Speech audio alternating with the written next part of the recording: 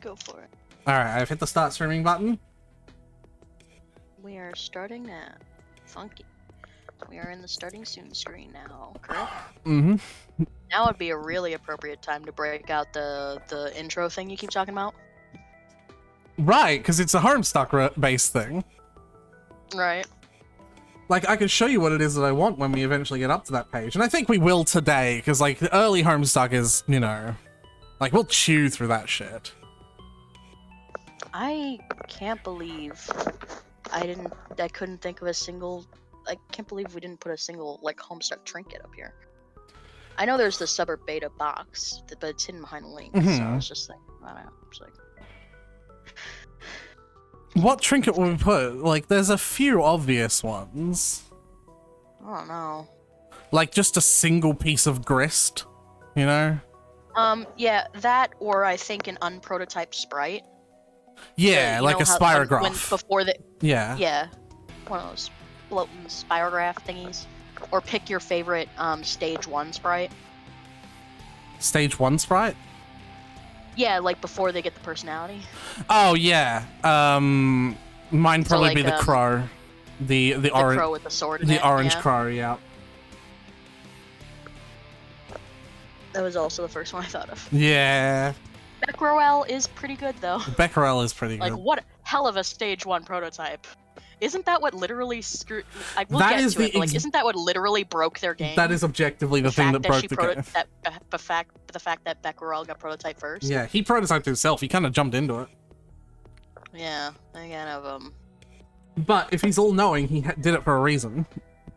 Maybe the alternative was much worse. I would imagine it's because there was some sort of time loop mechanic thing going on, so had to seal that loop. Maybe. Things had to happen a certain way in order for the loop to be sealed properly, or something like that. What's the chance that Dino's gonna post to the stream? I don't know. What is the chance? I'd say it's 50-50, because he did do it last time. But, who knows? I mean, I fed him last time. I left him a couple of chicken bones off of my plate. Aretha. What? That's how you feed them, right? You had to feed them chicken. I did. Where else do you think the bones came from? Not bones! They have to eat the chicken. Oh, but they ate it up perfectly fine. I'll choke to death on the bone. I'll get the message ready. just check the door and it's just in the corner spasming like... And they're like, alright, you're alright, buddy, and I just close the door and walk away.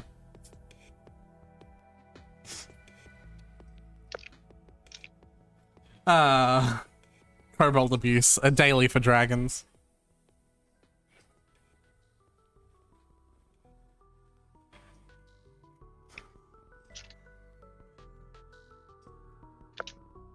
I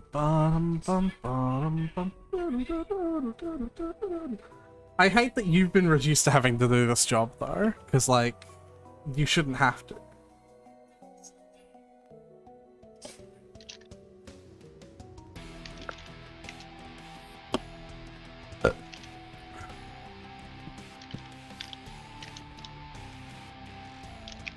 But I don't think anyone's coming if you don't.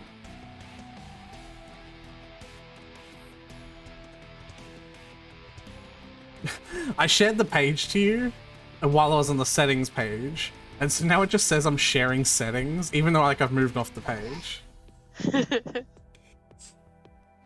Alright, let me know when you want me to send it, because I don't know what Dino's timer is. I don't fucking know. Dino usually takes like 4 or 5 minutes to post it, but like last time he posted immediately.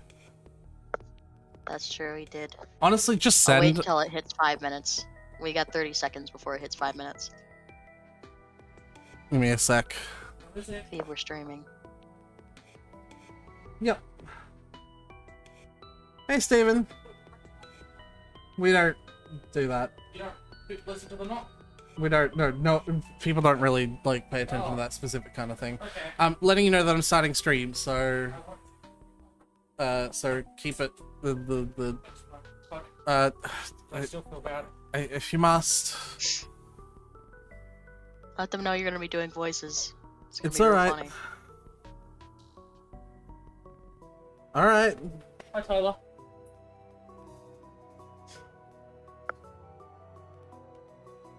Yeah, go ahead and just post it.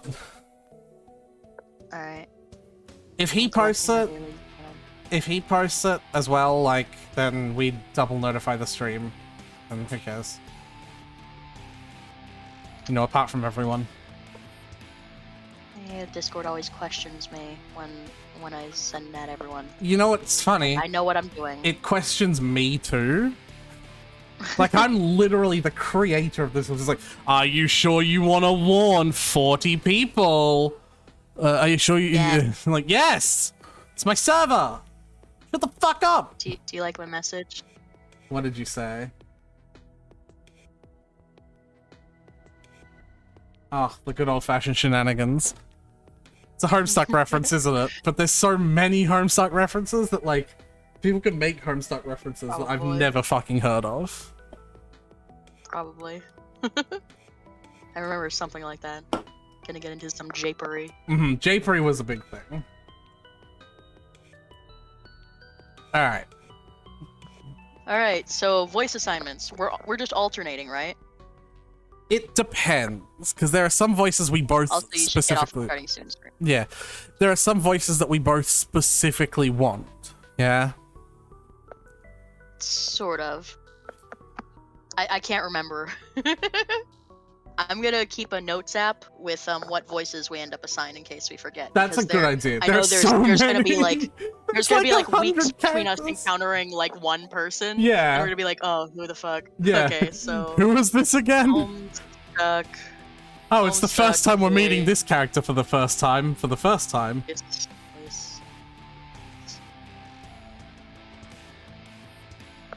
So let's start with the narrator.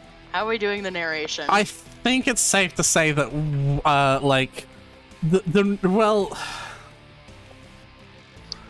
there's so much narration. Right. I feel like we start with we'll just alternate narrators when the narration seems to change, because like right now it's a distinct narration voice, and then there's a point at which it switches. I suppose. Maybe if we just change every act. Maybe. So. But like, I know some acts take, narration. but I know some some individual acts take up half the whole story. Look at you, Act 5, Chapter 5, Act 5, Act 3.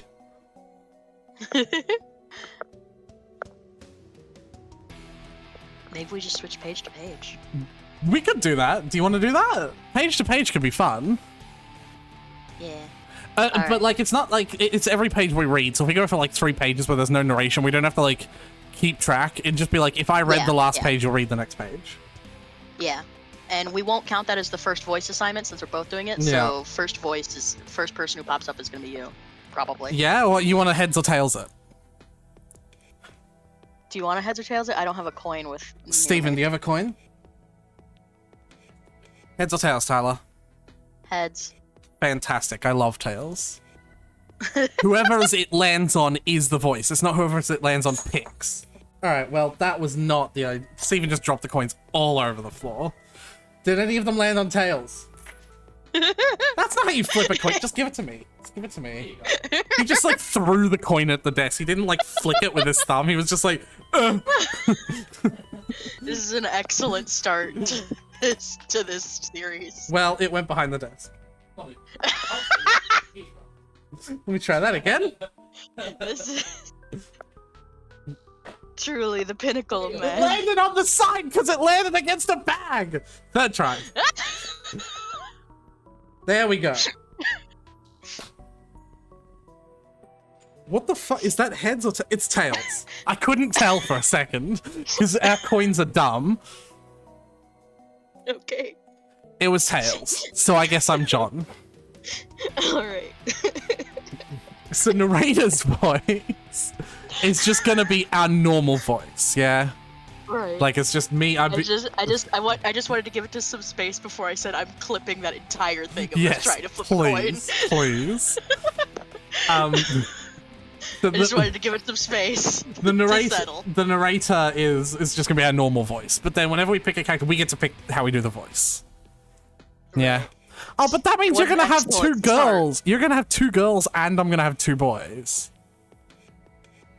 That'll be fine. Yeah. Because I don't know if he talks to the girls first. It all depends on who shows up first. You're right. I think We'll figure it out. I think he talks to Dave first, actually. All right, figure it out. I guess we. Let's start this. The first Hell step is always the fucking hardest. yeah!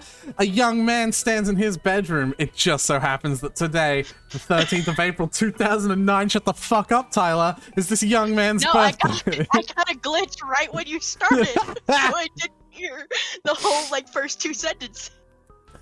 Though it was 13 years ago that he was given life, it is only today that he will be given a name. What will the name of this young man be? I sure hope it's not something derogatory like Poop Lord, Zoo Lord, fucking whatever the fuck it is. Oh no, it was wrong! It was no! I try again, smart ass. Yeah, right. John Egbert, a nice 4-letter, 6-letter name. We're definitely not going to see that pattern for the rest of the whole story. We're definitely not going to use it when creating Homestuck OCs. Yeah, definitely. Your name is John. As was previously mentioned, it is your birthday.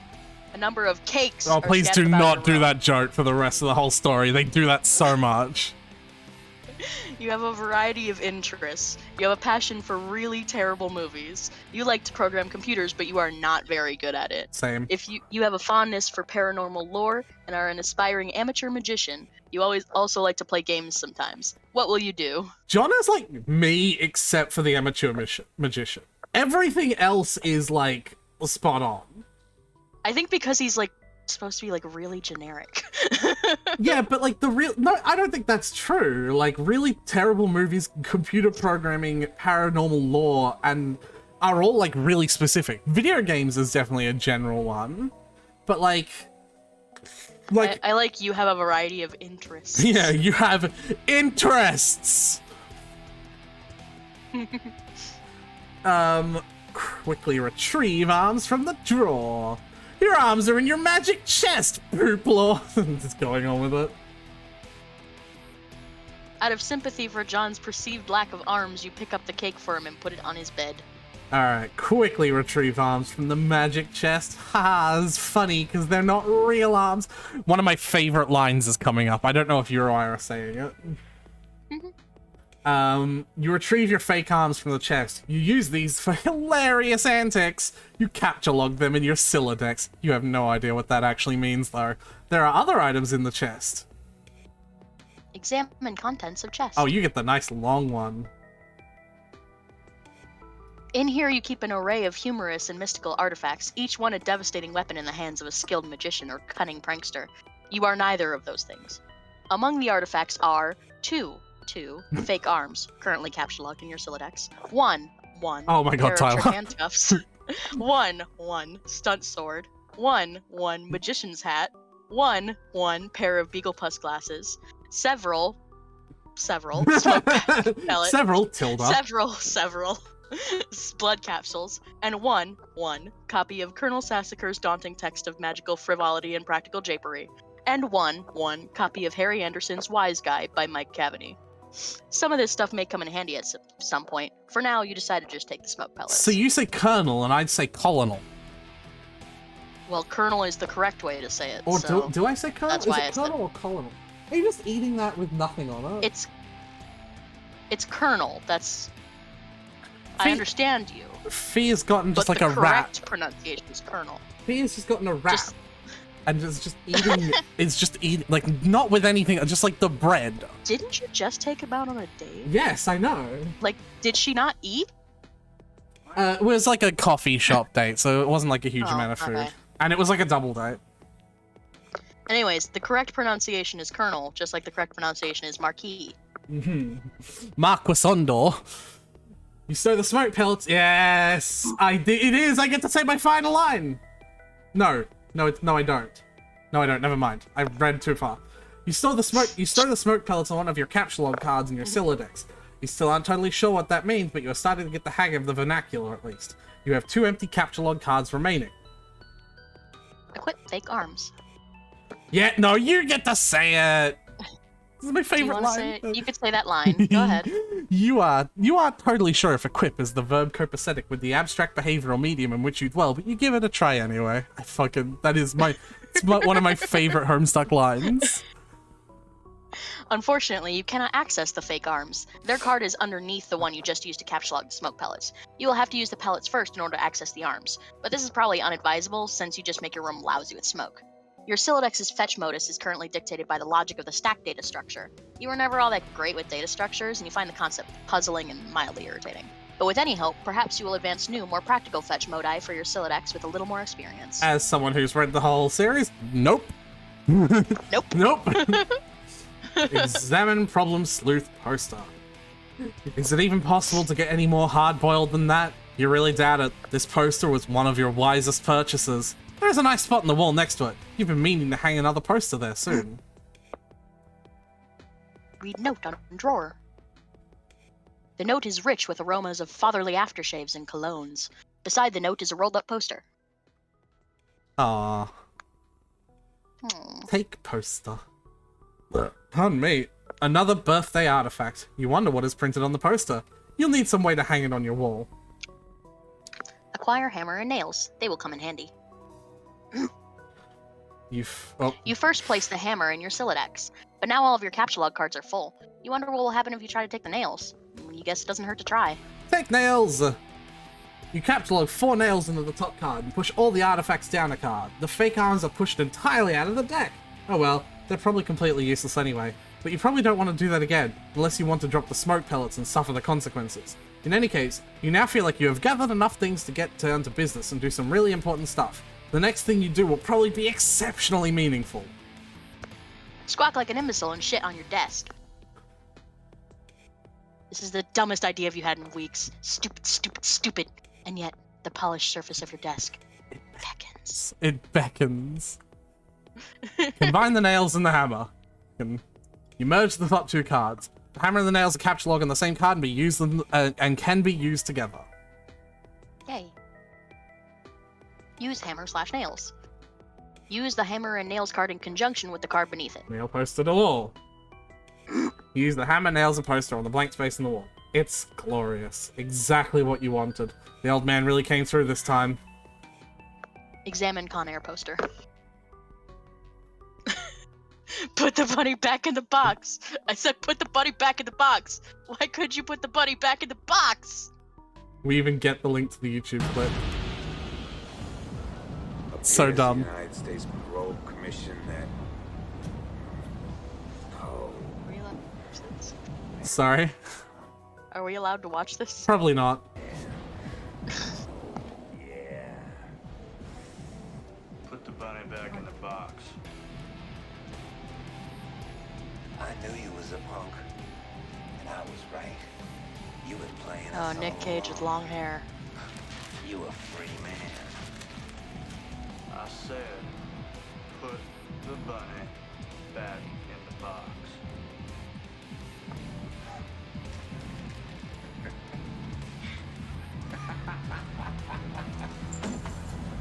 Why are your teeth that yellow?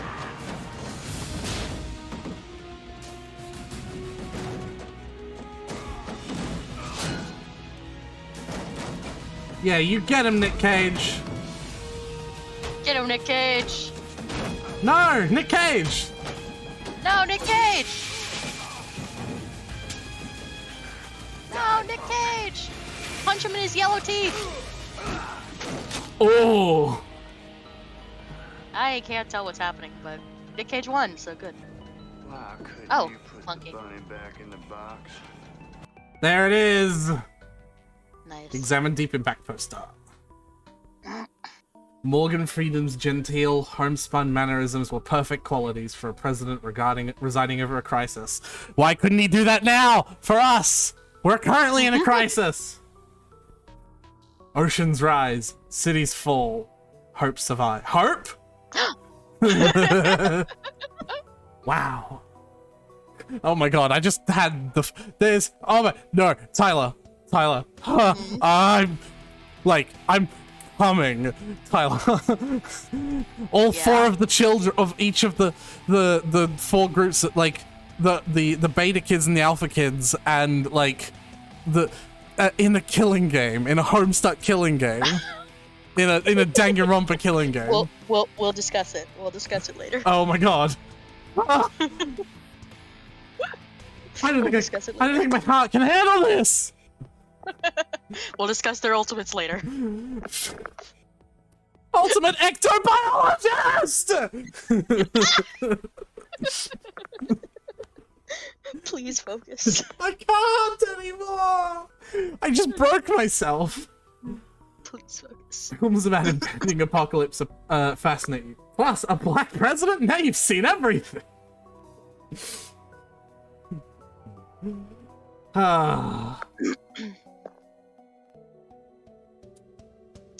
Alright, you've marked your birthday, the 13th of April. Another day you've marked was supposed to be the arrival day of the highly touted Suburb Beta launch. It's been 3 days already. It's starting to become a sore subject with you. Eat cake! You are sick to death of cake! You've been eating it all day, and you have no intention of clogging your Sylladex with it either. The cake stays put for now. You have a notice from your computer. Someone is messaging you, and that means someone gets to do voices.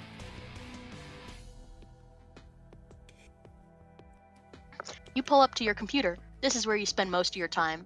You decorated your desktop with some rather handsome wallpaper, which you made yourself. You're really proud of it. Scroll up so I can see it.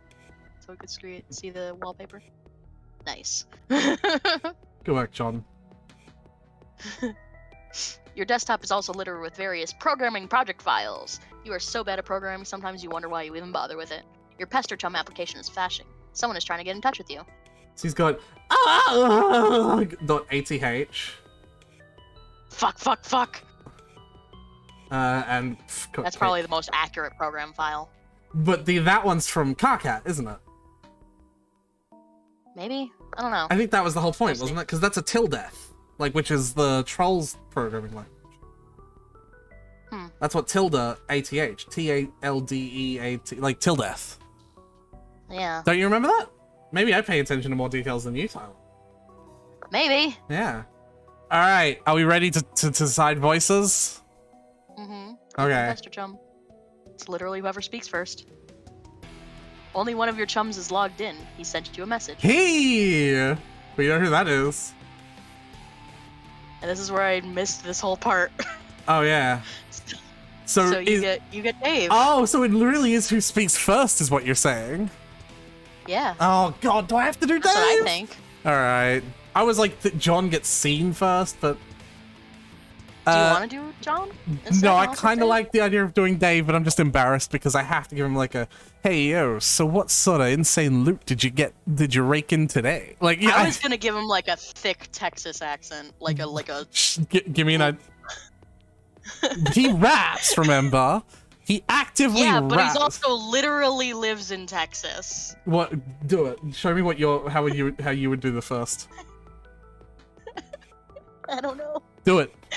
Do it. I was gonna do my best. Do it. Wait, now you're stressing me out. Do it. Do it. Do it. Stop.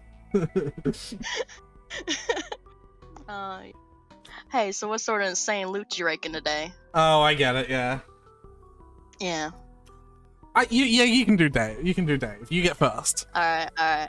I've I got just did line, so. Yeah, I've got to think of a voice for John. So I'll write down Dave in my list. I will get better at the Texas accent, I promise. Or just a southern, vague southern accent that he'll rap in. You'll have to do rapping with Tavros and with Gamzee. Just a reminder. We'll see. Oh boy! Sonic. What? I can't. Can I do it? Can I do John as Sonic? Can I just? It's John Sonic. Absolutely. Do it. Chili dogs. I got a little monsters poster. It's so awesome. I'm gonna watch it again today. The apple juice scene was so funny. Ah, hell, that's such a coincidence. I just found an unopened container of apple juice in my closet. It's like fucking Christmas up in here. Well, that's fine, but I just have one question and then a word of caution. Have you ever seen a movie called Little Monsters starring Howie Mandel and Fred Savage? But the seal on the bottle is unbroken. You suggesting someone put piss in my apple juice at the factory? All I'm saying is that you don't think Monster Howie Handel has the power to do something as simple as reseal a bottle? Try using your brain, numbnuts! That works really well. Chili dogs! Why did the fat kid of whoever drank and know what piss tasted like? I mean, his reaction was nigh instantaneous. It was the 15th day in a row Howie Mandel peed in his juice. Okay, I can accept that. Monster B-list celebrity douchebags are cunning and persistent pranksters. But also Fred Savage has a really punchable face. But who cares about this? Let's stop talking about it. Did you get your beta yet? No, did you? Man, I got 2 copies already. But I don't care. I'm not gonna play it or anything. The game sounds boring. See how it got slammed? See how it got slammed in Game Bro? Game Bro was a joke and we both know it. Oh god. Yeah. Why don't you go check your mail? Maybe it's there now. Alright, I can... What have I gotten myself into? You've gotten yourself into reading every line of John's in a Sonic voice. Yeah, I guess I have. Doing an increasingly devolving Texas accent. Yeah.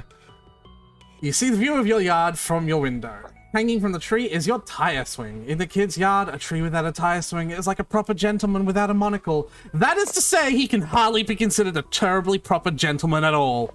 And then beside the driveway is your mailbox. That head The empty little red smile. arm swingy dealy thingy or whatever it's called is flipped up. What the hell is that thing called anyway? You do not have time for these semantics. The red flippy lever thing means you have new mail, and that means the beta might be here. Go outside and check mailbox. You're about to hurry downstairs when you hear a car pull into the driveway. It looks like your dad has returned from the grocery store. Now great. He is beating you to the mail. Forget it. Check mail later. If you go downstairs to get it, he will likely monopolize hours of your time. You decide to chill out here for a while until the dust settles. Sometimes you feel like you're trapped in this room, stuck, if you will, in a sense which possibly borders on the titular. And now your chum is pestering you again. The clockwork of friendship turns ceaselessly, operating the swing lever dealies of harassment in perpetuity. Whatever, the dude can just hold his damn horses. Examine games on CD rack.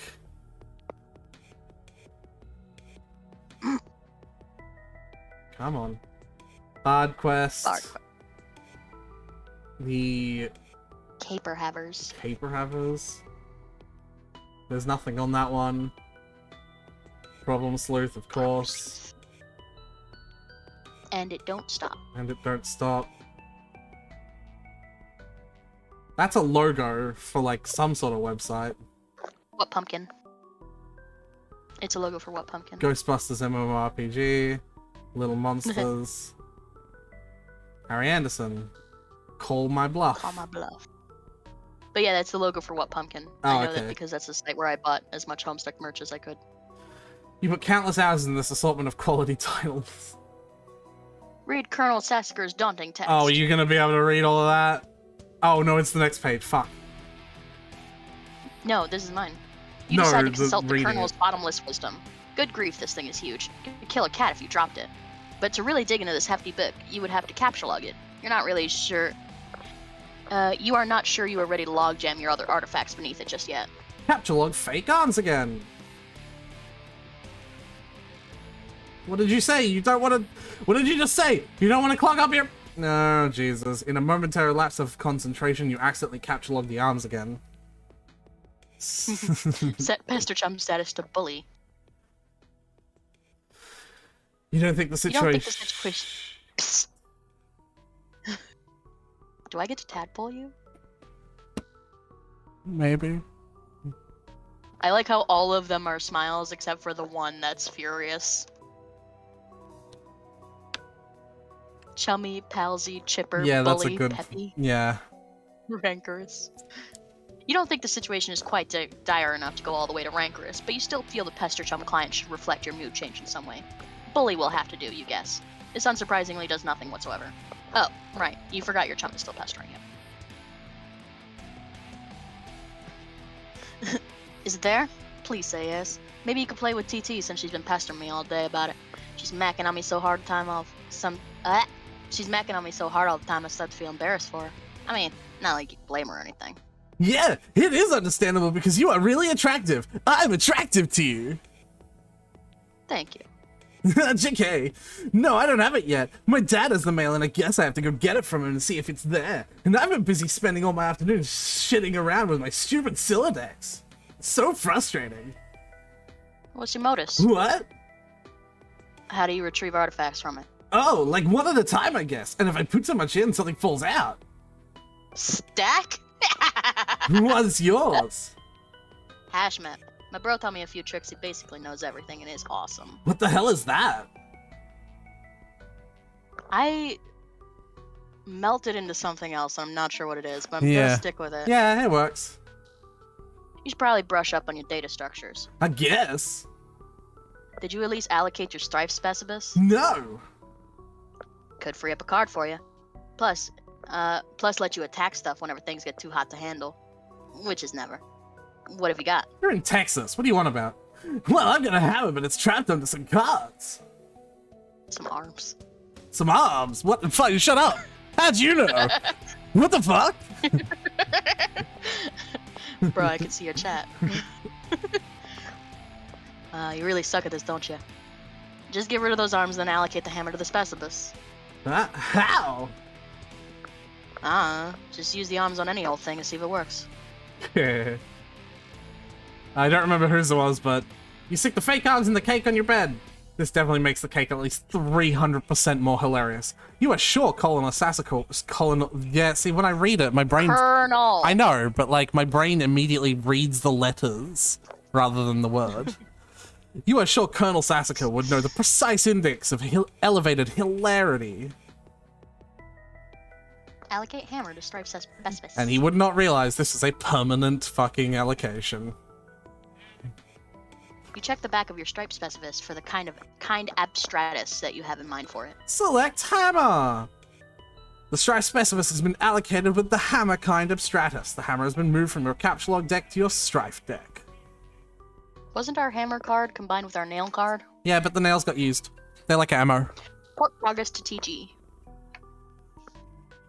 Okay, I did it! Hammer kind? Yeah! Alright, that'll be a permanent allocation for your specibus. I guess I shouldn't mention that. Hope you like hammers, dude. Yeah, that's fine, I guess. I can't imagine it's gonna be all that relevant.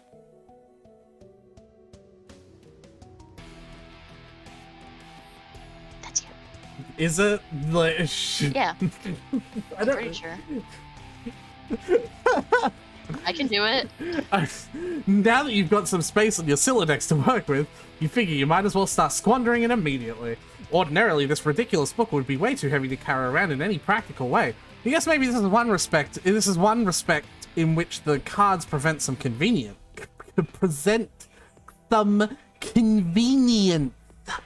I see the smoke pellets under the book, and I already know how this is gonna go. Well, you've read this, haven't you? Yeah. Yeah. Examine Game Bro magazine.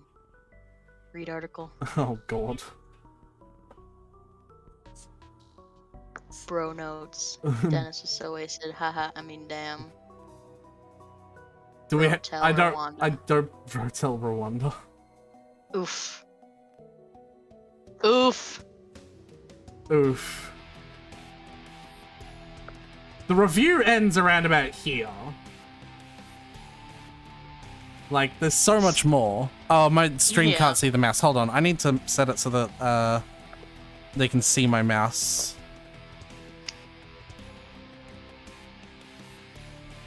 Capture cursor is on. Excuse me? Do you want me to read the article? I may have touched something on stream and now everything's gone wrong. Oh no. Why is screen black? I know, right? Oh no. Oh no. Ooh. Hiccup. Be right back. While I fix this. Ba-ba-ba-ba-bum. That is you. Late nights in the middle of June. Why is it? Huh? Why is... Girl, I know you I'm gonna restart the application. I need to sing a country song to get me into the country voice. Yeah, that's alright. That's what I need to do.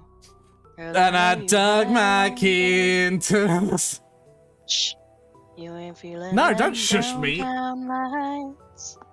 But I got a bottle at your favorite place, waiting for us in a bucket on ice. Damn, I didn't think it'd be that easy. Now you're getting ready, I'm just sitting here watching TV. Here you come, looking like a grown man's dream. Damn, I can't believe I talked you into slipping down the hall. Alright, Tyler, you can't because we're streaming. Tyler, we're streaming. I should not have had to say that 17 times.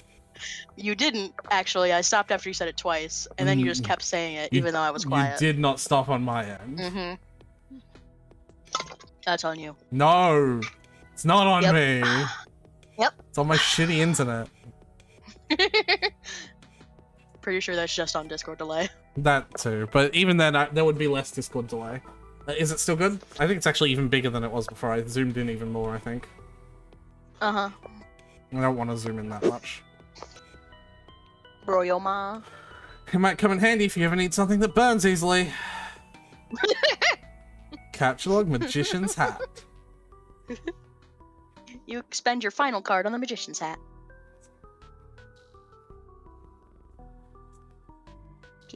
You don't have a free card in your Scylla decks. However, you are able to merge the Beagle Plus with the Magician's Hat to create a Magician's Hat to create a clever disguise. Why is that a clickable link? Oh, okay. Some weird shit in this is clickable. I've missed a couple already. I should click on them. Wear disguise to fool Dad. John? Who is this John you speak of? You are quite certain there has never been, nor will ever. Shut up, Tyler. B. Yes, this is a really shitty disguise. While you are wearing the items, they remain on the card, but it is temporarily removed from the deck, thus freeing up the cards beneath it. Leave room. Funky. You exit into the hallway. On one wall hangs a picture of a fella Oh, it's that. Yeah. who sure knows how to have a laugh, a man after your own heart. You always thought he looked a lot like Michael Cera, but your dad swears on many hollowed tombs of Egypt that it is not. You're not sure about that, though. On the other wall is one of your dad's stupid clowns, or harlequins, as he is quick to correct anyone who would venture into such a brazen assumption. Go downstairs.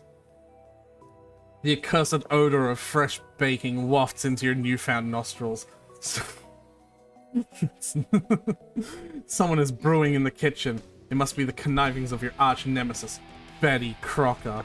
Oh, that opened a YouTube. Oh, it opened a Wikipedia page. Because I need to know who Betty Crocker is.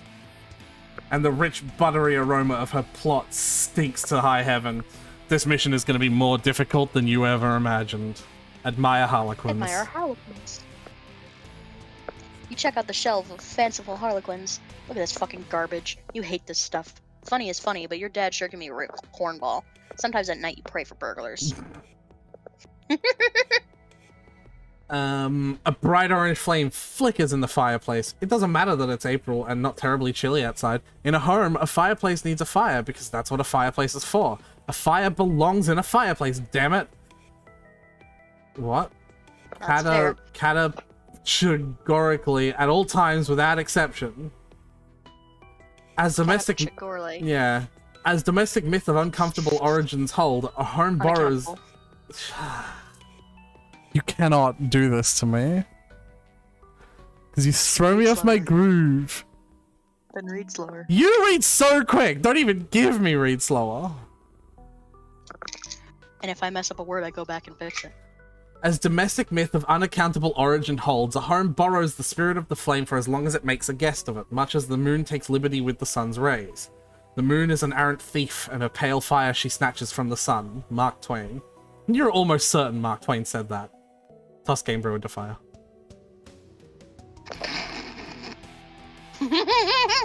It doesn't burn as quickly as you'd hoped. Each Game Bro magazine is guaranteed to be printed on 40% recycled asbestos. For big yups to Mother Earth, yo. For big ups to Mother... Fondly Big ups. regard cremation. You examine the sacred urn containing your departed Nana's ashes. When your father gives her portrait a wistful yeah, no, you're right, okay. When your father gives her portrait a wistful glance now and then, you can tell it brings back painful memories. A tall bookshelf, a ladder, an unabridged Colonel Sassacre's. He never wants to talk about it. Topple urn! You clumsily mishandled the sacred urn, ashes everywhere. In retrospect, upon mulling the cinematic tropes of regarding ash-filled urns, this outcome was a virtual certainty. You'd probably better clean it up before Dad finds it. Combine father's pipe with clever disguise. Yeah. You think now would be a good idea to beef up your clever disguise? Examine oversized gift. You can do anything if you put your mind to it. I believe in you. Contemplating what could be inside this package is sort of exciting, but it makes you a little nervous at the same time. Open large present. Oh, hell no.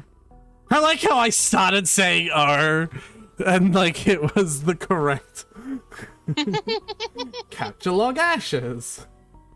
I also love the combination of things that are clearly drawn in MS Paint and then are clearly like pasted images. Like the urn, for one thing, yeah.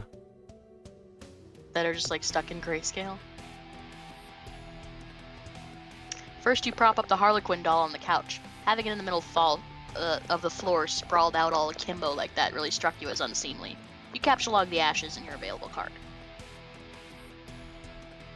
You merge the sacred urn with the ashes. Most of the ashes back in the urn, but it's a total mess. It really would have probably been tidier if you just used a broom and dustpan. Put urn back. No one will be the wiser, except maybe for people with eyes.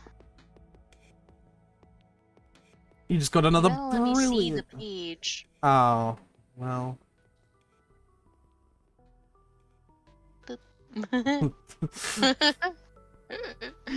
You just got another brilliant idea for something to do with those pointless arms. You pry them out of the cake and capture log them. Looks like a pestichum is acting up again. Look at the third and fourth walls of the room. Oh my god. Yeah, there are walls there. Check That's it. pestichum. Just examine.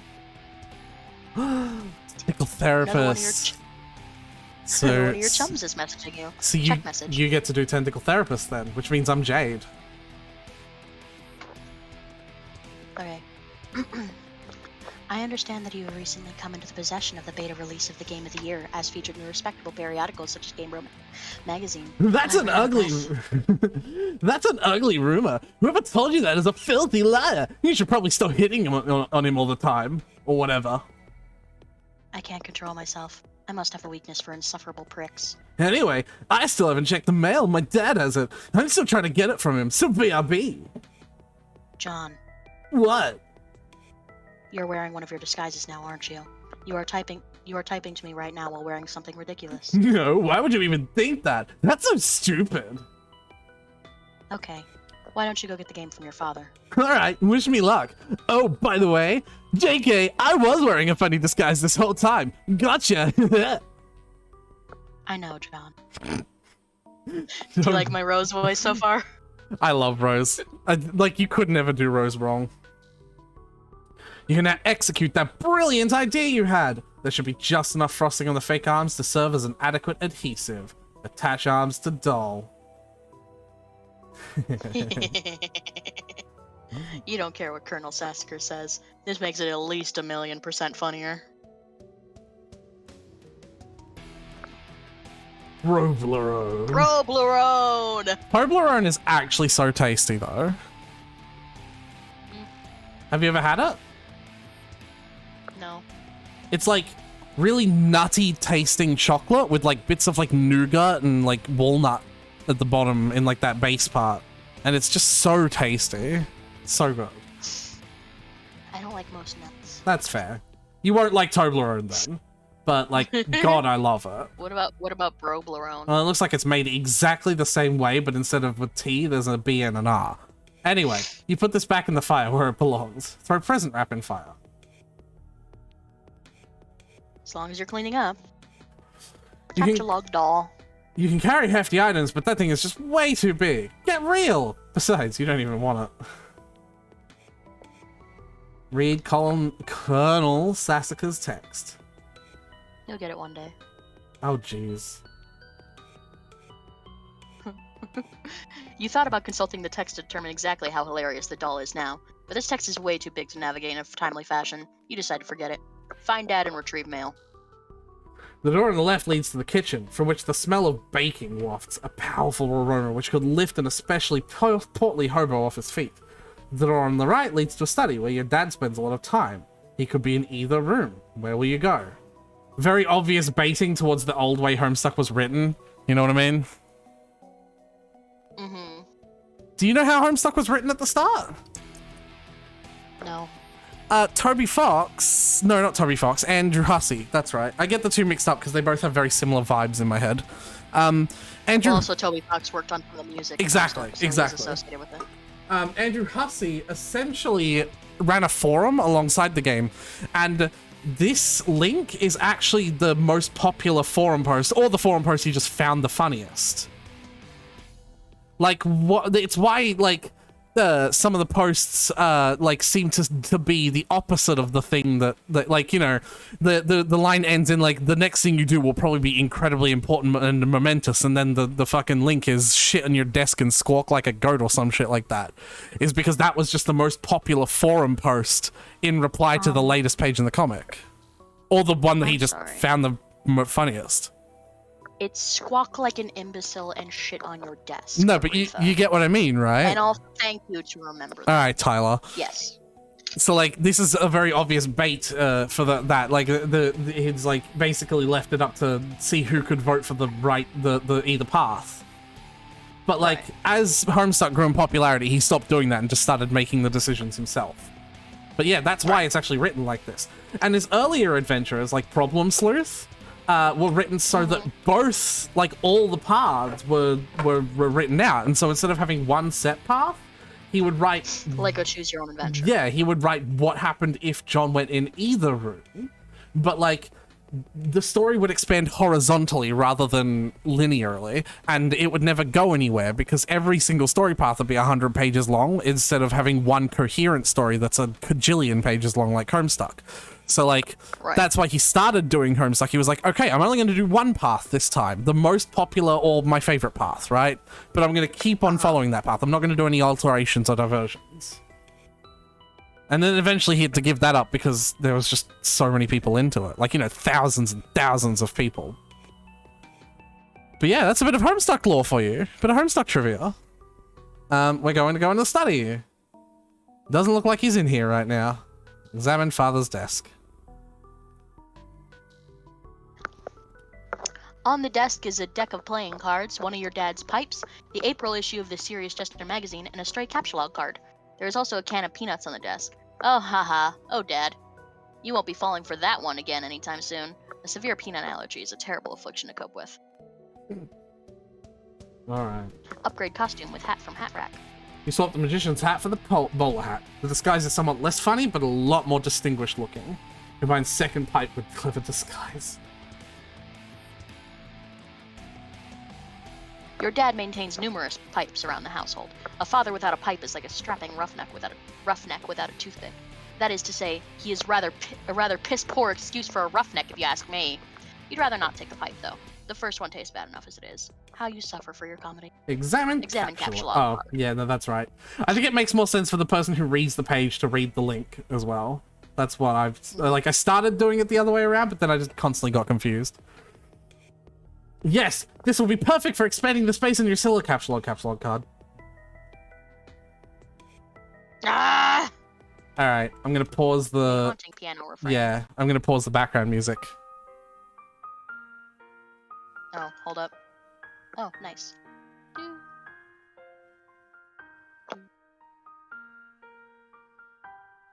I actually learnt some of this on the piano. And then as time went, I forgot it, and I'm gonna learn it again. I'm gonna learn all of it.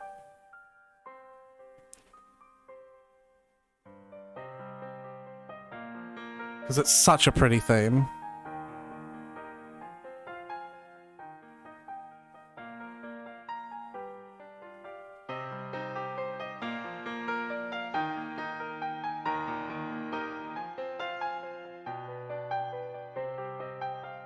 Incredible how he can play with only 4 fingers.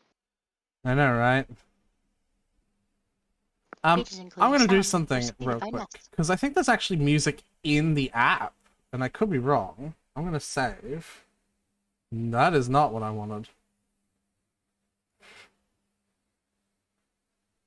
I can just skip ahead. I can, like, actually go back. Yeah, there we go.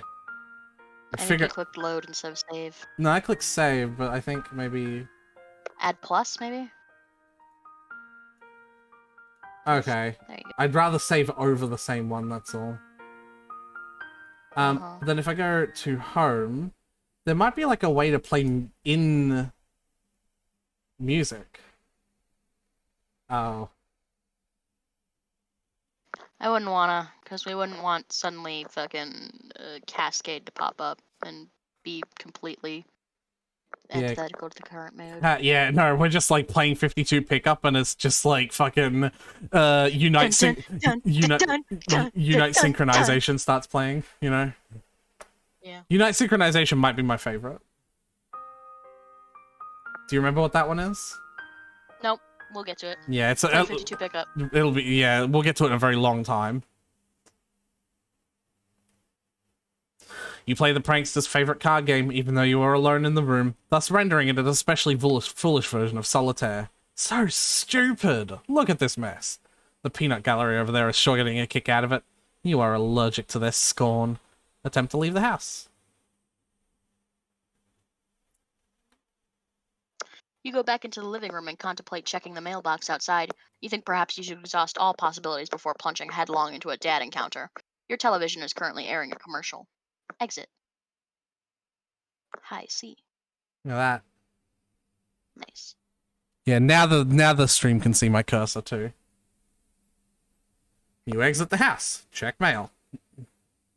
Predictably, the mailbox is empty. You have already You have already been scooped by your father. You have to warn me before you hit a sound thing because I have to pause my music. Yeah. Well, you can see them. I don't have to warn you. The comic Yeah, but you does. click very quickly. Yeah. I'm just saying you have to pause so I can go pause my music. I did, so you can click the next one. But also, Michael Afton? Do you get? Yes, I get it. That's why I laughed.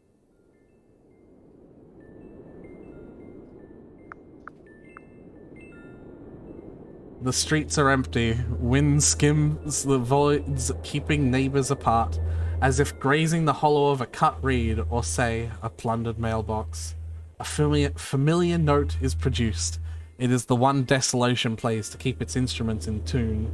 It is your 13th birthday, and as with all 12 preceding it, something feels missing in your life. The game presently eluding you is only the latest sleight of hand in the repertoire of an unseen riddler, one to engender a sense not of mirth, but of lack. His core schemes are less of a prankster than a common pickpocket. His riddle is absence itself.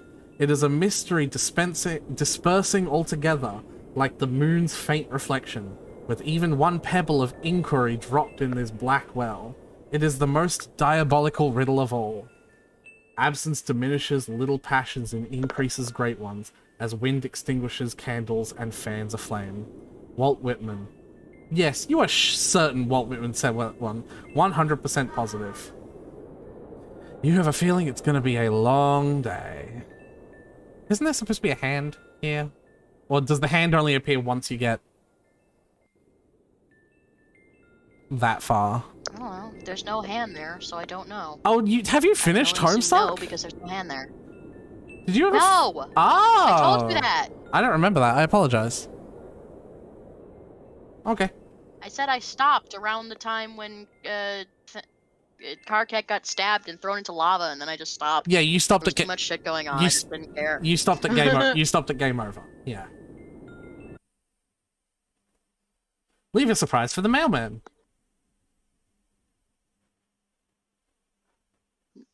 No. See if your father left the mail in the car. Yeah.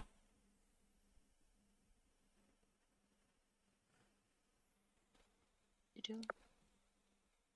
It's you.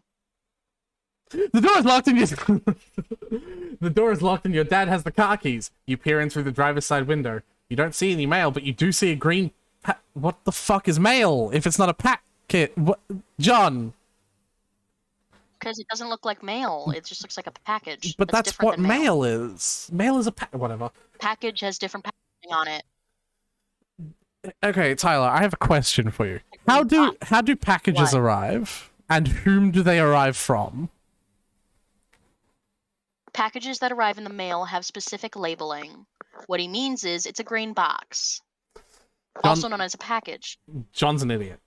There's also something underneath it that looks like a slip of... Well, John is an idiot, to be fair. Because these items have come in the mail! You don't see anything else that's usually in the mail, like bills and coupons. Maybe your dad forgot to take the stuff inside. Spy in the kitchen!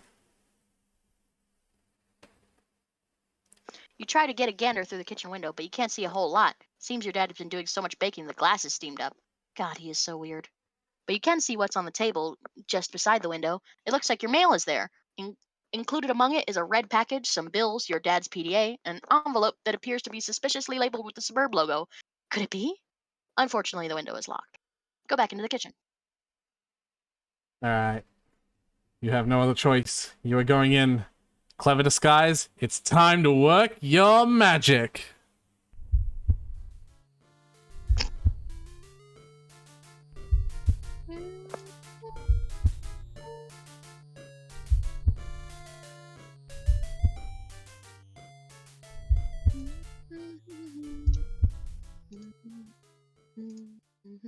Oh my god.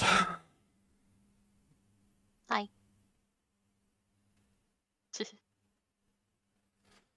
Your dad sees right through your costume. You don't know what you were even thinking with this foolish ruse. You unequip the clever disguise. Your dad wields a dreaded artifact of confection. He stands between you and the mail. There is only one way to settle this. Strife!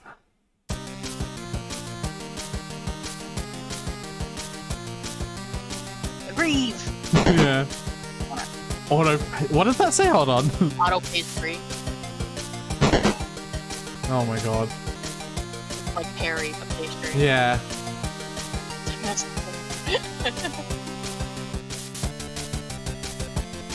Coddle brand.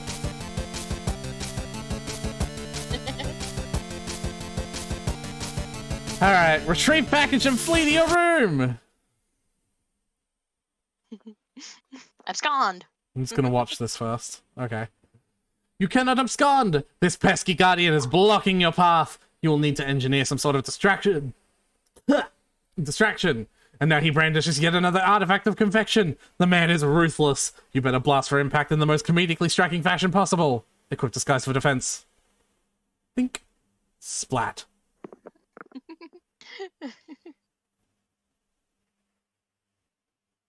Hello? Yeah? Hello?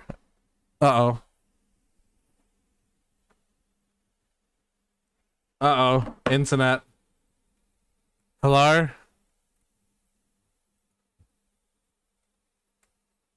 Hello?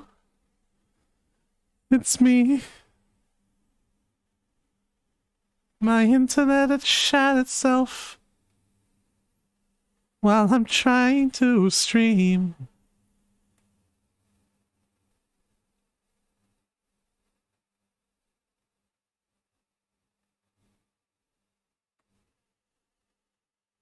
Steven, would you be able to unplug and plug in the thinger real quick? It's not my phone, it still has charge. It's definitely on the little adapters side this time. Yeah. God, I can't wait until I just have a router that I can plug in directly to, you know what I mean?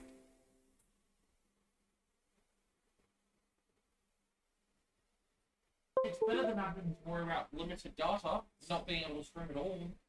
Yeah, no, you're right. So glad we had this option. But it still sucks.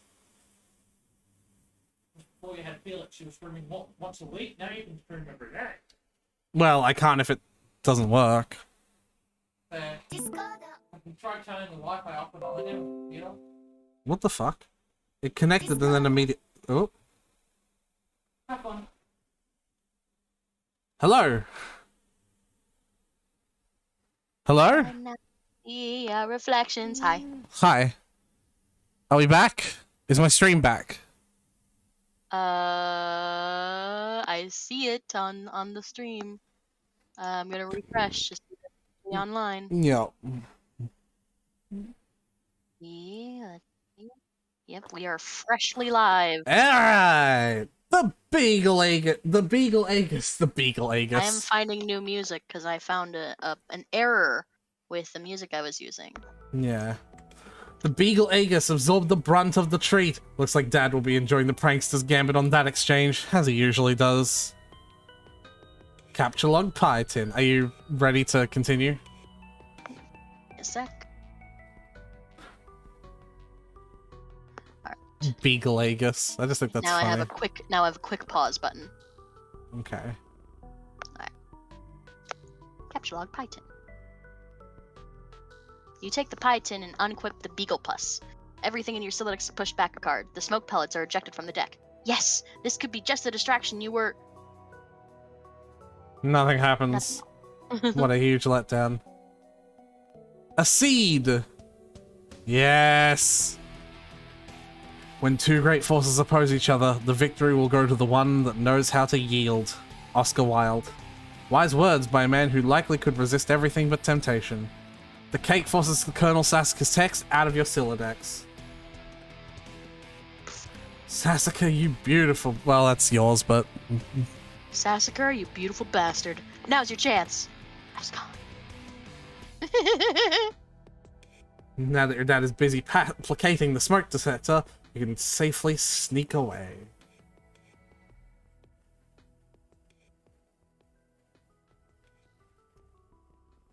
Oh, you Yeah. snag your dad's PDA. Maybe later you'll switch the background image to something hilarious as a prank. Besides, it may come in handy later. Your spare capture log card is forced out of the Silodex and is consequently integrated with the deck. You now have 5 cards to work with. Take the package. Red package is addressed to you. Take the envelope. You got the Suburb Beta. Exit the kitchen. The cake on the couch. You capture load the cake on the couch, expelling the pie tin from the bottom card. Combine the cakes to make a double-decker cake. You then merge the 2 cakes across all 5 cards. Everything in your Silodex is smudged between the cakes. Why don't you think these things through first? Retreat upstairs. You pause at the juncture and head down the hall. You are going to need something to clean up this mess you are about to make by dissecting this cake. To the left is the bathroom. To the right is your dad's room. It is locked and you are forbidden from ever entering. He has secrets. Go to the bathroom and grab a towel.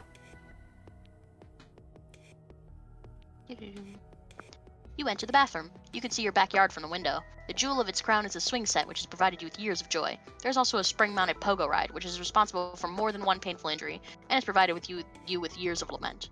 On the sink is your dad's razor, and on the rack to the side is a fresh towel. Remove PDA, envelope, and package from cake.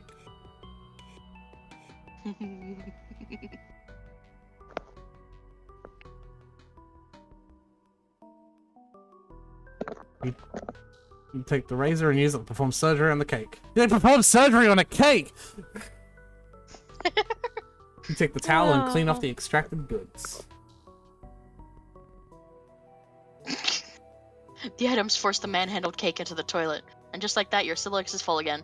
God, this thing is annoying. Go to bedroom. Go to bedroom. Admire failure to launch poster. You're not usually into chick flicks, but Matthew McConaughey's cool charisma could salvage any heap of smoldering wreckage. This is your McConaughey wall. A casual shrine to an amazing actor. The film above that one is a lot better, you think. Can you see her? I want you to picture that little girl. Now imagine she's white. You got us, Matthew. Your smooth talking exposed our latent racism. Damn, you are good. Alright, are you ready? Check Master Jump. And that was the audio. Hey! I did A and someone down out the whole corridor was like, you know. Yeah. I guess that Alright, now you means get the I'm Jade Jade. voice. You're Jade. What am I doing for Jade's voice? I don't know. Give me some inspiration. She's very bubbly and kind of scatterbrained. So Snow. Sure. No, I wanted Can this. you do a snow impression? No, I mean Snow's very low, so basically doing a Snow impression is just talking like me, but in a girly, whatever, like you know. Hi, happy birthday, John! Hello. Okay, I'll talk to you later. Yeah, sure, something like that. Yeah, do the emoticons. Less than 3. No, Full and D. no.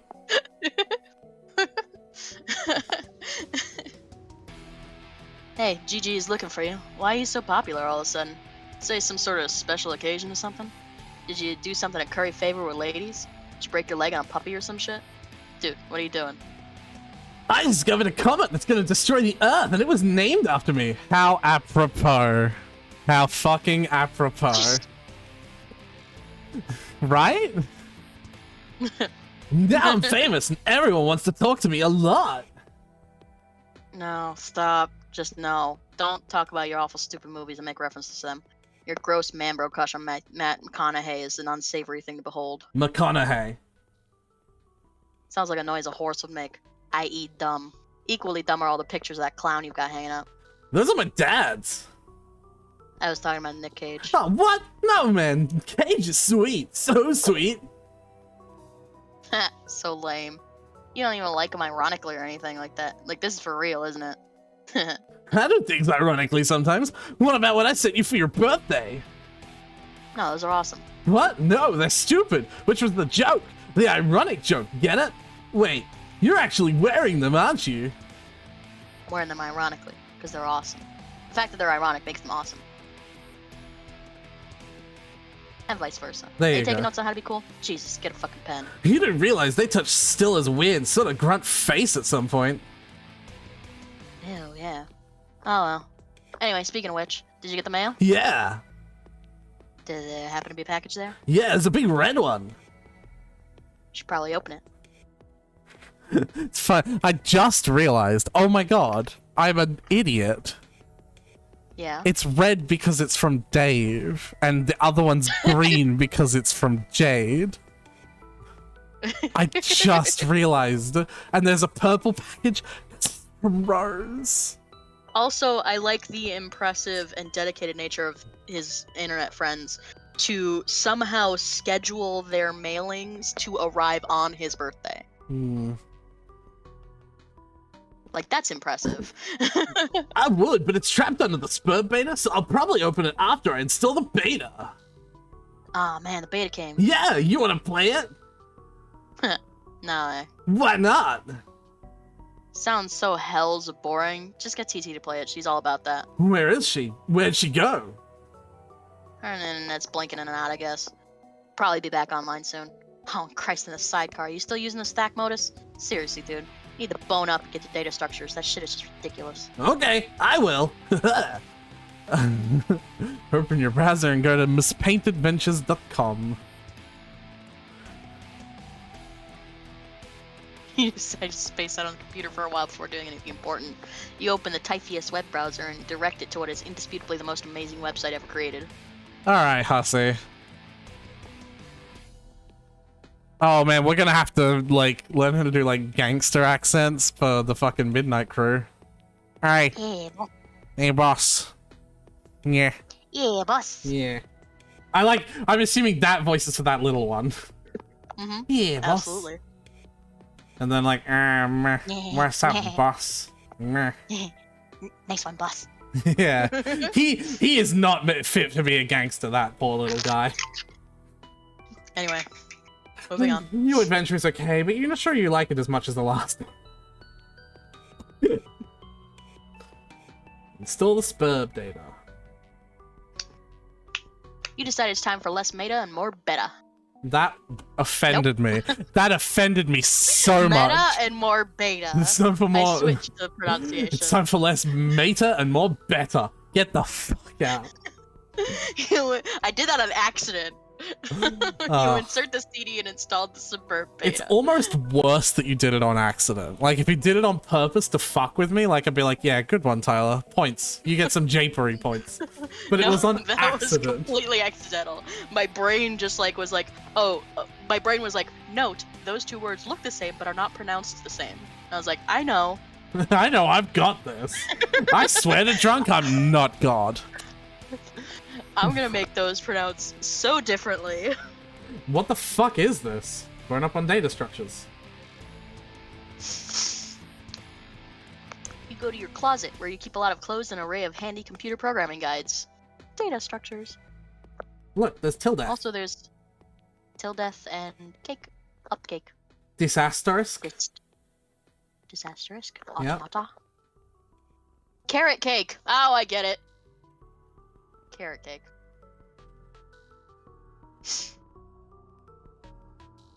Read the data structures book. Data structure. Computer illiterate piece of shit. Free fetch modus and back. Did Parquet ghostwrite this? Right? You're not sure you want to dig into this huge tome. It looks really boring. Kind of ornery. Maybe you'll just check out the free modus instead. So it's the opposite. You turn to the back cover inside, where a free fetch modus is included in its plastic sleeve. This one is dictated by the logic of the queue data structure, operating on a first-in, first-out method, rather than a first-in, last-out method of a stack. Apply fetch modus to well... Oh, okay. There you go. The items captcha-logged in your Silodex are no longer immediately accessible. You can only use the item on the bottom card, and must wait for items in the upper cards to be pushed back to it. For instance, the red package is now inaccessible. You can only use the razor at the moment. This modus doesn't strike you as a significant upgrade to your previous one. In fact, it almost seems more inconvenient. You figure might as well give it a chance, though. Switch back to stack modus. You suddenly wonder if this is even possible. You don't even remember if you had a physical card for the stack modus. You find this all to be a little abstract, and you prefer not to think about it too much. Put down razor. Put it down? You're not quite sure you understand. Pick up 2 items. You capture one of the cakes. You finally find a use for all of these loitering pastries. Dead weight. Get on the cake. He chops off a triangle of his hair. Choom! The second cake causes the razor to launch out of the front of your Silex. Oh, good lord. That beautiful face! You wish the razor would have failed to launch. Get more stuff! You open your magic chest and capture one of your favorite books of all time, Wise Guy by Mike Cavney. There goes the fresh towel. Might as well grab those cuffs.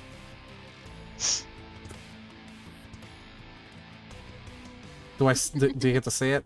Yes. You take the trick handcuffs, expelling the PDA like a bullet. Doot. Oh, god damn it. Open up that package.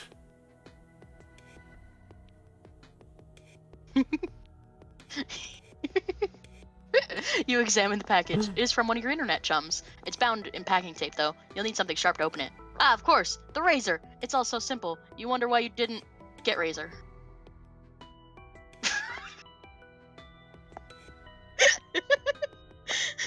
Pick up the package again.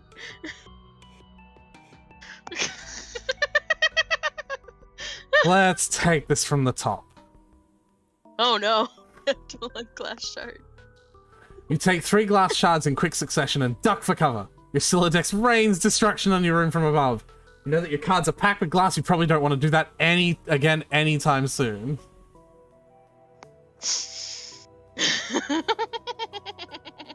You should probably get that stuff before you forget. Use the razor on the red package. You open the package. There's something suspicious inside. Something suspiciously dirty and smelly. It's a stuffed bunny! Look how happy he is. Much like the one held hostage. briefly by Malkovich's Cyrus the Virus, while taunting hard luck protagonist Cameron Poe, and strikingly similar to the one scooped up from the soot of a burning Vegas strip by Cage's Poe and offered to his daughter, a gesture symbolic of a tattered exterior surrounding a heart of gold. Poe wasn't much to look at, but he was a good man. But no, it is not merely like that bunny. According to this note of authenticity, it is the very same bunny. This is so awesome. Check the status of the spud beta. Looks like your computer is trying to get your attention. Look at monitor. Oh. Check past the chum window. It looks like you managed to retrieve the beta. Excellent. I'm gonna try to connect. Whoa, okay, but I just got the most awesome present. The rabbit. So sweet! I've heard tales of this wretched creature often. Its Homeric legend is practically ensconced in the fold of my personal mythology by now. What? Why don't we focus on the matter at hand? Oh, the game. Okay. I don't really know how this works. What am I even looking at? You are running the client application. I am running the server, so I am the host user. I have established a connection with you. This is sufficient for us to play the game. Oh, okay then. Why don't we get started? Alright, are you ready? Yep. This is it. This is actually the intro.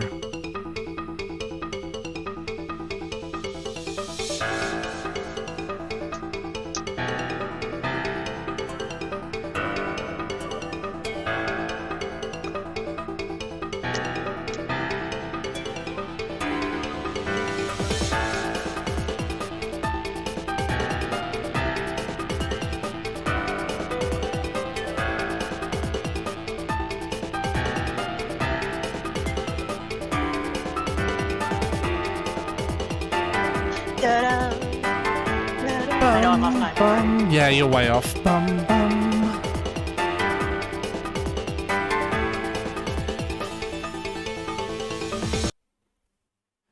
Yeah, so what I want for my stream intros is to be like... I know what you want for your stream intros. Like, the character's looking at the TV and the camera to slowly zoom in on the TV as this starts playing. And then at the end, for it to end with the Dragon's Bastille, but in Spurb text. Like, wouldn't that be cool? Yeah.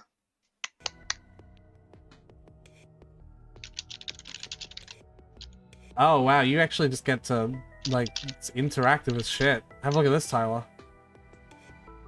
Yee. Select, revise, deploy, Finalia Registry, Grist Cache, Explorathanium, Alchemy Excursus. Oh, fuck it. I actually have to find a different... Okay, that's the one I'm more familiar with. Select Magic On Chest. that too. Hey! She found the thing. Tyler, are you paying attention? Nice. Yes, I'm paying attention. Okay, because I see it it. just looked like you were like... I was doing something else temporarily. Zoom out. Drop chest.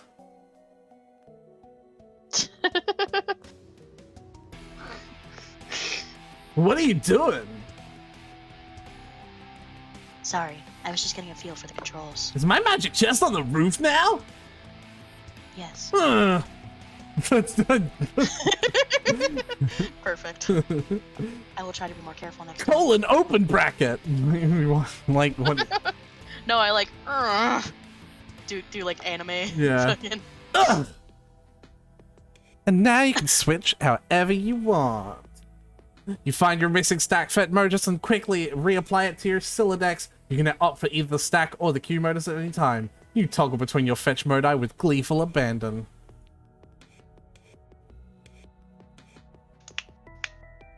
Dad's leaving!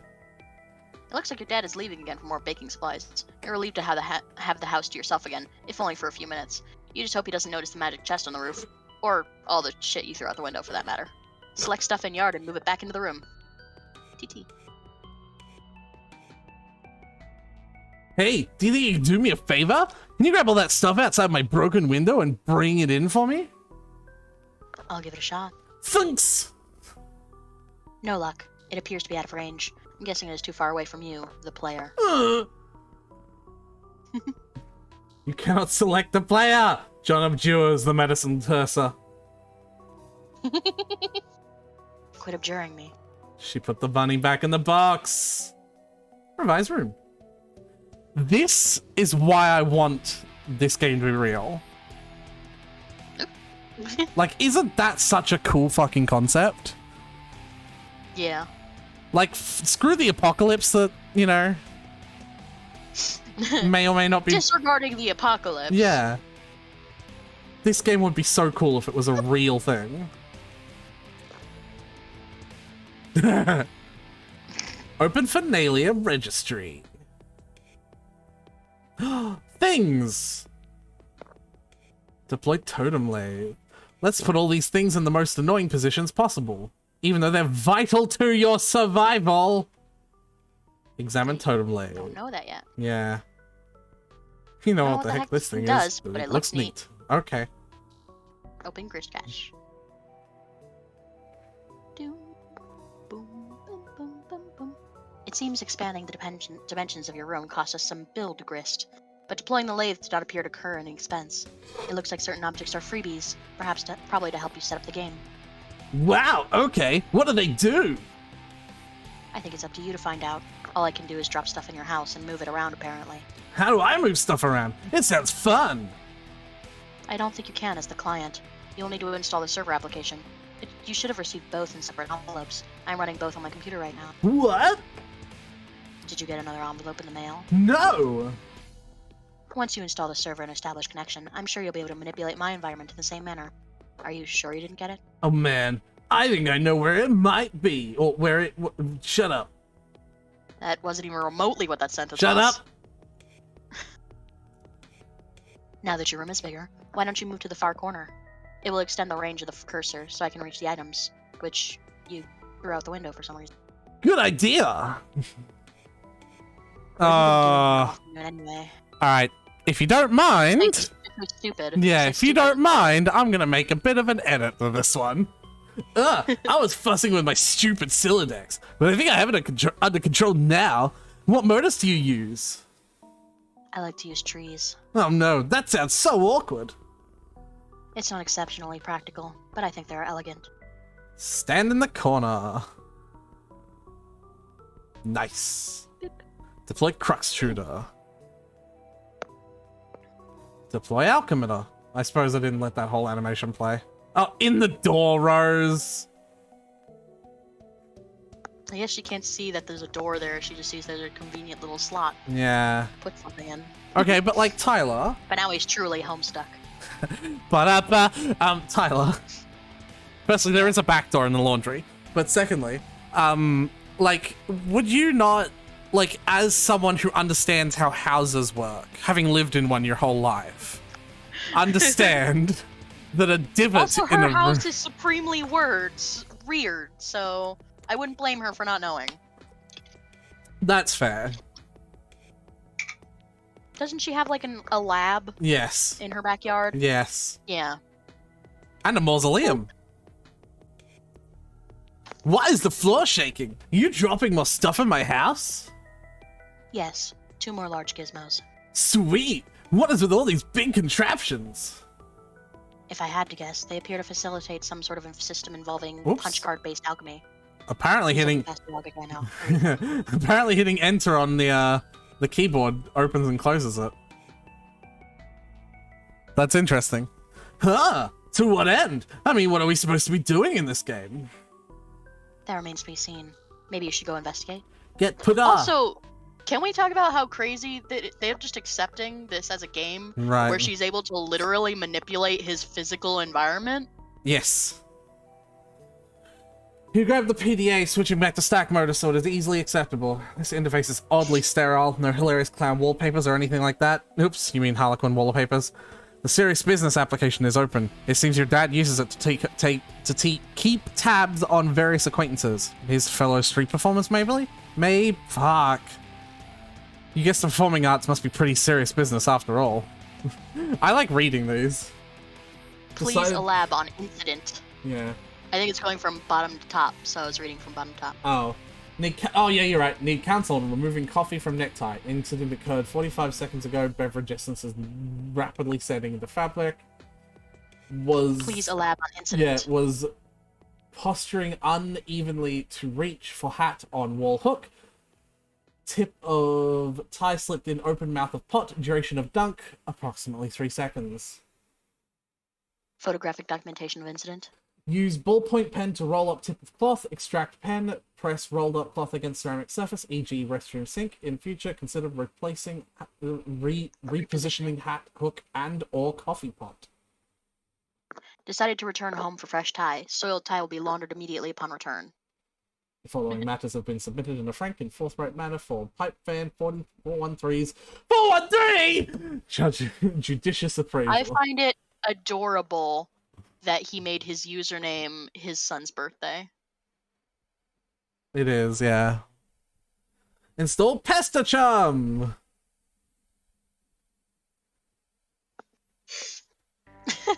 This should be useful. This should be useful. And then you can keep tabs on your chums while you wander around the house. Go to balcony.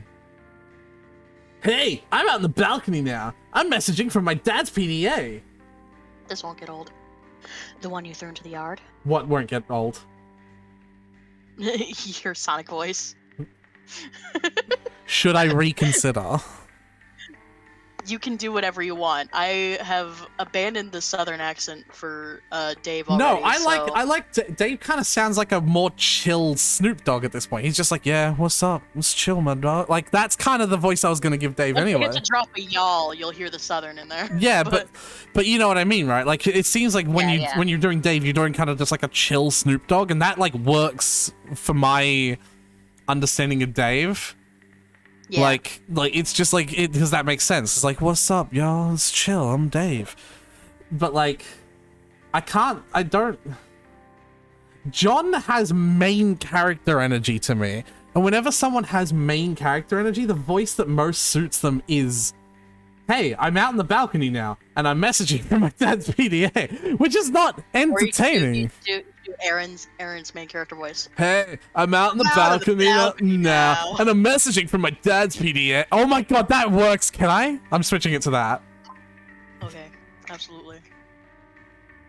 The one you threw into the yard? No, I'm telling you, it jumped out of my Silodex like a frightened weasel. Oh my god, yes. It just seems like you're doing Sonic, but lower energy. Yeah. No, I think fine. the energy It's was fine. I think the energy was the part that was getting to me.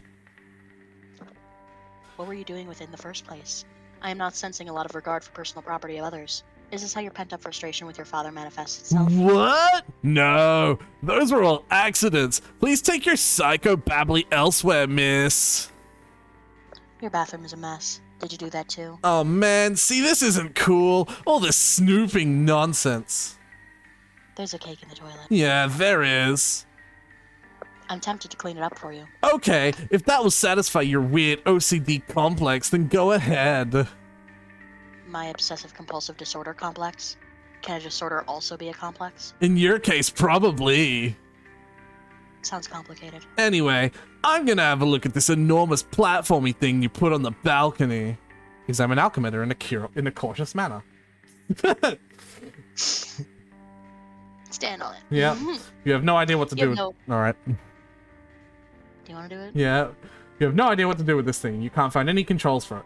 Having exhausted all other possibilities, you decide to stand on it. This isn't very cautious of you, actually. Look through telescope. Sun. It is a clear, sunny day. Nothing out of the ordinary report. At least not beyond the walls of your own home. Grab the soiled toilet. You can't see the meteor yet, can you? TT, grab the soiled toilet. Yeah. I guess now we actually have to, like, say who's saying what. I don't particularly, like, that doesn't bother me too much. Whoops. Whoops, what? What was that noise? Is this something I should go investigate? No, I have it under control. You can keep playing with your telescope. Investigate anyway. Ooh. Ah! I think I can patch it up. Just give me a little space. Why don't you have a look at the Cruxtruder? The what? The thing I put in your living room. Hop down the hole. You jump down to the utility room. Yeah, see, there's a back door in the laundry. Fuck it. Get sledgehammer and card. You put the capture logged it. You take the sledgehammer and the capsule log card, combine the two, and quickly apply it to your strife cestus. You think it's cool that things don't always have to be a federal fucking issue. So looks like another one of your chums is pestering you in your PDA. John, did you get my packet? Oh, I have to do both voices. This is weird. John, did you get my package? Oh, hey. No, not yet. Don, are you sure? It was in a green box. Oh, yes, but it's in my dad's car and he's still out at the store. He should be back soon. It took him 10 years last time. Oh, why didn't anyone else laugh?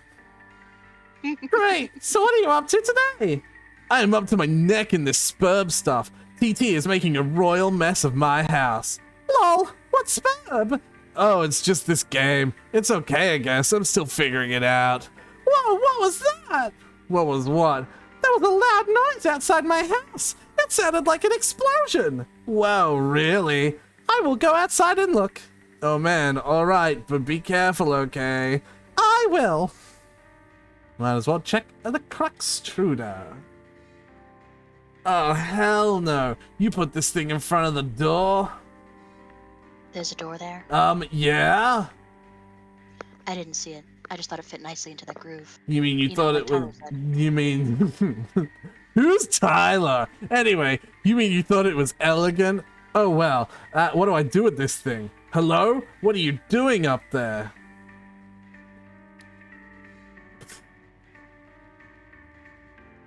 Oh, fuck. When you turn the wheel, something seems to be pushing up from underneath the lid. Oh, hold on. Ow. Okay. But you aren't strong enough to make the lid come off. Put bathtub in driveway.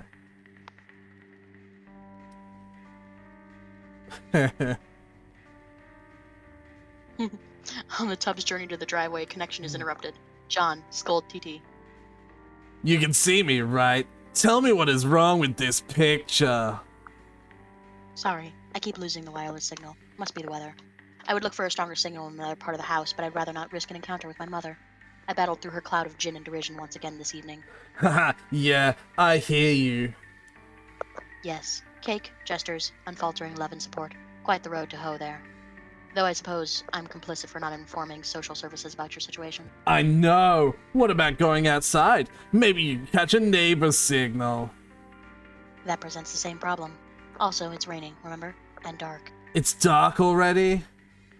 Yes, the sun has already had its way with us here on the East Coast. Its lurid glare has moved on to younger time zones. Haha, okay.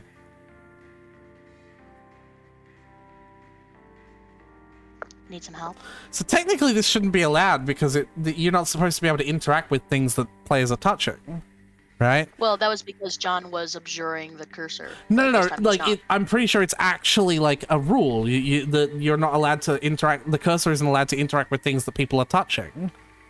Like I thought Well- that was like I don't know. I could be wrong, but I was just under the impression that like later on they Well, I would can't. say if she does it, then that's not a rule. Yeah, I mean, yeah, I guess. I just always thought it was. But you 413 timer.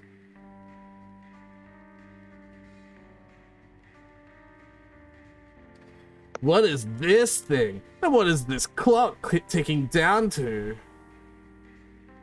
I've been looking at the game fact walkthroughs to figure some of this stuff out. Hold on while I read further. Okay. All of these walkthroughs are extremely short. None progress much further than this point. Weird. Well, I mean, it is a new game. True. Now that the lid is off, you'll need to extrude some cruxite. Examine, extrude one, Crooksite dowel. Get Crooksite. I feel like we should be hurrying. That countdown is making me nervous. John? Oh, your PDA is trapped under the cruxite now, isn't it? Anyway, it looks like you're gonna need this card too. Deploy pre-punched card. Get card. The shattered glass is expelled from the deck and maims the Harlequin doll in a way that definitely won't be important for the future. Capture log fanciful Harlequins. that also definitely won't be important for the future. You take two fanciful harlequins. The addition of useless freight pushes your PDA to the last card. You then switch over to Q motor so you can access the PDA. More glass shrapnel flies from the deck. This thing keeps following me around. I think it's trying to talk to me or something.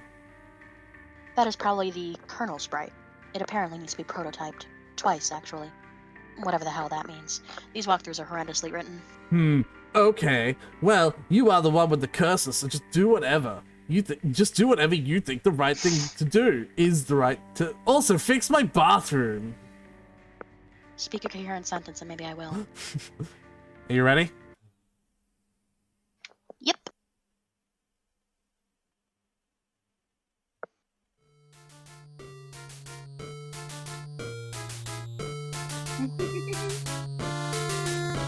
The Colonel Sprite has been prototyped with a Harlequin doll. Hell yeah.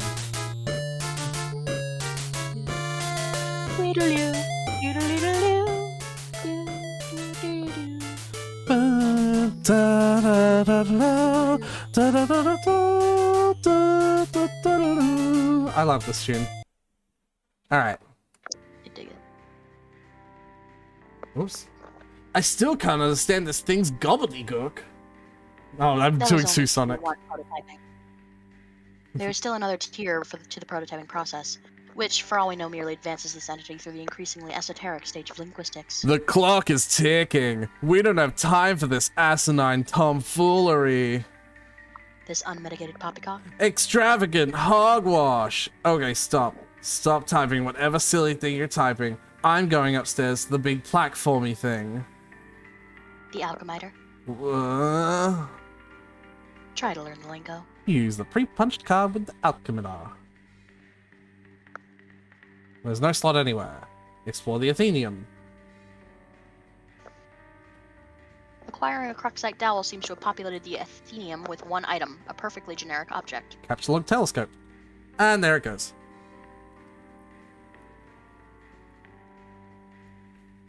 You snatch the telescope from its tripod.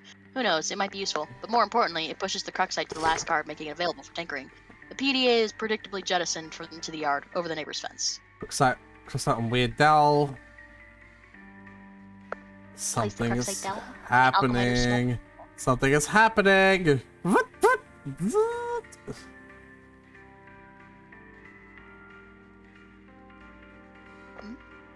Okay.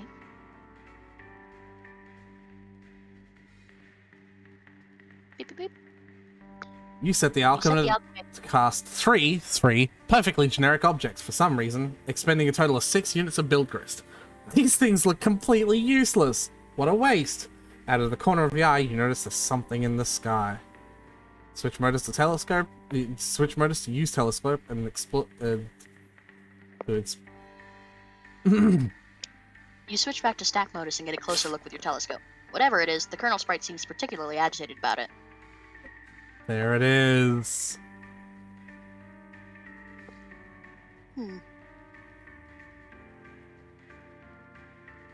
This is technically not supposed to happen, what's about to happen. You're no astronomer, but its trajectory looks suspiciously head-on with your current perspective. This is a troubling development. High five, Colonel Sprite. You figure you left him hanging long enough. Attempt to ingest a unit of build grist. It is tempting because they strongly resemble rock and blue raspberry gushers. However, units of build grist are a gaming abstraction and do not seem to exist in the physical plane.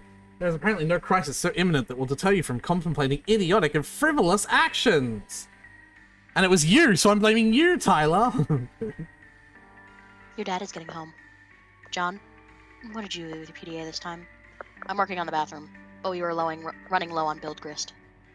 But you... TT, revise bathroom. To-do.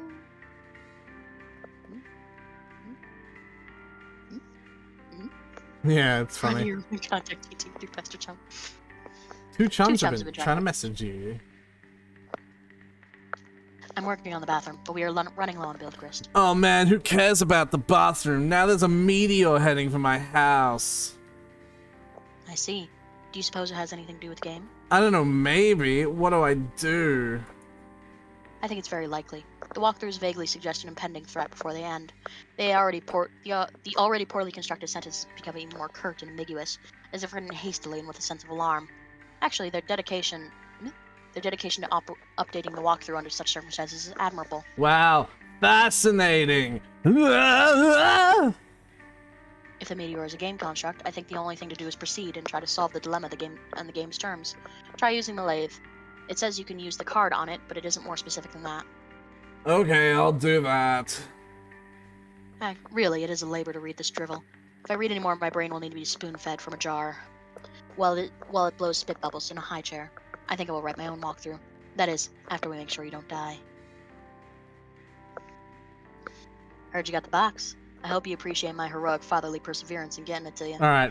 In my So far, those two voices. way. Now that you've done those two voices back to back, they sound exactly the same.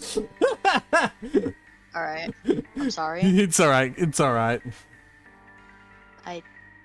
Sorry. It's all right. It is my voice. Yeah. No. It's all right. in my rough and tumble, dirty wife beaterly sort of way. Also, I hope you appreciate how many no-talent douches had their mitts on that bunny before you. It's like a grubby baton of some huge douchebag marathon. Hey, where are you?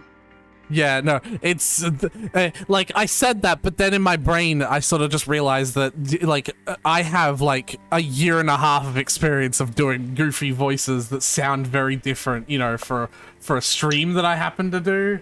So like, Also, the voices sound different to me, so I don't know what you're talking about. they do sound very similar to me. That's all.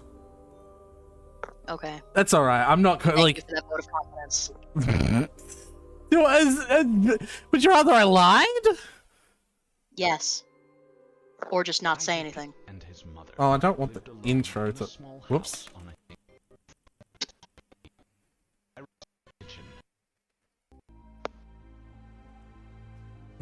You would rather I'd lied to you? I would have rather you didn't say anything. There was no reason to bring it up. Are you actually mad? No. Ah! Oh man, the bunny was awesome. But I don't have time to talk. I'm playing Spur, but it's kind of a nightmare. TT is breaking everything in my house. Dude, I told you to steer clear of that game. And for that matter, you probably should wash your hands of the filthy broads. Wash your hands of flighty broads and their snarky horseshit altogether. And now there's a meteor coming, and I'm not even joking about that. It's like a big asteroid or a comet or something in the sky, heading right for my house. Oh man, how big is it? I don't know. Big, I guess. I gotta go. We'll talk later if I'm still alive and the Earth isn't blown up. Like the size of Texas? Or just Rhode Island? They're always throwing around these geographical comparisons to give us a sense of scale, like it really means anything to us. But it's like, it doesn't matter anyway. It's just like, wow, that's pretty fucking big. Like, Mr. President, there's a meteor coming, sir. Oh yeah, how big is it? It's the size of Texas, sir. Oh shit. Or, how big is it? It's the size of New York City, sir. Oh shit. Sir, I'm afraid the comet is the size of your mom's dick. Oh snap. Sir, are you familiar with Jupiter? You mean like the planet? Yeah. Well, it's that big, sir. Sounds pretty big. I have a question. Is it Jupiter? Yes, sir. Earth is literally under siege by planet fucking Jupiter. Oh shit. Anyway, later. I love Dave. You slip the pre-punch card into the slot in the totem lathe. Above the tool arm displays a configuration of chisels. Now you just need something to lathe. Cursing your lack of foresight, you return to the balcony for the Crookside dowel. You now get the whole way leery of your dad, who is currently puzzling over the new fixture in his hallway. Yeah, that'll fix it. The perfect crime. You retrieve the Crookside dowel. Dad just shrugs and heads back downstairs, presumably to do some more baking. If only he knew you were hard at work saving his ass. Use the Crookside dowel on the totem lathe. You clamp the Crookside to the lathe. Hey. Lathe The lathe cards cards one totem. totem. Alright, I used the lathe to make this blue shapey thing. Now I guess I take it back to the alchemixer again. Hello? Oh jeez. That's right. Youch. Rip. Hey! A young lady stands in her bedroom. Due to a violent storm, her house has just lost power along with her wireless internet connection. This has severed her link into the popular video game she was playing with a young man at a critical moment. That young man is relying on this young lady to reestablish a connection somehow. This young lady is named... It was on the tip of your tongue. What was the name of this young lady again? Man, I hope it's not a broad, a particularly flighty one at that. Oh. No, that wasn't it. No, that wasn't it. Rose Lalonde. 4, 6. Nice. Wait, it's not. Lalonde. LA, 2. Hello. 3. That's 5. Then 2 more. What's 5 plus? Oh, yeah. Yeah, exactly, Tyler. Where is it? That's Wait, strange. no, it's Whatever. 47. Strider Egber Egbert is 6. T. No, well, maybe it is. Weird. I don't know. And it's Jade, Harley. No, it's 6. Maybe the pairs have the same. Because, you know, Dave and Jade. And 6 Rose. and 7? Yeah, Rose and Dirk. Not Dirk. I don't know. Dave. Rose and Dirk. Ugh. See, she's your voice. You should introduce her.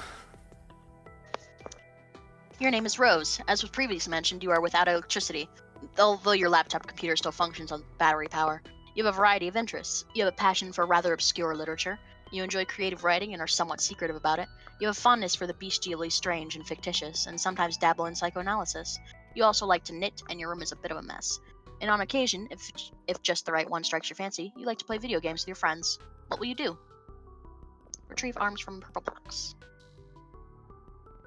The purple package's contents are private. No one is allowed to look inside. Ride like a flagellum and puke on your bed. Ugh, what a terrible idea. The thought alone makes you sick to your stomach. Stroke writing journal and writing, mutter my precious. You would only resort to such embarrassing activity while no one was watching. Those journals are for your eyes only.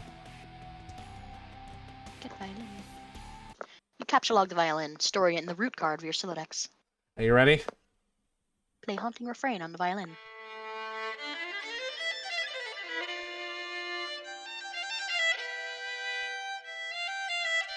You waste approximately 40 seconds playing the violin while your friend is in peril. Nice time management skills there, sweetheart.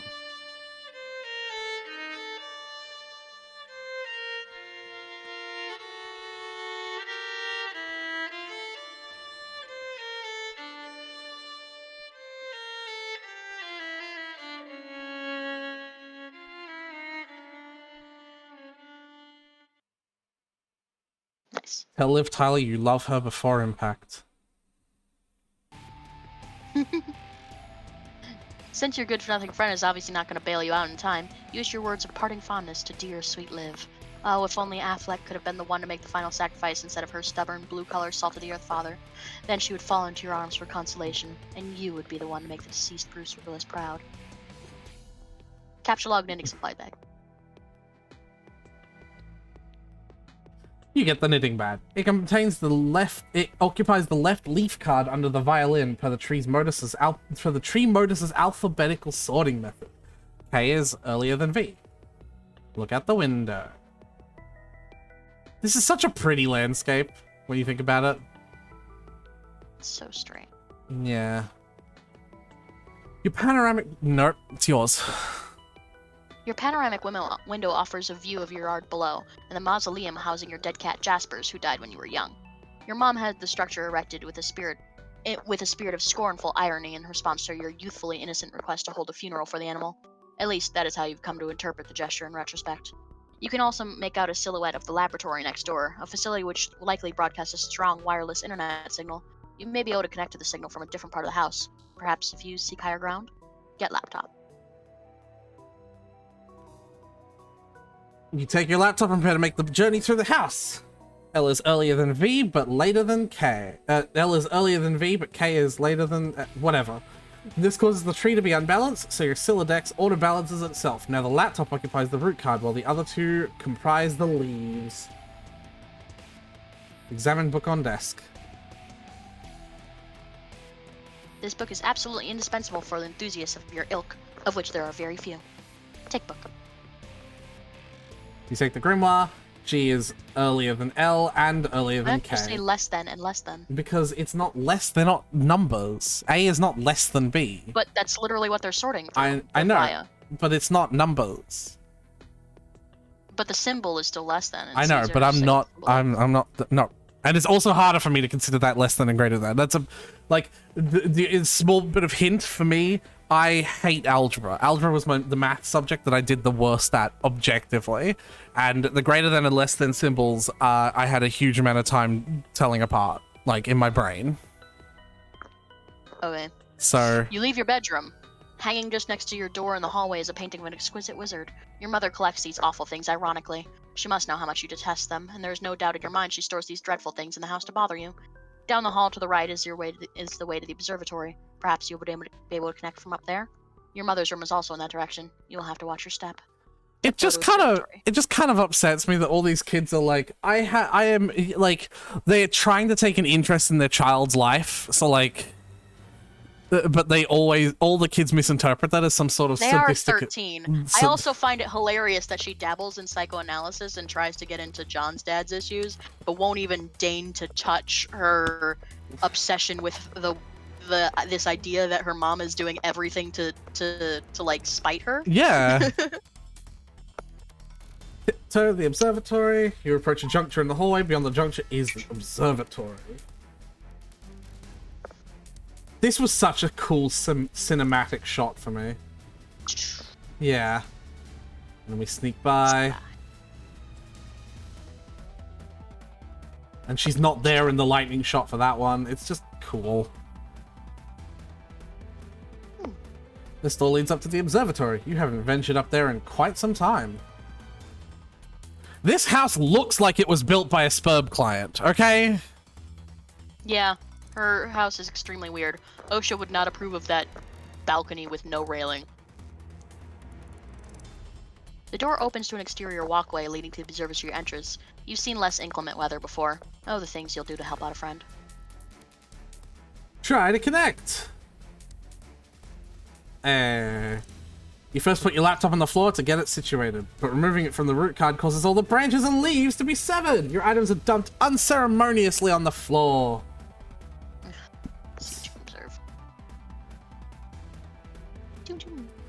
You're in a hurry, sure, but that does... shit. You're in a hurry, sure, but that doesn't mean you can't take a moment to peek through the huge telescope. You find a gap in the clouds. It seems a flurry of smaller meteoroids are streaking steadily overhead. You're not sure what this means, but it is somewhat disconcerting. Stack laptop on Grimoire to maximize elevation. You'll need every advantage you can get. Access laboratory Wi-Fi network.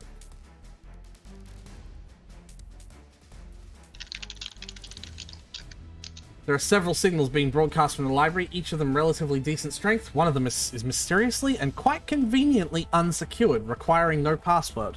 You select the signal and reconnect to the game with John. 413, ironically enough.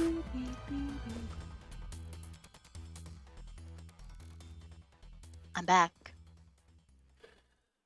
Hurry up and open my door! Not that it even matters. I think I'm probably dead no matter what. Patience. You still haven't used the new totem. Ugh. I believe it will create the item on the punch card. So what is it, like an apple or something? What good will that even do? We'll see. I've found no evidence that anyone has successfully created the item, and the content of the card appears to be variable from session to session. In one instance, it was described as an eggy-looking thing. Sick. Do we have enough of these building jewels to make it? According to the Athenium, it is a free item. This speaks of its importance to my view. Now off you go.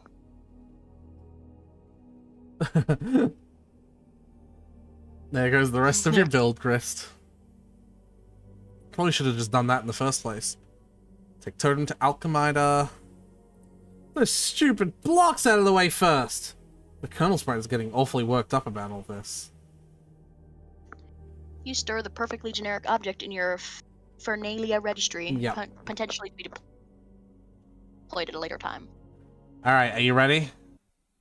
Take a bite of apple. Here's the music! It's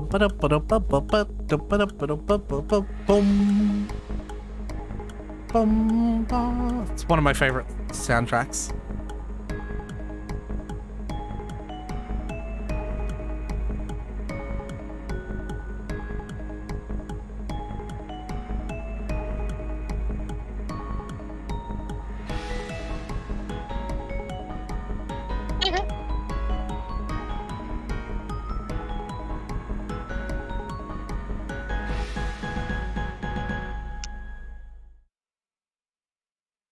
You wait till the very last second. What if you had to, like, chew and swallow?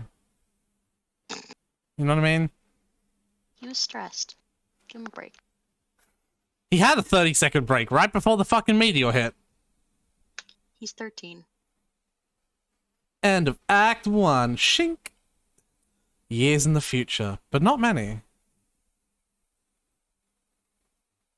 A wayward vagabond records a stuttering step in the sun-bleached dust.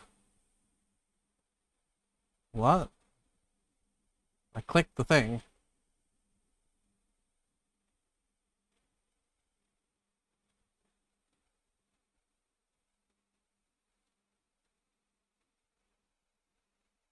Sure. Wasn't that required viewing before? I don't know.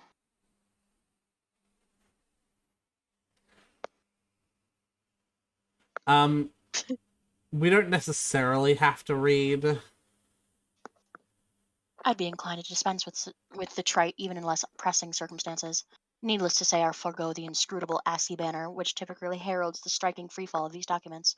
I'll also resist the urge to brandish the copyright marks or the particular neurosis that concerns itself with the theft of utterly mundane. I'll allow other deranged prospectors to stake claim on their worthless plots as the woods burn around them. My introduction will be sparse. There will be no majestic prose blustering into the sails of the galleon as we embark on this voyage together. Nor will there be any ham-fisted prose whipping its limbs under the bedsheet like a stupid ghost, for that matter. I won't set the stage or dim the lights. The mood, you will see, will be set soon enough. Soon, since you are reading this, the chances you have installed this game on your computer already. If this is true, like many others, you have just participated in bringing about the end of the world. But don't beat yourself up about it. There was never anything you could have done to prevent it. The end is happening right now, as I type, as you read. I have come to understand that we were always doomed through our collective ignorance, and now further doomed by those few who know, and struggle to flee. If you're lucky, you'll be among the smaller subset of the latter who are successful. What I mean is, while that game you installed is just one more grinding slab of rock sealing on our planet's crypt, it is also your only hope to live. I am presently faced with the same conundrum as you, and though I speak with more experience, my own outcome is far from assured. I will play the game, as much of it as there is to play, and record my findings here. If you want to live, you will do as I instruct. My condolences. TT.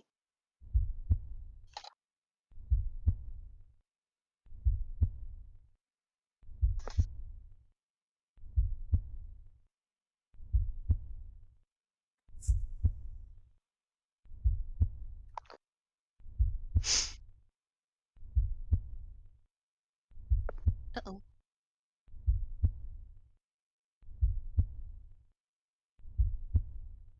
Hmm?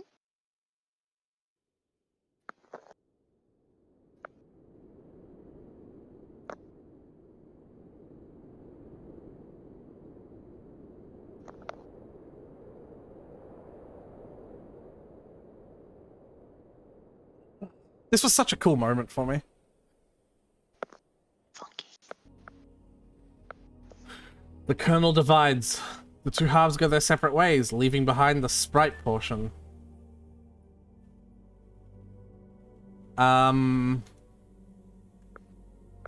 Should we give that a name? Should we give that a voice? I don't think so, not yet. Do they even talk? Do they ever have a single line of dialogue in the... I think they only talk through that, Yeah. through the narration. I don't think we should give them a voice. I don't think it's worth it. Okay. Then you do that line. Yeah, and I'll do the next. yeah. What is left of the sprite undergoes a mysterious transformation. For a moment, you thought you heard someone say boy, as if whispered in the periphery of your awareness. It was probably just your imagination, though. You there, boy! Oh, you get to play this one. Like this. Oh, it's the controls. I know how to control.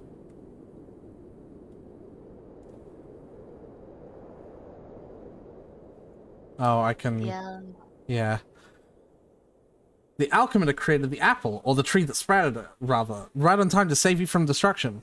You're not sure if you can say the same for your neighborhood, though. You wonder what happened to your dad.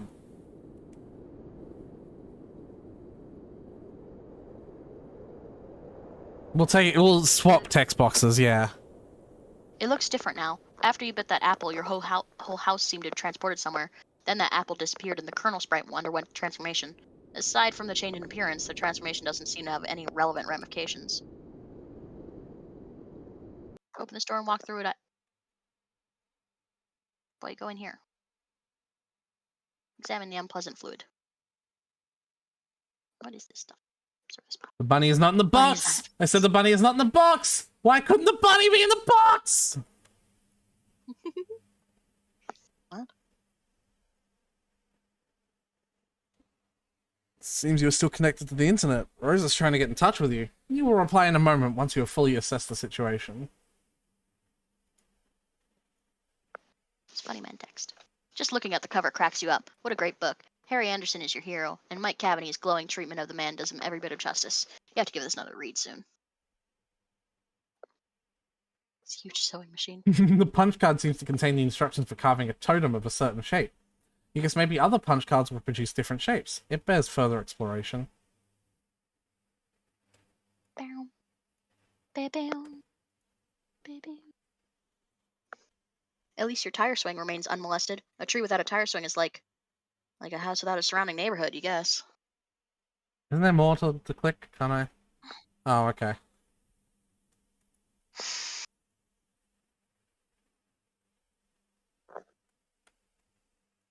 That one's you. I'm just trying to see what movie it is. Mac and me. Okay. This movie is... Okay, this movie is really bad. Not even you can defend it.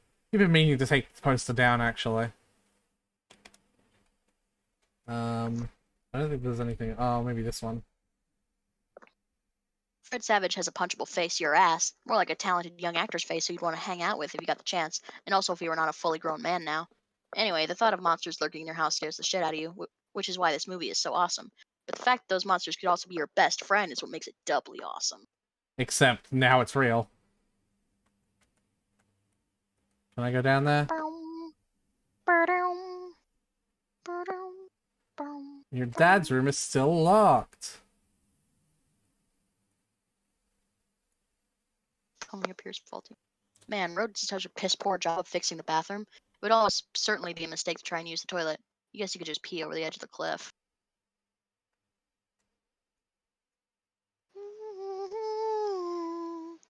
Now go back.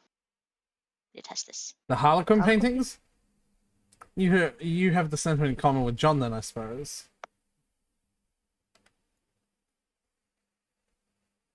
Believe me, you have no intention of turning your head to observe this thing.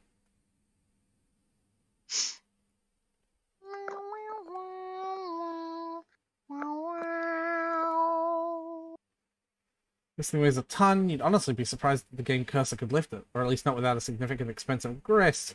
All the places of Rose to drop the infernal thing. More than ever you feel... What's the word you're looking for? Oh, of course. House-trapped. That would be disrespectful to your Nana. You just won't do it. Or not intentionally, at least. You'd consider that it is fortunate she's no longer around to witness his sorrow. On the other hand, you'd probably benefit from her elderly wisdom now.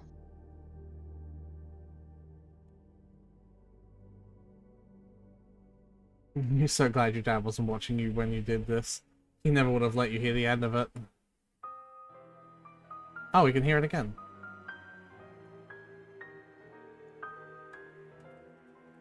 That's cool.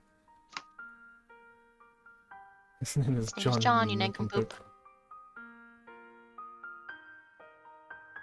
What would you like boy who is John to do? So like, obey my commands, Johnny boy. And those commands would be... Would like the boy to interact with his environment in a constructive way. You could be a little Be bit a little more more specific. specific. I'm afraid I can't have the boy do that. Tell him to do it yourself. Like the narrator and the Very creature. well, okay. That instruction does not do anything. Careful with the glasses. As if increasingly sophomoric. Also, you almost spelled salad in there. What? Ah, No, it's alright. Alright. You don't know the No, combination! combination. Seek the riches you guard below. This one offers a friendly wave. But yeah, this is really just another stupid piece of shit. It's dark out there. Can't see anything for miles. Cirque du Soleil once filled a restraining order against your father. Okay. Consume nut! Not sure. You if- would, but you're not sure if the Dark Realm has any hospitals. Oh, so John does have is allergic to peanuts. Said so earlier. I thought they were suggesting the dad was. Can we figure out what the what the combination is?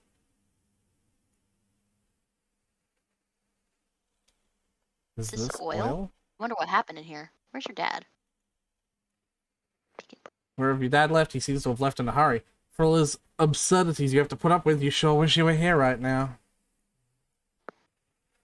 Colonel Sassacus is your favorite book. Almost as favorite as Wise Guy. They are both your favoritist of all time.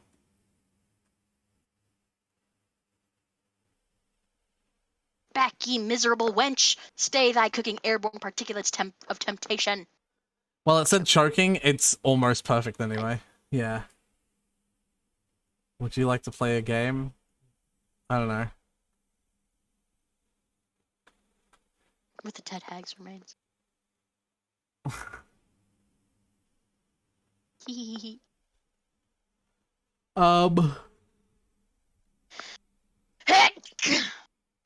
I think I should just hit next now, yeah? Yeah. Quit all this scurrying around. For the last time, this boy's name is John! Fine, John, return to your quarters. Ugh.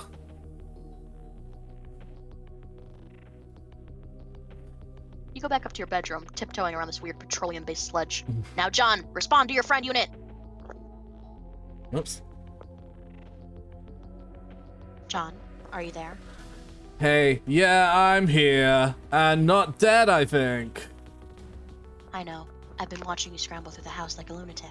You should have answered me sooner. Oh man, sorry. I was looking around for my dad and I can't find him anywhere. Have you seen him? No, I'm sure he'll turn up. We have more important things to address right now. Yeah, like where am I? I don't know that either, but I've determined that your neighborhood was destroyed by the meteor. Wherever you were transported, it saved you from the impact. I've been reading reports in the news. Over the last few days, there have been many smaller meteor collisions with people's homes around the world, and they seem to be getting bigger. Yours was the biggest they'd identified so far. Wow, okay. So then I guess if this is all the game's doing, then the point is for us to save the world? Perhaps. Then we better get moving and figure this game out. Yes, but wait. We should retrieve your PDA. Yet again. It will help to keep tabs on each other while you investigate. I think I could get you closer to it if you can replenish our grist supply somewhat. There may be a way to recycle some we already used. Okay. I'll meet you on the balcony. Wait, Rose. You... Hmm? What? What? Oh, okay. Yeah, no, I didn't read one thing. My brain just skipped over it. You never even wished me a happy birthday. Hello? I was working on something to send you, but I was running late with it. I didn't want you to think I believed meager well wishes alone would suffice for the occasion. That said, happy birthday, John. Haha. Oh, jeez, that is silly. Anyway, thanks. First, take the fabric item on the floor there. The towel? Why? Okay, well, you're the boss. You capture the towel. What now? Do as the purple text says. To the balcony! This was the point where I started to realize maybe I should be opening those. Yeah. Because I didn't know what the thing was referring to. Do as the purple text says. I was Yeah. like, what? So you see how far I went without reading any of that? Yeah. Give me a quick sec. Everything alright? Yeah. Okay, ready to go. Fair enough. Do you mind passing me another drink whenever you're free next? Thank you, honey. You whimsically decide to capture the totem which was used to create that apple tree earlier. John, recycle the grist as was dictated by your cohort.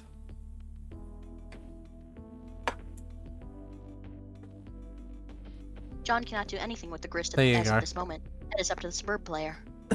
I see.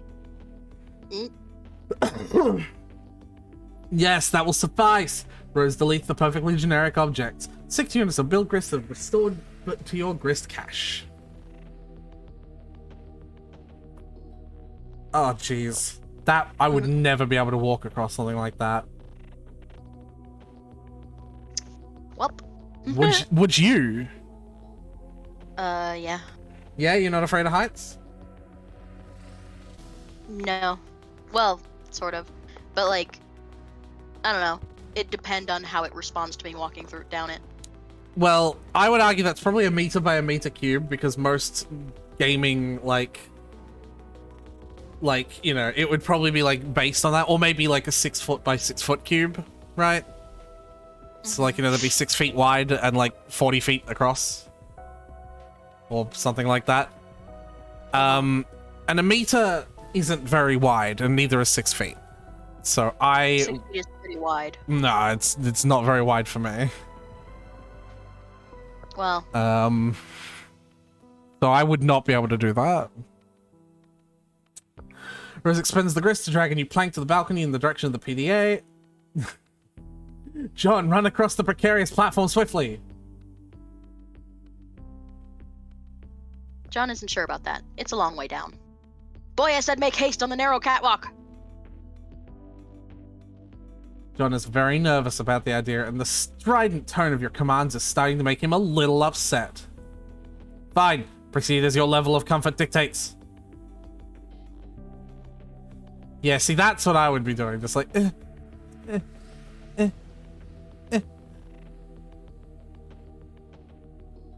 Cautiously walk within range of the PDA. Rose retreats it. Now take it. You grab the PDA, launching one of the Harlequin figures into the night. You can kiss that one goodbye. That one had 2. Alright.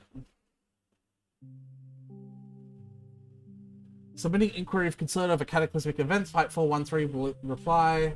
Status of health / wardrobe. Neighboring house struck by a float. Projectile in light of a fire hazard, evacuating home of all explosive garments. Expensive garments. Expensive. Good luck, Fedora Freak. Salvage as many hats as is practical. Fedora Freak, you are in our thoughts. Along with Pipe Fan 413 and his enviable collection of pipes. Thank you all. Report most hats removed from danger. Ties next. Just one enter command will suffice. Thanks. It looks like you're not the only one trying to locate your father after the disaster. These boring men are uninteresting.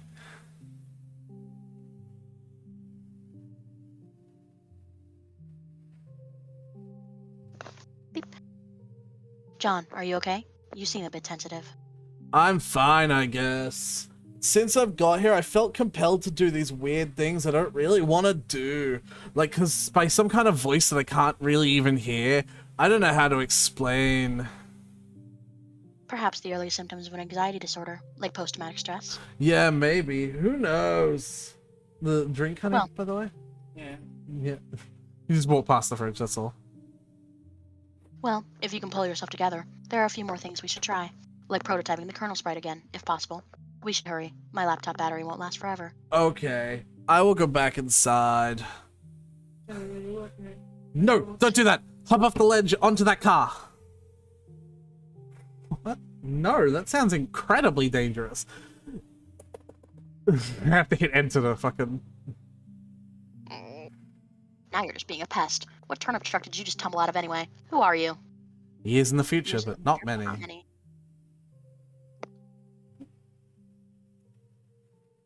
Welcomes hot desert air into its Yeah, shiny these face. were required viewing before, weren't they?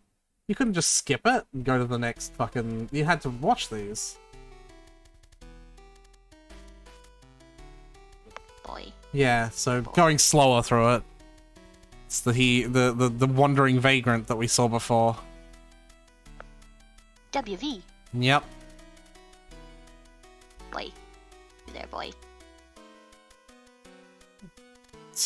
Do you really want to read all, like, Rose's walkthrough? Do you want me to? Like, it's a lot.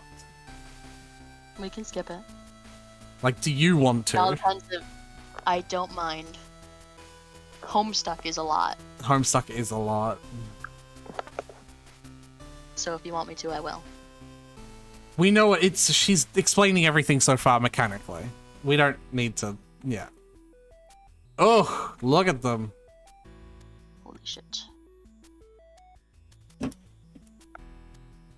In the distance, meteorites fall with greater frequency. The fire in the forest burns so hot, not even the rain is putting it out. Rose, check status battery.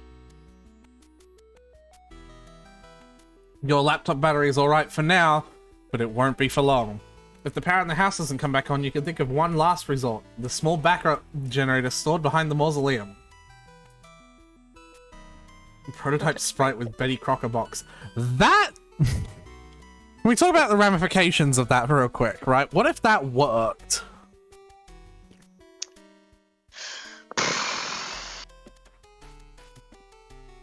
Right? Yeah. Like, just think about that for a second. That wouldn't have been great. I mean, it can't have been that much worse than the Jade's prototype, Jade's one prototyping with Becquerel. But it sort of makes me think that someone would have come to the past to stop it from happening, like how Dave Sprite came back to stop Dave from prototyping Cal. Exactly. Because it ended up ending the world or whatever. Would prototyping Cal end the world, do you think? Probably. It ended up. Yeah. That's why Dave Sprite exists. Right.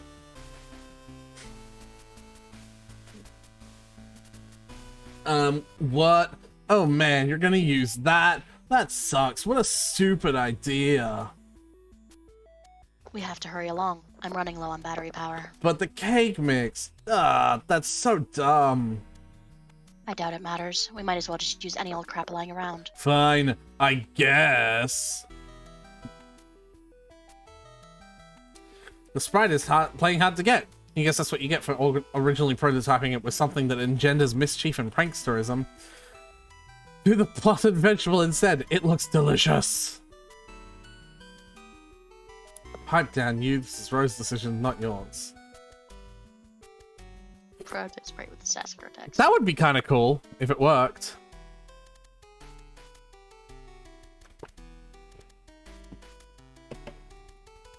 Oh yes, sweet. Now we're talking. Probably best not to hoist it over John's head while your battery is almost dead. See if you can distract it. I'll try to sneak up on it. John, flay about in a distracting manner. The sprite finds the distracting manner in which you flail about to be rather distracting.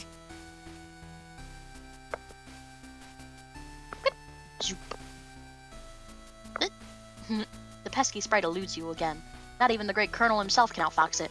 And narrowly missing with your attempt to create the Colonel sprite, you drop the massive tome. The entire house rattles under the astonishing girth of the book. That's right. In the other room, Nana's ashes dump onto the sprite, which is caught unawares by the dousing. Inspect Hag Ash incident. You find the sacred urn toppled again. This time you're quite sure it wasn't your fault. The sprite is nowhere to be found. Remove Cruxtrader from down doorway. Wow, it's gonna cost 100 grist just to move that thing. Oh man, where'd it go? I can't find it anywhere in your house. No time to worry about it. The next thing we should do is get your server copy of the game from the car. You need to connect to my client so I can repeat your steps and presumably join you, wherever you are. We should do this quickly before my house burns down. What? There's a fire? There will be soon. Oh geez, so move this thing already. It looks like it requires a lot of grist to move. I don't have enough to relocate the door either. How much do you have? 0. No. I thought about jumping to the car from the ledge earlier, but that sounds really dangerous.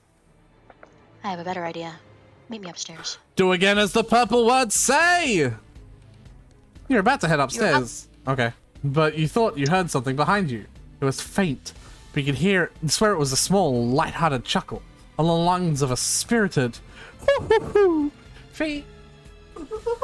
No, not that. But now I'm obligated to do Granny Sprite in Monokuma's voice. Well, that's unfortunate because if she talks again, it's gonna be my voice. Ignore this woman's antics! Well, she has to. There's literally no one else that talks.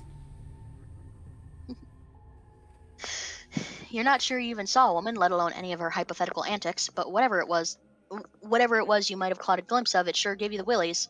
You head upstairs on your way to the balcony. Your PDA is acting up again. Indulge the device, but be curt with it. Oh, hey! Hey, bro, check it out. I'm working on some new rhymes. Dude, I don't have time for your nerdy raps. Come on, this is like hell. This is like hells of ill. Just listen. It sounds like you don't even believe me that I was about to get blown up. But I really was. But now I'm in some weird dimension that Spurb sent me to or something. And on top of that, I think I'm being haunted by my dead grandma. Huh. For real? Yeah, it's true, but I'll talk to you later about it. I think I could drop some sick rhymes about all this. Man, see, I just don't think all that rapping stuff is really as cool as you think it is. Nah, this'll be dope. Check it. Are you ready, Tyler? I don't know how to rap. Good luck. No, I have to go. Bye. I don't even know what rhyme scheme he's going for. Who Or like knows? what rhythm. Who knows? I'm just gonna read the lines straight up. Try and give it a bit of a rhythm. Well, if it is a rap, the rhythm should emerge. But considering I'm looking ahead and I'm seeing that one of the words is just crefice, I don't think it will. I hate to say this, Dave, but I think you might Suck be a at bad rapping. rapper. Well, you now have to endure this. Wait. Armageddon's getting waged on us, and Armageddon armed and dangerous, sending men in space for saving us. See which play is more courageous. That doesn't... Banner Bruce, dudes to truce, put their blow shoots to use and upsuck it. Affleck's sacrifice, crefice, would have to suffice, fluck it. Bro, be a stained glass saint up on the cross getting hella Christ plagiarist. Bruce is like off of that crucifix, enough of this fucking savior fuss. Restrained his ass per McLean Redux while Buscemi remained dangerous. When a plan gone astray pays off that wasted craterus, ashtray cater into layers of Matt McConaughey's vague remainder dust. Wait, McConaughey wasn't even any of those Meteor movies, was he? I'll have to make a rap about, I don't know, Morgan Freeman or something, being the president. It'll be called Obama Made It So No One Gives a Shit About Black Presidents in Movies Anymore. So you've got to know what's going on. So I have something to rap about besides your dumb shit movies. You did amazing, Tyler. Thanks. That was a shitty rap, Dave. I love you, but that was a shitty rap. That was honestly one of the worst raps I've ever, read. Listen, if it's any consolation, if we get to Tavros and it's your turn to take a voice, I'm taking it. I'm taking Tavros. You'll take the next two voices.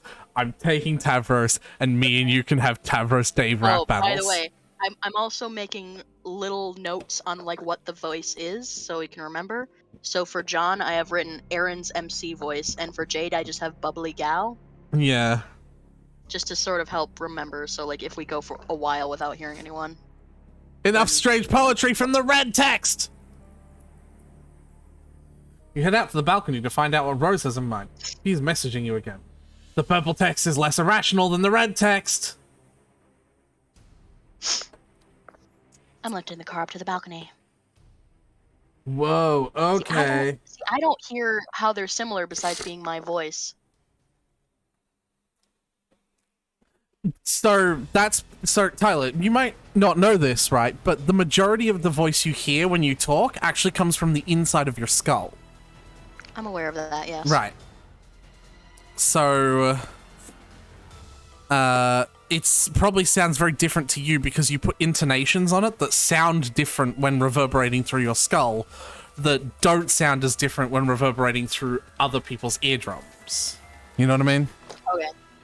Like, it's not it really isn't a, like, I'm sorry that I said it and made you think, like, self-conscious about it. It isn't a you're bad at doing voice acting thing. It is literally just you're probably putting intonations that you can tell because it goes through your skull that other people can't just because it goes through their ears.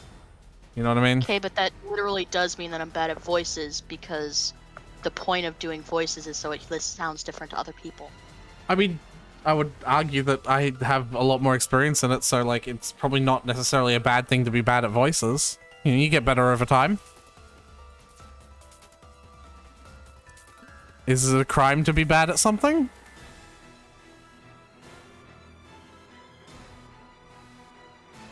Read your line. Tyler?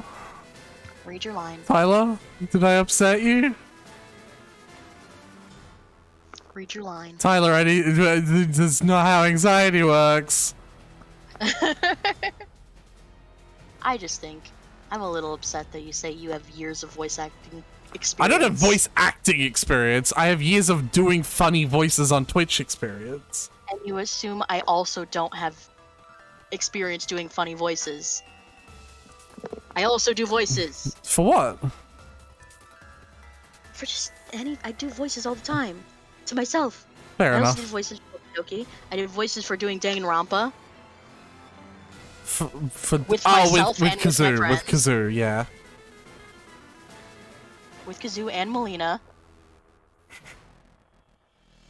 All of the voices for that. Ah. Blah. Hey, I mean, it also just might be my shitty headphones.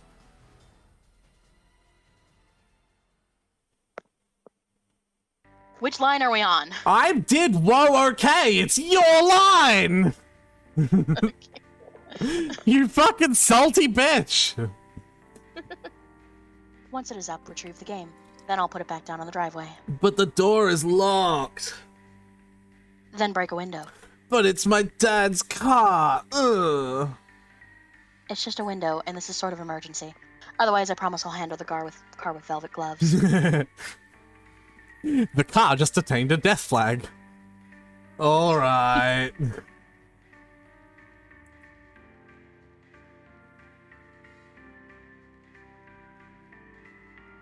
Connection lost.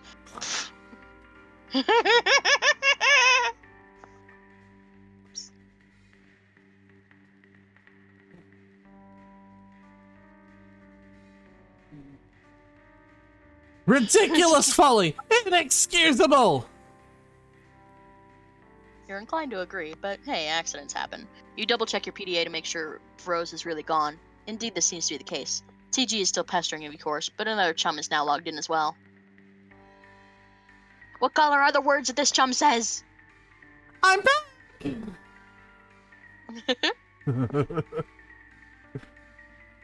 Oh, right. No, this is all me. Yep. Yeah, Okay. This is you. Back and forth. This is gonna happen a bit. Yeah, it is. because we're splitting about. These two talk a lot. What the? Oh. Well, also, this is gonna just happen a lot because we're gonna have like 50 voices split between two people. Oh my god. Are you? Who's excited for We're gonna have Who's excited for Carcat's future chats? Because I am. Oh, I'm back. Oh, hi. I went to investigate the explosion I heard. Was it by any chance a meteor? Yes! How did you know? Oh man, it's kind of a long story. Anyway, are you okay? Did it blow up your yard or start a fire or anything? No, I am fine. It landed a pretty good ways away from my house and I went to look at it, and it's pretty big. But B doesn't want. But B. Green text is so hard to fucking see, Tyler. But Beck doesn't want me to go near it, so I can't. So I came home. He seems to think it's dangerous. Well, gosh. Highlight it and it'll turn white. That is a good point, but then I can't tell who is who. Well, just highlight the green. Can I, like, do the XL thing, or I, like... Yeah. No, you can't. Well, you could just highlight the green chunks when you get to them. No, that's fine. Well, gosh, he's probably right. Anyway, what have you been up to, John? Oh, did you get my package yet? Jade. Yeah, I was trying to get it, but Rose dropped my car into a weird, spooky, bottomless pit, and the package was in the car, and I'm really sorry about that. Oh, no! Wow, okay, I guess I should start at the beginning. See, a meteor blew up my neighborhood. That's terrible, John, I'm so sorry. But I'm okay. My house is too, sort of. This game that I was telling you about, Spurb, which I was playing with Rose, sort of transported me somewhere at the last minute. But now I'm trapped here and it's weird and dark and I can't find my dad and I just lost my car and my copy of the game in the pit. And I think I have to save the world from an apocalypse. Oh, well, it sounds really crazy and kind of scary, but it also sounds kind of exciting. I don't know, John, maybe this is your destiny. If anyone can save the world, I think it's probably you. Newsflash, Jade does most of the work. Well, isn't it him that resets the scratch? Yes, he does the scratch personally, but Jade is the one that literally transports them through the fourth wall. Yeah. I suppose people should understand this is not a spoiler-free reading of Homestuck. Wow, you think None of so? those will make any sense. Yeah. Like, at all. No. Wow, you think so? Yes! Well, okay, but it's not even that simple. I was about to connect to Rose to help transport her, to save her from meteors and fire and stuff. But she lost battery power and I lost the game disc. So I think I'm gonna have to get TG to use his copy to save her. But that jackass won't shut up and stop rapping about stuff. He is so silly. Yeah, anyways, I should talk to him about it. Suburb. The green text was attractive! Now view the red text again! I just... Oh, back to the rapping!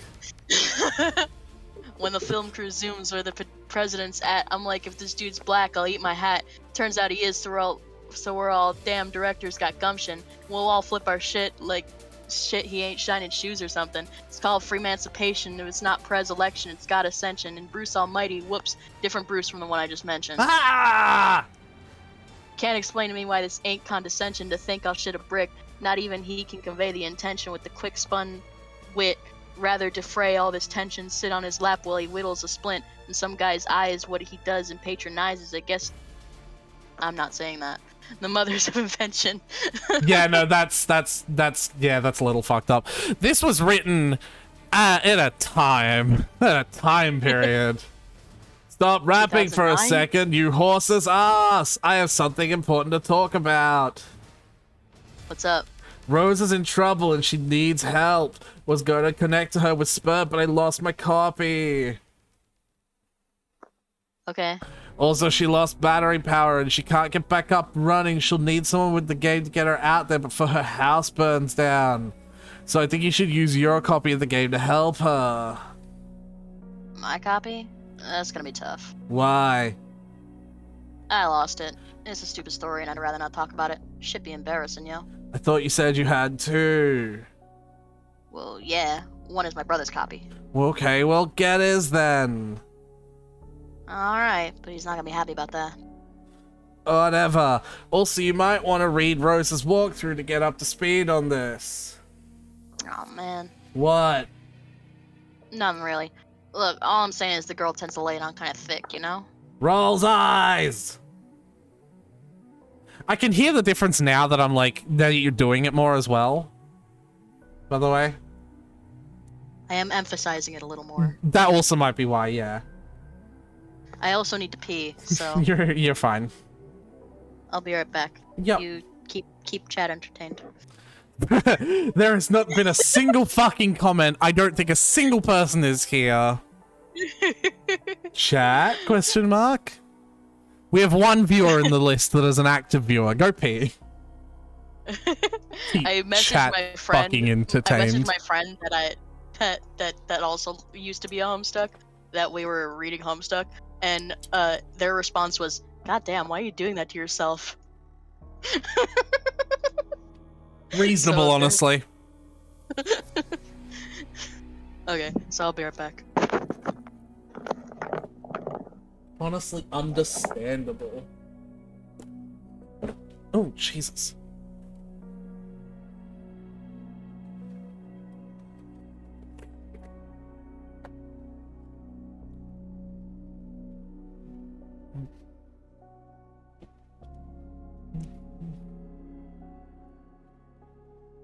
I wonder if the Binding of Isaac music is going to get this stream copyrighted.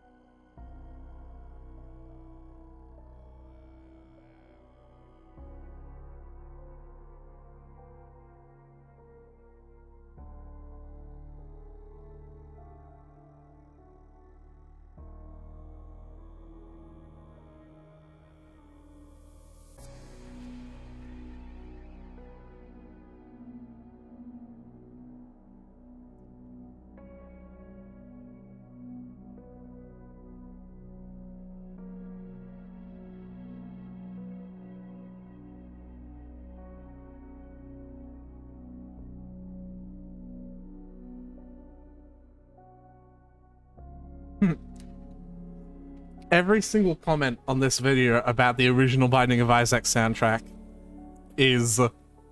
I've played so much more time in Rebirth than I have in the original Binding of Isaac, and I still think the original Binding of Isaac soundtrack is better.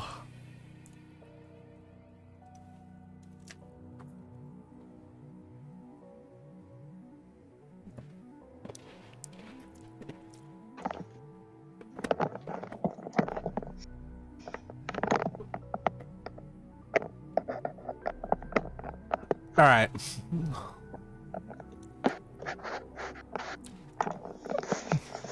I return.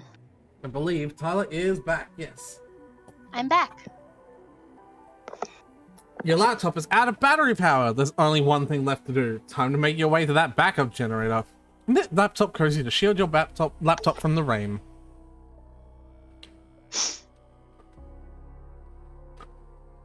That would be such a waste of time. Besides, you already know one a while ago. You retrieve it from your knitting bag and apply it to your laptop. You capture log the laptop plus cozy. Equip Grimoire to strike specimens. Catalyst. Yeah, Rose. Oh my god, Rose is a catalyst user. That's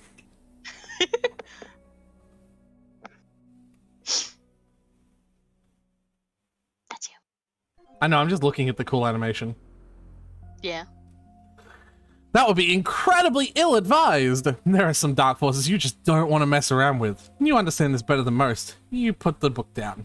Recapture log your items. Do you understand this, Rose? Do you understand this better than most? No. Mm-hmm. You grab the knitting bag and the grimoire in that order. It's always a logistical puzzle with your tree modus. The tree auto-balances, leaving the knitting bag accessible in the root card. Allocate knitting needles Allocate to knitting strife. needles to strife specimens. Yeah.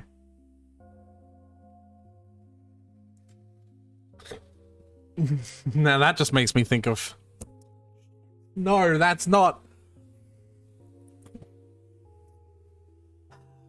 Are you gonna read it? You know what it makes me think of? Nope. You know how you don't want to know? I don't want to know. Are you sure? I don't know. I'm nervous with the way you said it. You know how Chisa need a little bit of extra work? Chisa Yukazome? You know how she needed a little bit of extra work? Yep! You feel a lot more comfortable with this as a weapon. You're so handy with these needles you feel like you could probably use them to fillet a swordfish. You lose. You lose the root card in the process, severing the tree. Hey, be careful with all that stuff. You know what? At least it doesn't. Knit plus cuddle Cthulhu to soothe nerves. At least it doesn't violently eject them. It just drops them. That would also be a preposterous waste of time. Besides, you're quite sure you've never heard of this creature called Cthulhu before. There are, however, many other specimens of the zoologically dubious you are familiar with, such as Cthulhu! Foul patrician of misery! To hear his mammoth belly gurgle is to know the epoch of joy has come to an abrupt end. And Nerubuglyph, shame beast, king of grotesquerie, writhe lord of the moist beyondhood. Hearing his melodious chirps and tongue clicks causes one's bones to explode. Isn't that the sea beast?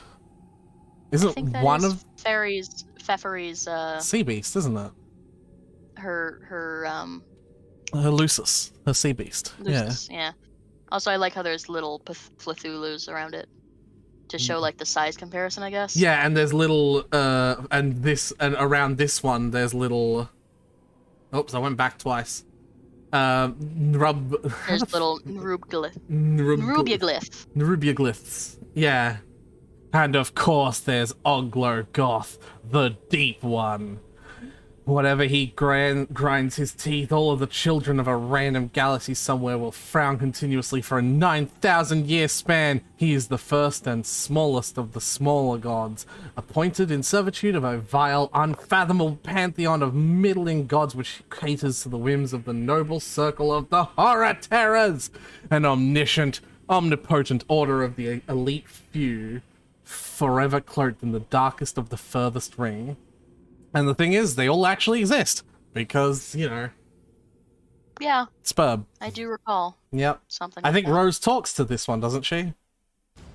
No idea. We'll see. We'll get there eventually. Hey, that's the fourth wall, Yeah. isn't it? I think that one is, yeah. Yep. And then there's this strange page containing some rather mysterious notes on summoning procedures. You've never been quite sure what these diagrams are getting at. Oh. You recapture log everything on the way. You recapture log everything the way you want it to appear in the tree and head downstairs. You figure that's enough dilly-dallying. Time to get a move on. Is this the extended, fucking one? No, it's not. That's right. Dave has to be her player before we get the extended, like, bum, bum, bum, bum, you know, with her breaking the bottle. Yeah. You wonder if this rain will ever let up. It's driven since the month began, perhaps long enough to forget its purpose. It no longer even knows it no longer even knows to assuage fire. Somewhere a zealous god threads these strings between the clouds and the earth, preparing for a symphony it fears impossible to play. And so it threads on, delaying the rays of the conductor's baton. How you hate this season. April is the cruelest month, breeding lilacs out of the dead land, mixing memory and desire, stirring dull roots with a spring rain. American sports legend Charles Barkley. Sure. Confront mother in hall. Surely your mother is lurking nearby. You should be prepared for an unpleasant comfort. There's this really cool dude, okay? He's standing around being all chill like cool dudes are known to do sometimes. A cool dude like this, he probably has a real cool name, but he probably wouldn't just tell you what it was if you asked. He's way too busy for that. You alright? Busy being totally sweet. You could always try to guess his name, and if you were right, he might have a nod so slightly. That's a cool dude's way of letting you know that there just might be hope for you yet. What's his name? He's not an insufferable prick, I hope. He probably wouldn't accept that if it was. Oh! Yeah, I see, he didn't well, it just went black. Oh, okay. This guy doesn't have time for that sort of bullshit.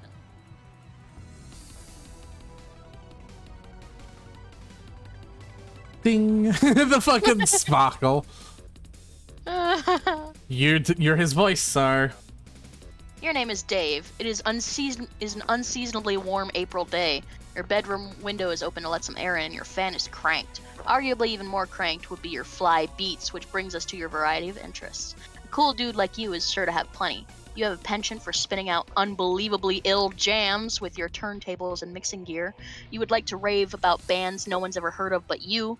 Oh god, he's an insufferable hipster. You collect weird dead things preserved in various ways. You're an amateur photographer and operate your own makeshift darkroom. You maintain a number of ironically humorous blogs, websites, and social networking profiles. And if the inspiration strikes, you won't hesitate to drop some fat rhymes on Mofo and represent. What will you do? Quickly retrieve arms from the cinder blocks. Nah. Get the damn beta and save your friend's life. This notion strikes you as nonsensical. You can't imagine how a video game could save someone's life, and in any case, you're quite sure no one you know is in any danger. Anyway, these are your copies of the beta you received in the mail recently. You labeled them with your name in bold red print to distinguish them from your bro's copies, who's labeled his in kind. Neither of you really give a shit about this game or have any intention of playing it, but you'll be damned if you let this get in the way of your campaign of one-upmanship. Do they both say Dave? Yeah. How are they both? Oh, is like... That's his client and server. Okay, yeah. Bleat like a goat and piss on your turntable. You would never consider allowing any fluid to even remotely resembling urine to touch your beloved turntables. That would risk breaking them, and a world without the gift of your godly science just doesn't sound like a place you want to be any part of. While you're at it, you might as well wipe out human civilization with a meteor or something ridiculous like that, which probably never happened. The only sort of thing that happened... That sort of thing only happens in stupid idiot movies for stupid idiots. You will, however, contemplate bleeding like a goat for ironically humorous purposes at a later date. Examine closet. This is your closet. This is where you keep a lot of crap. Like that box and that bottle of... What is that? Is that...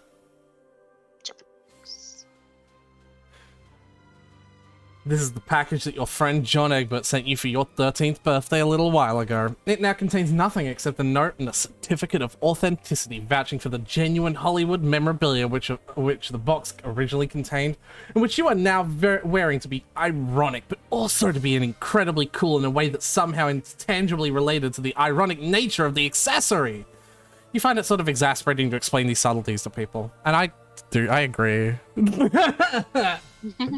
The box also included a signed photo of Ben Stiller, which now proudly hangs above your closet. Proudly and ironically. Oh, fucking hell. Here we go. You capture log the box through your hash map fetch modus. Your modus's current hash function resolves the index by valuing each consonant at 2 and each vowel at 1. The total is divided by your number of cards, and the remainder is the index. Box 2 plus 1 plus 2 equals 5. 5 divided by 10 is 5. It's not, but... Wait, total is divided by your number of cards. 5 divided by 10 is 5. The box is caps logged in card 5. 5 divided by 10 is 0.5, actually, but whatever. Examine the jar of unknown yellow substance in the closet. Well, I think the point is a program would interpret 0.5 as being 5. It definitely wouldn't, but sure. Like, his fetch modus is, but a normal computer program would not. Oh, hell yes. It is an unopened container of apple juice. You thought you were all out, and it's like fucking Christmas up in here. This is so great. You've got to tell John about this immediately. He will be so excited. 2 plus 1 plus 1 is 7. You capture log the juice into card 7. Yeah, well, we're not... Tyler, I love you, but... Fine. 2 plus 1 plus 1 plus 2 plus 1 divided by 10 equals 7. Wait, are you happy? Does that make you happy? Mm-hmm. In addition to letting your buddy know that this outstanding juice windfall, you figure you'll wish him a happy birthday while you're at it. In your own cool, sort of roundabout way, of course.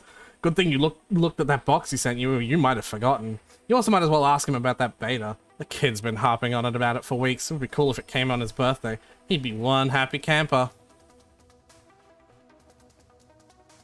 His is modded. Oh wait, maybe here's a different version. Hold on, I almost want to go back. What? Yeah, what version of Pestachum did John have? I don't know. So we We'll just have... save this one and hit start over, and then click until you. Yeah, you know what? Yeah, why not?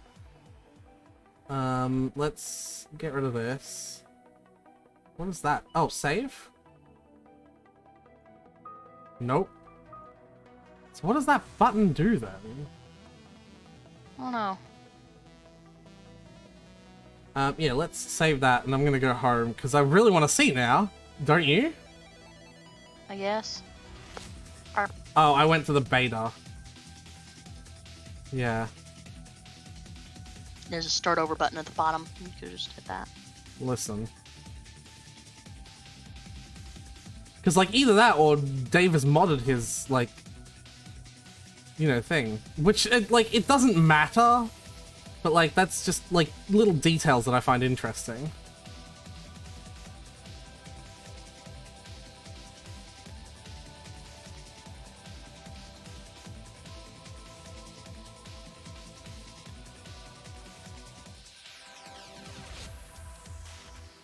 Yeah, see, his is not, it's an update.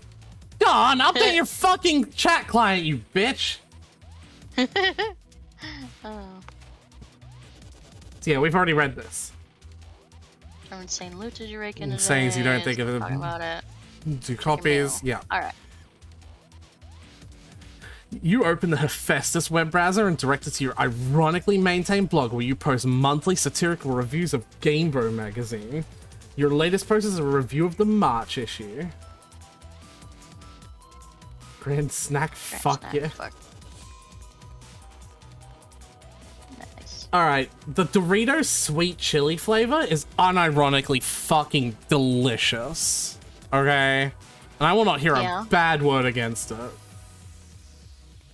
You've been meaning to write a review for the latest issue too, but you've been sort of dogging it. Something about the game they're reviewing just doesn't strike you as ripe for satirical purposes. In a new tab, you open another one of your sites, a webcomic ironically maintained through a satirical cipher vaguely similar to that of your blog. It's called Sweet Bro and Hella Jeff. You have legions of devoted fans, most of whom are totally convinced of your creative persona's sincerity, which is just how you like it. This is a whole comic on this application.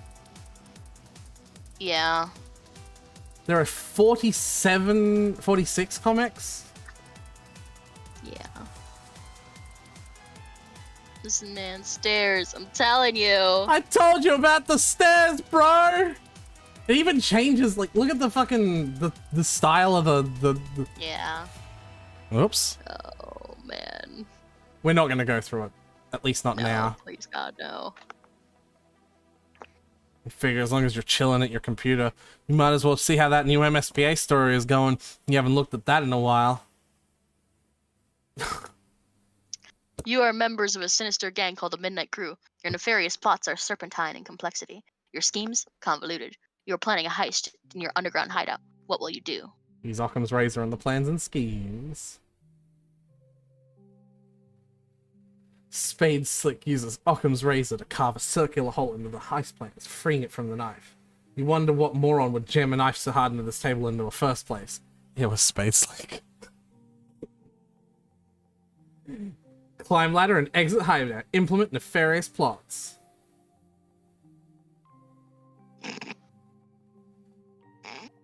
You push against the manhole cover, but it seems some unbelievable jackass has parked your getaway van on top of it. A familiar feeling stirs, this feeling of overwhelming soul-blackening rage. It's a sort of rage that'll make a man feel totally justified in sporting an unnecessarily elaborate assortment of fancy blades. Skip ahead 100 pages or so.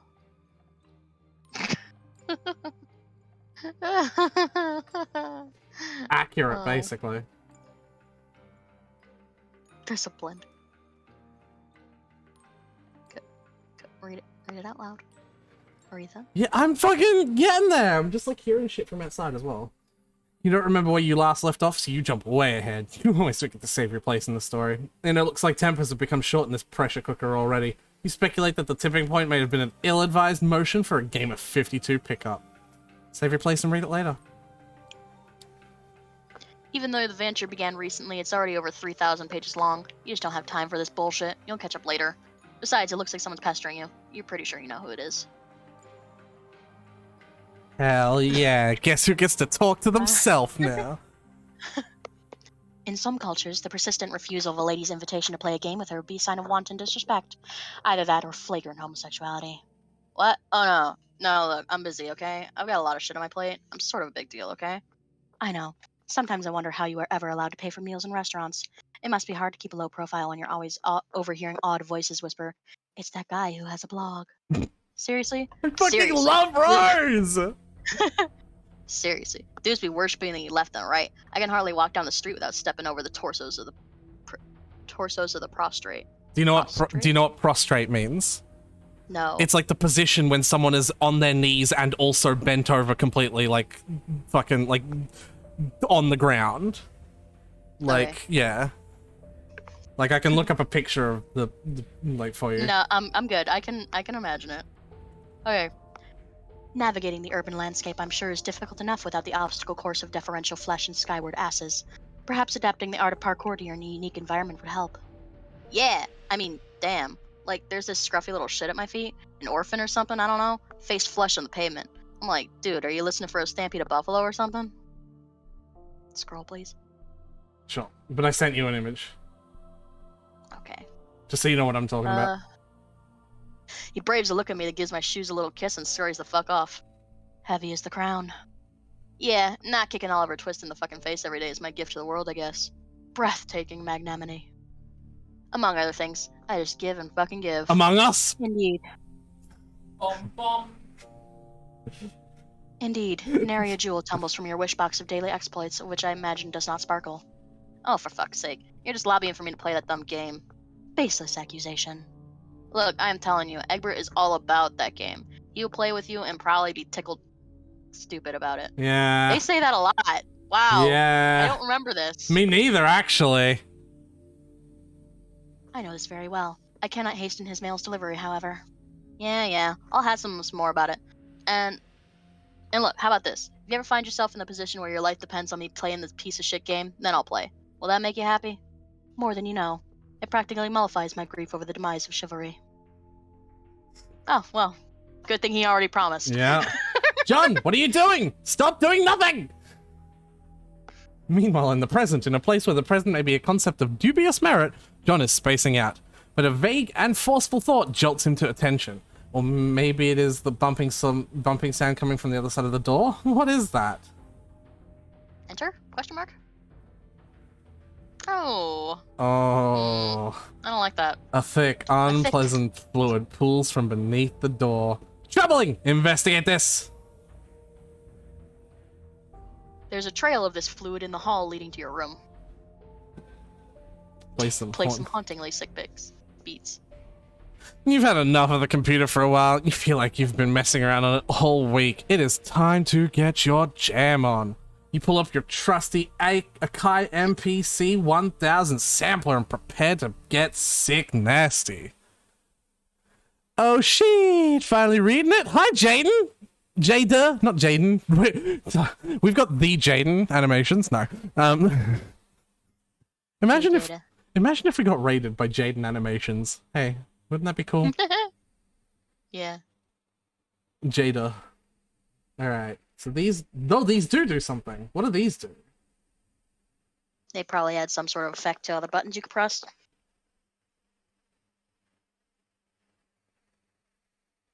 So... Oh no, they're presets. If that makes sense. Yes, Oh, what is that? Probably need to have some sort of sound going for you to hear what it's doing.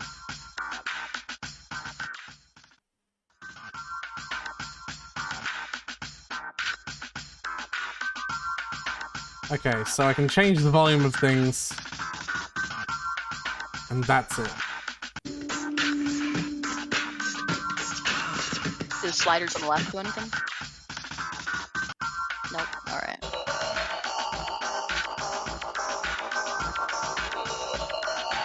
Just press all the buttons. Just turn them all on.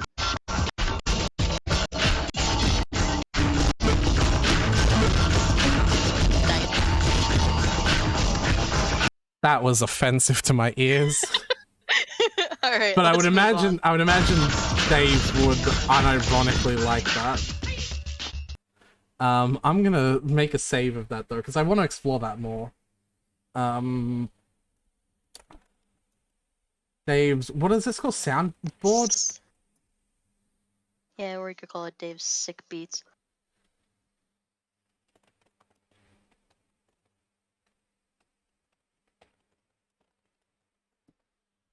There we go. Oh, there's like a lot. Ghostbusters. Oh, Master volume. Store patterns. Okay. take a sip of apple juice despite what John said. Those beets were so fresh they belong in the produce aisle, is what you're talking about. Soccer moms be thumping that shit for ripeness like melons. Know what I'm saying? After beets that fresh, it would be a crime not to reward yourself with a celebratory swig. 2 plus 2 plus 1 plus 2 divided by 10, 7. So that's the thing, right? In order to use them, you have to also... The command has to also have that many words, doesn't it? Yeah. But he's been using this forever, so I guess he's used to that. You can't do it! John's got you all twisted up inside now. All you can think about is Mandel's gross monster piss. Damn you, Egbert! You recapture log the juice. And somehow it gets a new lid. Have you noticed that? The lid is Yeah. still on the floor there. Allocate sword to Strife Specibus. Your strike specimen is already allocated with the blade kind of stratus. There's no need to allocate it. You can wield your sweet ninja sword as a weapon once it is in your strife deck. But you would have to capture log it first before moving it there. Capture log sword! The ninja sword, 2 plus 1, No! blah, blah, blah, See occupies what- the same card as the juice, expelling the juice from your Silodex. It splashes all over the turntables and your copies of the beta. Ah! Grab a towel or something. You head out to get a towel from the bathroom across the hall. You glance at one of the many radical fucking puppets in your bro's collection and nod in approval. Is there anything not awesome about I your think bro? the reason the No. reason it's weird is that it's not dividing by 10, but it is doing something by 10 that there is no word I can think of to describe it, It's... because it's essentially removing amounts of 10. It's technically dividing, and then the remainder is that. Yeah, it's acquiring the remainder of a division by 10. I don't think there's a proper mathematical term for it because it's fucking dumb and there isn't Probably. one. They got a bunch of mathematical terms for everything. There's a mathematical term for everything. I'm sure there is, but they decided to just say divide because it's simpler for a webcomic. Yeah. I'm guessing Hussey isn't a, algebra expert. You enter the bathroom, there's a damp towel on the floor, and you could probably use this for this crisis. You stop to pay a little respect to one of your bro's boys up there. Hey, little man, how's it hanging? Capture log, damp towel. You take the damp towel. 5, expelling the box. Search the bathroom for something slightly less damp. Nah, you just decide to wring the towel out in the toilet and make it less damp. Now it's just a towel. 8. Alright, clean up the juice. You clean 8 up the juice with the towel and hang the damp beta envelopes on your line to dry off. How was he able to pick up the beta envelopes without having to capture log them? Don't know. In the breeze of the fan, the betas jostle near the open window. This arrangement is a little disconcerting. If they fall out, it would sure be a stupid way to lose them. Turn off the fan. The crisis is easily averted. Can't imagine it will ever resurface later in any way, shape, or form. That beta is as good as yours forever. You probably go pester Egbert again. You wonder if he found out the beta yet. You also might chat about your This is respective gonna get me back into syllabuses. Homestuck shipping. Oh yeah. You also I might can feel it already. You also might chat about your respective syllabuses and fetch modi. Hey Tyler. New concept for you. Yeah. Homestuck characters visions? Question mark. Question mark. Well, I have a theory about the visions. But you can't talk to me about that until I've finished Encanamio. and it would kind of throw everything out. I'm kind of okay with you spoiling the Economia story because I'm not super duper interested in Genshin's story overall. Like, it's like less important plot. I'm interested in the Archon story, you know, but like not. Well, the thing is, it is tied to the Archon story. Yeah. It is very much. Yes. It All is right. extremely. All right. Anyway, later, not now, because you know, Yes. I'm assuming something like that is going to be a very long conversation. Mm-hmm. You wonder if it's. Well, I could simplify it in a way that doesn't include spoilers. Go on then. Well, not now though, but still. Sorry. Yeah. Alright. You wonder if it's even anywhere near as smooth as Silodex as you are. Probably not. It's probably not even humanly possible. Suddenly, a rambunctious crow flies into the open window and snatches the betas. Probably to make a mess of them, or maybe just for the sake of being a brainless, feathery asshole. You yell at the bird. Stop! 7.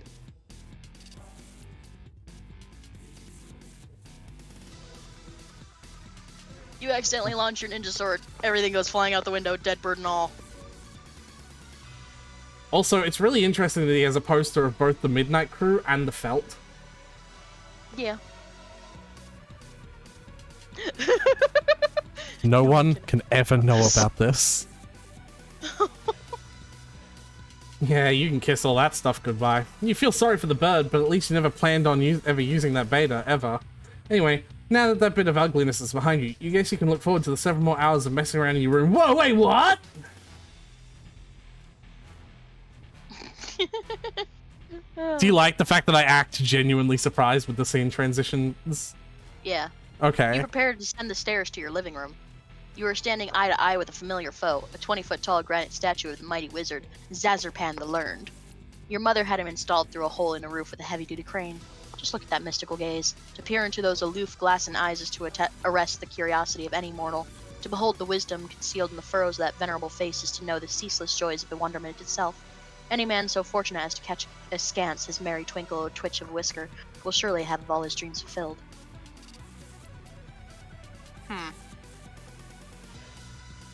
You find this grisly abomination utterly detestable. Psychoanalyze mother's love of wizards. wizards. There's nothing to psychoanalyze. Yeah, see, you're right. Your mother clearly has no real affinity for these damnable things. She only collects them to spite you. If anything, she finds them even more repellent than you do. She's just a committed woman. I like, Tyler, how sometimes when, like, a thought is finished on a second page, you pick up on the fact that you're the one to finish reading that, even though it's like, you know, like we have Yeah. Like, I like that you pick up on that shit. It just felt natural Yeah. for me to continue that one. You descend to the living room area of your home's expensive open layout. There's the sound of rushing water beneath the floor. It tends to strike guests as a strange presence in the living space, but it's become hardly audible to you through familiarity. There is a front door, but hopefully there is no need to make the long trek around the house in the rain. You might as well see if you can slip through the kitchen and out the back unnoticed. View Mother's solid copper vacuum statue. Okay, but it's bronze, not copper. But it wasn't always. A while ago, you gave this as an ironic gift to your mom for Mother's Day. You even customized it with a drink holder to support one of her ubiquitous alcoholic beverages. She liked the gift so much, she had it bronzed and put on this pedestal. She even left it plugged in so it could still be turned on now and then, but never to do any cleaning. It never leaves this display. Sometimes at night when you aren't in your room, you can hear it wailing from downstairs. She must know you can hear it. She's completely deranged. Grab the Eldritch Princess. She liked the gift you got her so much, she put it on display. That's not what you're supposed to do with a vacuum cleaner! She's also insane, but she liked it. It's too big to capture log. Not that you would want to move it anyway. The pretty princess doll has been sitting there for months, ever since your mother got this abomination for your birthday out as a totally passive-aggressive gesture. You're into the Eldritch! You decided to make it much less abominable by knitting Her Majesty a new head and new arms. Now it brings a mischievous... Well, actually, I guess that what she's saying... Oops. Is What? that it was just a princess? Yeah, and she knitted the... That makes Now sense. it brings a mischievous smile to your face whenever you walk by. Your mother hasn't removed the doll yet, and probably never will. She would never be the one to blink first. Acquire umbrella for protection from the She elements. also doesn't have eyes. U is after L and U is before V. Gonna have a hell of a time accessing that card when you need it. You guess you'll just cross that bridge later. Peek inside kitchen. The liquor bottles are out in full force. Mom is surely nearby. Investigate richly colored object in the middle of the screen. Oh god. That would be your refrigerator, whose surfaces have customarily served as the battlefield for a chilly siege of passive-aggressive one-upsmanship. There was a drawing you did of your cat Jaspers when you were younger, along with a poem about him. Your mother had bought this ostentatious $15,000 frame for it and had it welded to the fucking door. That is a bit silly. Yeah, she's insane. They're both insane. They're both insane. Yeah. But she seems insane with, like, how much she's, like, just overwhelmingly wanting to support Rose. I know. Using the And colorful... she's also drunk. Yeah. Using the colorful magnet letters, you recently left a succinct message, which may or may not have been directed towards anyone in particular, but you couldn't find the letter W, so you just stuck two V's together. Your mother then purchased a fresh pack of W's and left them there for your convenience. Appreciative of the thoughtful gesture, you left her a sincere thank you note, which you had legally notarized and then marked with a drop of blood. God, you're both But insane. part of it was touching the floor, so your mother was kind enough to lift the lower of the portion of the document with a velvet pillow. Wow, you are both insane. I forgot about this whole thing. Oh my fucking god. Wow. The ones who are into psychoanalyzing others are always insane themselves. Oh, I love it. This is incredibly silly and not sure how it fits into your campaign against your mother or getting your computer back online to escape your doom. But it's hard to resist getting a little silly sometimes, especially when you're absolutely positive no one is watching. Capture log W. W is fucking... W does indeed... Like, that's funny that the W is merited literally based on the fact that it's the letter W in an alphabetical sorting system. Because, like, Yep. one could argue W starts with D. No, it starts with W. No, it starts with D. D-O-U-B-L-E-Y-O-U. W. We're not spelling W, though. Who It says? is a W. Alright, if Dave can fucking change his Sylladex based on the words he says the thing is, or not even says, the words he thinks the thing is when he picks it up, Rose can That was a different modi. Rose can define a W as starting with D, okay? She clearly chose to start it with W, though. But that unsightly void in the W pack won't do, nor will the gash in the plastic. You deposit 12 cents into its place, which is your approximation of the letter's value.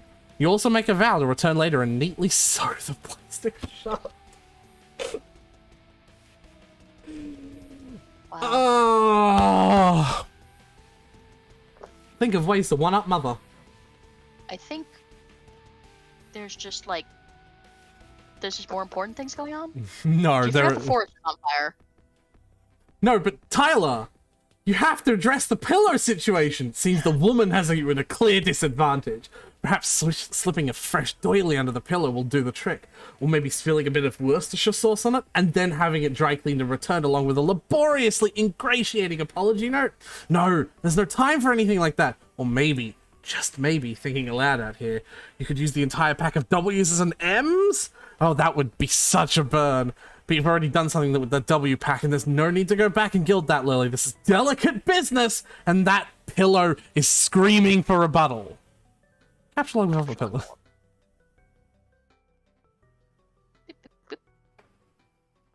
You decide to take the velvet pillow and lovingly embroider a poem in praise of motherhood on it. Hopefully you can pull this off before she notices it's gone. VE is greater than L, VE is less than VI, VE is greater than U. Yeah. But it causes your tree to be pretty badly unbalanced. Surely it would all auto-balance itself in a moment. And just like that, the And just like umbrella that, becomes... oh, yeah. Go ahead. Yeah, umbrella becomes accessible in the root card. That's one of the things you love about the tree modus. The happy surprises. Ooh, hello. That's enough. Time to get... Ah! You don't know how she does that. You've never safe in this house.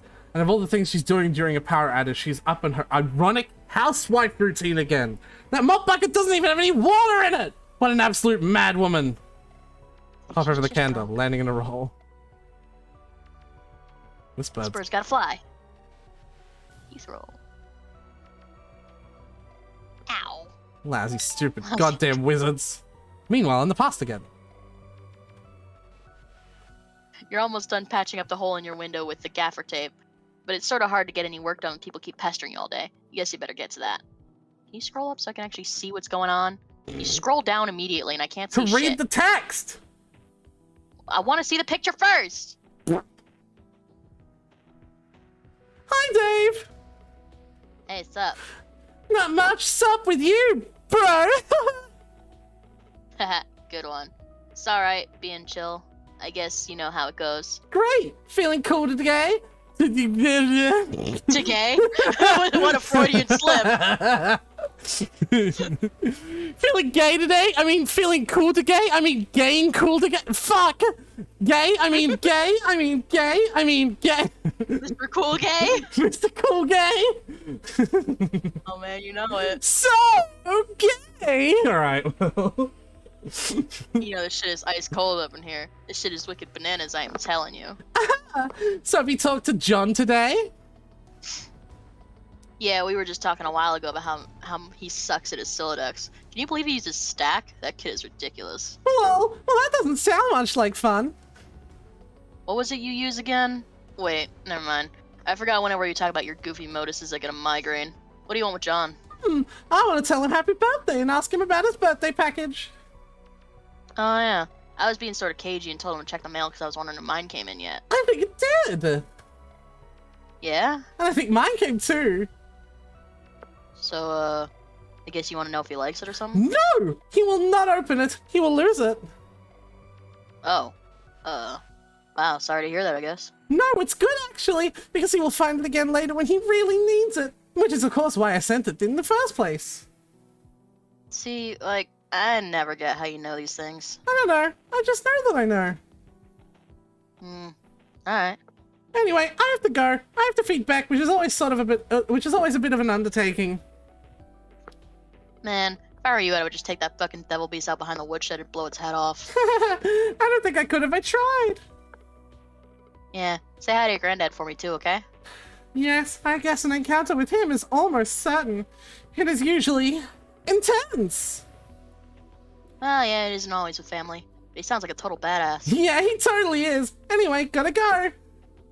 See ya. Fucking... Mwah! No, I'm not doing that. I'm not degrading myself to that level. It will be handy to have your phone, 8, on standby so you don't always have to go back to your computer whenever someone pesters you. This way you can text message, 8, people no matter where you are, what outrageously cool things you're up to. So cool. John, pursue adversary into that room! And ever meanwhile in the present, sort of, once again that slippery antagonist eludes you. You only find more of these unpleasant, oily smears. Something is pestering you. Both your PDA and computer register the message. This chum will know what to do! Alright, I'm out of my room now looking for my bros game. Oh, good. Yeah, there's no sign of Rose yet. I hope she is okay. Well, if she comes back, I'll be ready. You know what you're talking about. You better know what you're talking about, because this could get ugly. Brought my phone, and I also took this awesome katana with me in case things got too hot to handle. And they always do. You mean that cheap piece of shit you have on your wall? F you. It's sharp and it's awesome and it's a sword. End of story. Okay, I don't really care. I'm in my room again. I really think there's someone else in this house. Like monsters or something. Howie? Haha, I wish. Dude, monsters aren't real. That's stupid kid stuff for stupid babies. Maybe. Yeah, you're right. What are you, an idiot? Of course there are monsters in your home. You're in some weird evil monster dimension. Come on. Skepticism is the crutch of cinematic troglodytes. Like, hey, mom, dad, there's a dinosaur or a ghost or whatever in my room. Yeah, right, Junior, just go back to bed. Fuck you, mom and dad. How many times are we gonna watch this trope unfold? It wasn't goddamn funny the first time I saw it. Just once I'd like to see his dad crap his pants when a kid says there's a vampire in his closet. Oh shit, everyone in the minivan. Be a fucking dad of the year right there. Okay, stop. What do I do? What do you have, a hammer? Man, so lame. Okay, whatever. You should get into weaponizing your Silodex. My bro was always getting on my case about it, but man, it is not as easy as it sounds. But if you're fighting monsters left and right, you don't have much choice. Okay. I guess I can read up on data structure some more. How's it going there? I'm out in the living room. He's usually here, but I don't see him. Might be playing his mind games. He's always pulling this ninja shit. All I see is little Cal over there, so I guess he can't be far. Haha. Oh god. So lame. What? See, I just don't know why you think it's cool. His ventriloquist rapping thing. Oh, Lil Cal? Nah, man, Lil Cal is the shit. That's fine. You are entitled to your opinion. I'm just saying that being a white guy who is a rapper with a ventriloquist doll is not cool by any stretch of the imagination or by any definition of the word cool, ironic, or otherwise. That's all I'm saying. Yeah, bullshit. Cal is dope. Puppets are awesome. John Egbert blows. The end. Yeah, more like the opposite of all those things is the thing that is true. I'm gonna go read. Good luck with your bro. Read your book! Stay wary of these foes. I love him. Only stupid babies who poop their diapers would believe in that stuff. Ugh. Come on, that's like the 4th time. Ugh. You throw right out the front door. Hi. Her mom is suave, by the way. Oh yeah. Like, I love her outfit. Grieve!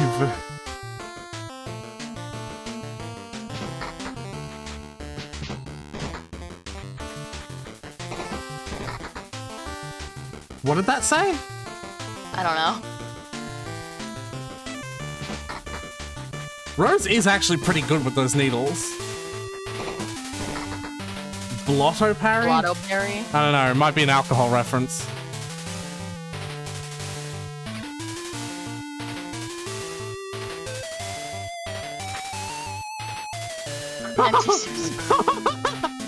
Jesus Christ! Ironic indulgence. A beautiful pony. Well, also, would her needles be metal anyway? If they're plastic, they're not going to conduct electricity. Well, I think also it's because there's a blackout, so there's no power. Ironic negligence. Auto Perrier! Perrier. Perrier. Ironic indulgence! A beautiful pony!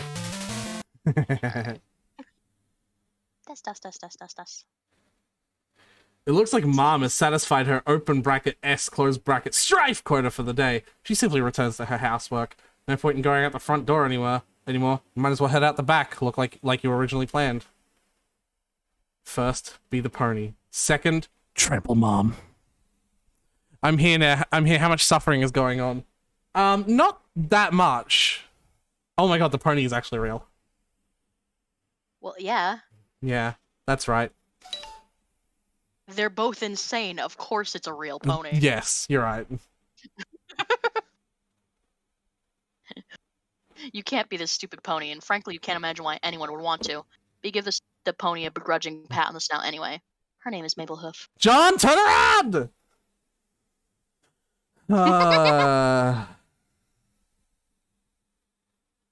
You're trying to read, okay? This book is already unpleasant as is, without weird voices in your head nagging you to do things. Besides, I thought we already agreed there's no such thing as monsters. Wait. Purse your wait, no. Purse your lips together and form a stiff pucker. Apply them firmly to my rear end. I now pronounce you man and wife. Now get in the kitchen and make my ass some dinner, bitch. Oh my god, that's brilliant. Early Homestuck looks like ass. Fine, you'll interrupt your reading and turn around, but you don't see what could possibly be so— oh my god, it's a monster! Next!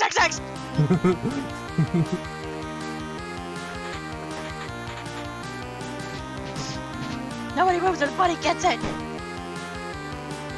Agree! Bunny back in the box! And he's down.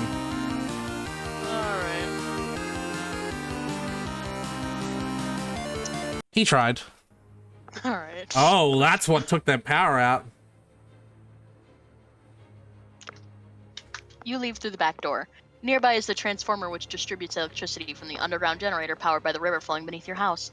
The transformer was struck by lightning, though, and no longer works. You wonder if your mother has any plans to have it fixed. You guess she'd rather just play her mind games in the dark house like a weirdo. You see the mausoleum and the portable generator across your backyard. You're almost there. Use umbrella. Everything goes. The W sticks to the...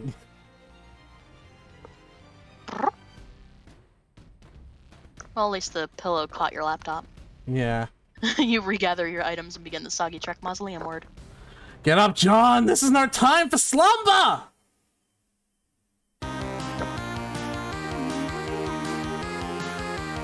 Oh, there's like controls. Whack it. Spacebar.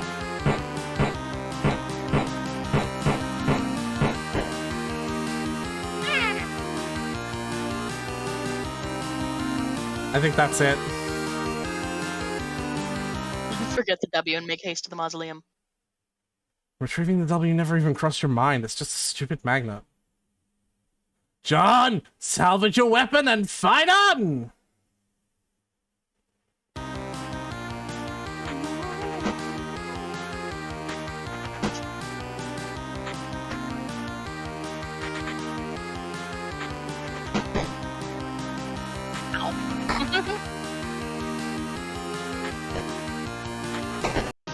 Catch. Nice.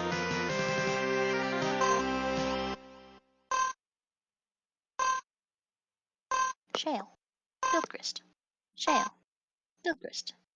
Hell yeah.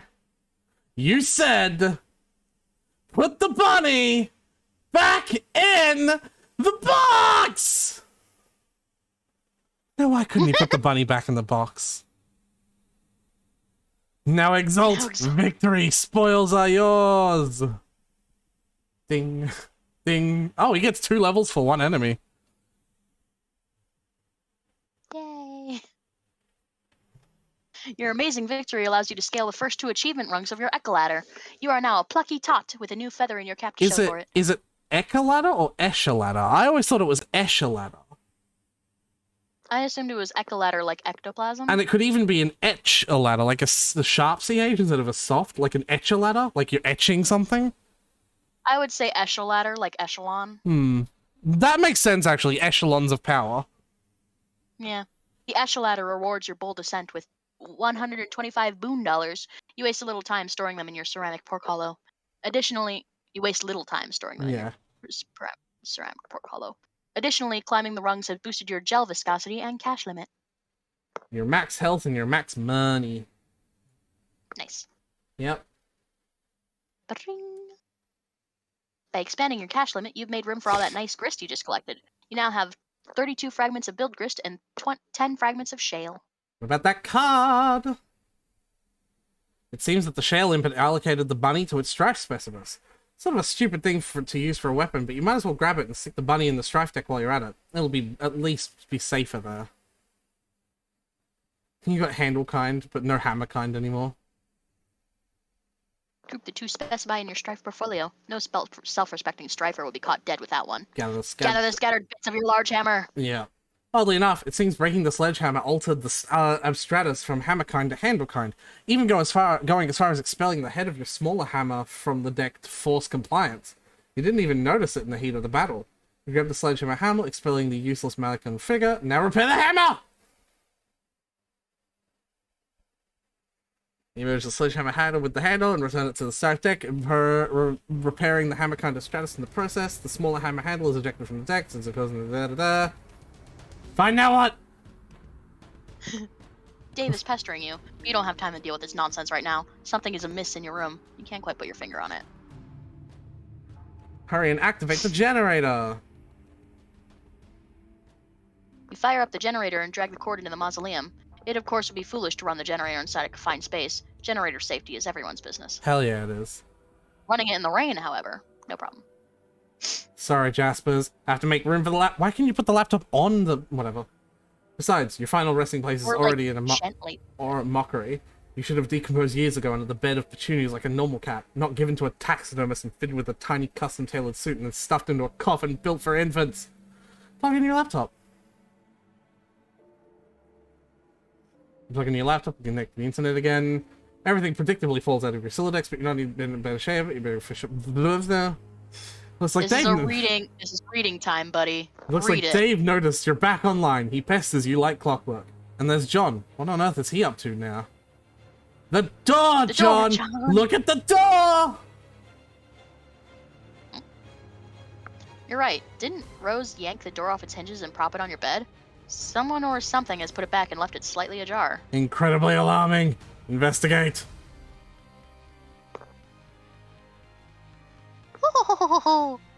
Oh. What? This is so outrageous.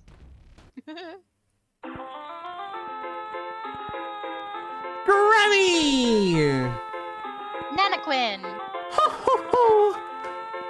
I basically do just have to do the Monokuma voice for this. Yeah. No, I've got a good voice. Because I'm good Well- at doing an old grandma voice. Like, I'm really good at... Are you gonna take her, even though it's my turn? Is it your turn? Yeah. Oh, We yeah. both got 2 and I started, so... Yeah, no, you're right.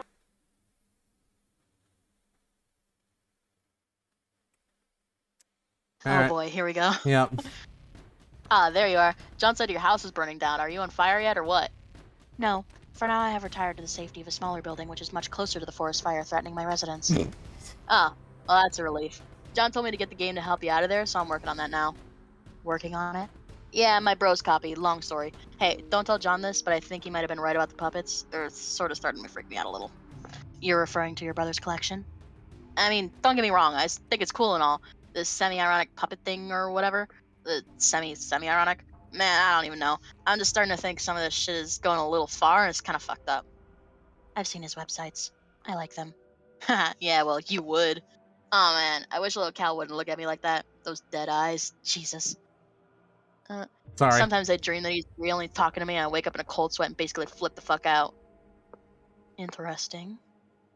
Oh god, why did I just tell you my dream? You're gonna have a field day with that. I'm currently scrawling notes furiously into one of my many psychoanalysis journals I maintain for you. Published papers forthcoming. Besides, because, you know, it's not like either of us have anything better to do at the moment than evaluate each other's radically debilitating pathologies. Yeah, I'm gonna get moving. Oh, have you heard from John? He's not answering me. He won't answer me either, but I'm watching him. I suspect he's preoccupied with the fact that he just had a bucket of water dumped on his head by the ghost of his dead grandmother, who also happens to be dressed like a clown. Ha. Alright, I'm out. Later. Interrogate this mad woman! Alright, I guess it's all yours. Nana. I don't know how to do it. Do you want to do her voice in Monokuma's? Because I don't. I'm not gonna do Monokuma's, I'm gonna do a very old lady. Then do the. I don't know if I would give her a good voice. So Okay. if you have the old lady voice, then go for it. I'm pretty good at doing old lady. Nana. Yes, dear? Wow, you scared the living daylights out of me. Well, I guess it was a really great prank. Good one, Nana. Anyways, are you really my dead Nana? Of course, John. I have come back to help you in your journey through the medium and beyond. I am delighted to see what a fine young man you have turned out to be, just like your father. Okay, I guess I will take your word for it. I don't remember you at all. My dad said I was really young when you died. Hey, speaking of which, do you know where he is? I looked everywhere for him.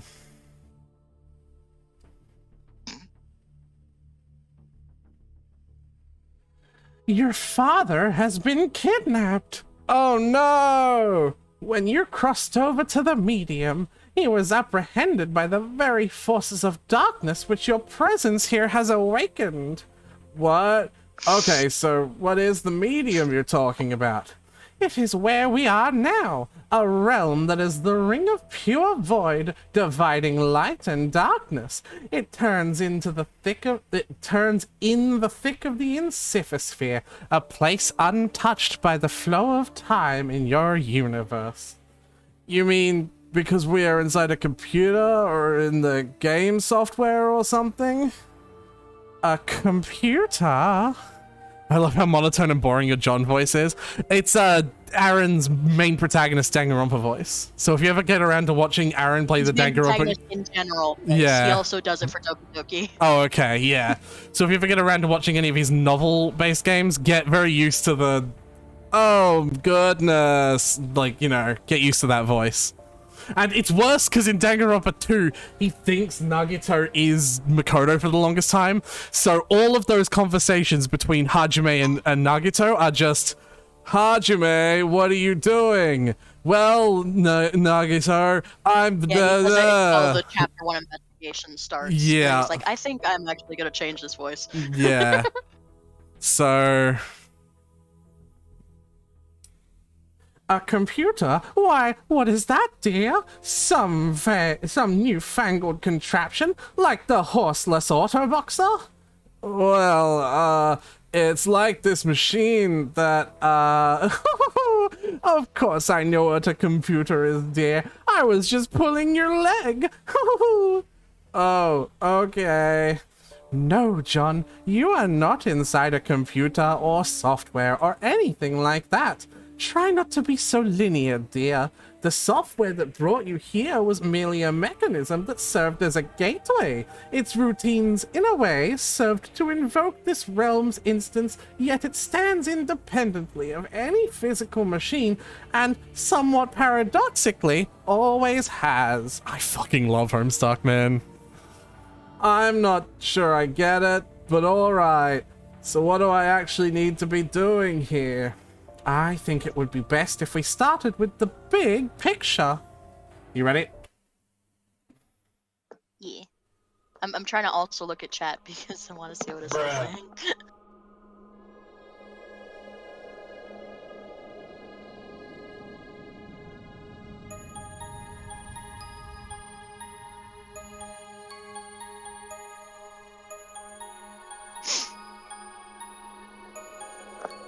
Above the medium, beyond the 7 gates, residing at the core of the Inciphosphere is a place known as Skya. Legend holds that Skya exists as a dormant crucible of unlimited creative potential.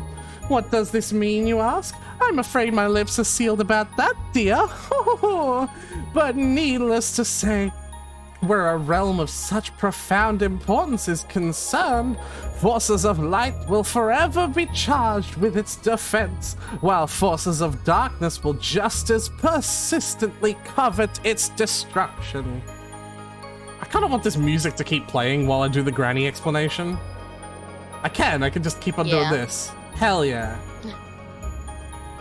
And as it so happens, at the center of this realm whose fate is in question, these very forces duel on a stage, stuck in eternal stalemate. Yes, they have dueled in this manner forever. That is, until you showed up. This is cool, actually, the fact that I can, like shift tab to open it like an actual web browser. I think that's cool. Watch that.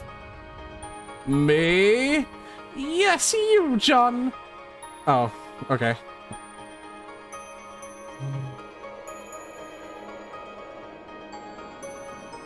Yep. Durson Prospect. Yes. Watch the whole thing.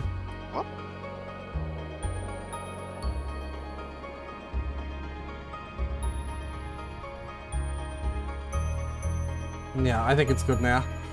Before your mishap with my ashes, you may recall the sprite's previously incarnation, which resulted from this kernel's hatching. You see, this hatching process occurs automatically in response to your arrival. The result is a pair of kernels, one dark and one light, each carrying the information that they were prototyped with before the hatch. Nana, are you alright? One goes down to a kingdom entrenched in darkness, the other up to a kingdom basking in light. Each comes to rest in an orb atop a spire, of which there are 3 others in kind. The 4 spires are situated above a throne, and these 2 thrones preside over the 2 respective sovereign powers. And once the kernels are situated, that is when the game is afoot. The true war begins. Light versus dark. Evil versus good. This is a war that the forces of light are destined to lose without exception. A question of futility, then. Wow, really? Then what's the point? That remains for you to find out, dear. For you see, the journey you are about to take is the ultimate riddle. Whoa! For now, your objective is to proceed towards Skya and pass through the first gate, situated directly above your house, not even terribly far. The gates will become more progressively difficult to reach, so you had better be prepared to sharpen your adventuring skills. How am I love how supposed to get up there? John's sprite is the most helpful, because I don't recall any sprite like ever explaining anything. Yeah, in like Roses any, is just like at all. I'm just the cat, meow. Meow meow meow meow meow. Yeah, you can do Rose's one. I think Rose's happens next, right? No, Dave's would happen. Would it? I don't remember. He prototypes it with Cal, so I'll get to go.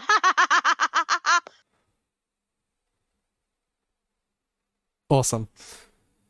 How am I supposed to get up there? Why, John? Note that as you maniacal laughter in my failed. notes. Okay, I think I get it now. So I guess the battle against good and evil is sort of irrelevant? Well, I don't know. That all sounds kind of weird. But in any case, we build the house to get to these gates, and then I can save my dad. Yes, John. And then after that, we solve this ultimate riddle thing and save the Earth from destruction. Oh no, I'm afraid not. He slows down. Your planet is done for, dear. There is nothing you can do about that. I should close this now that the music has stopped. Oh. Your purpose is so much more important than saving that silly old planet, though. And that is...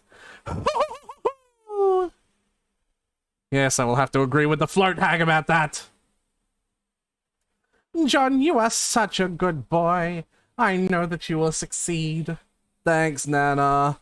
You are a good boy, and good boys deserve treats.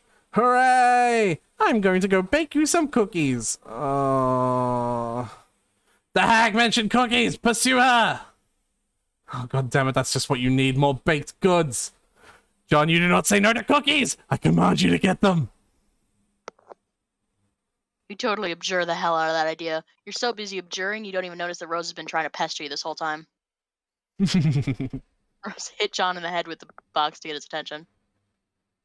You give John a swift drubbing in the noggin, but he is undeterred. That is some fit he's throwing.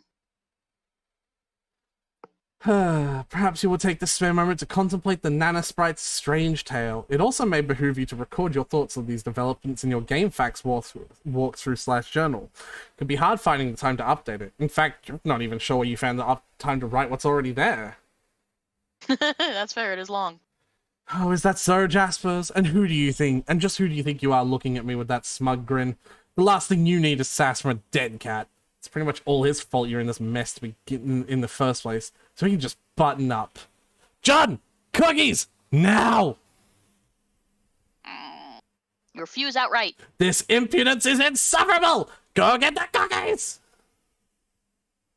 When you put it so politely, how can John decline? John, you are stupid! You really need to work on your manners. Stupid, stupid, dumb! It's not a command, it's nothing. It's stupid. You're stupid. For the last Middle time finger. for the last time I command you to get the cookies, boy. It's just not gonna happen, buddy. Years in the future. But not really enough to not write home ramble about. An agitated finger slips mid-keystroke. Well, we have to click it. Beans and mustard. Human etiquette. That's all. Hey! Yay. I can actually put music on in... Can I, like, repeat a single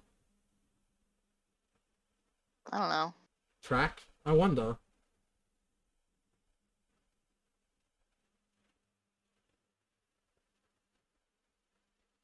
Oh, no, it just links to the YouTube one. Okay. Which I guess you could loop it on YouTube. Yeah, but whatever. like, at that Moving on. point, yeah. Moving Okay, on. we agreed we're not reading the long and short. The medium, too. Rose, I love you. Mhm. Ba ba ba ba ba ba ba ba ba. Consider nothing but this game surprising as part of fact the first one player.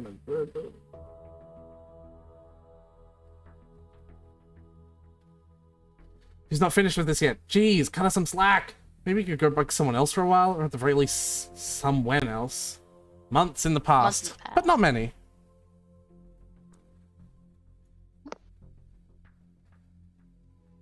Oh.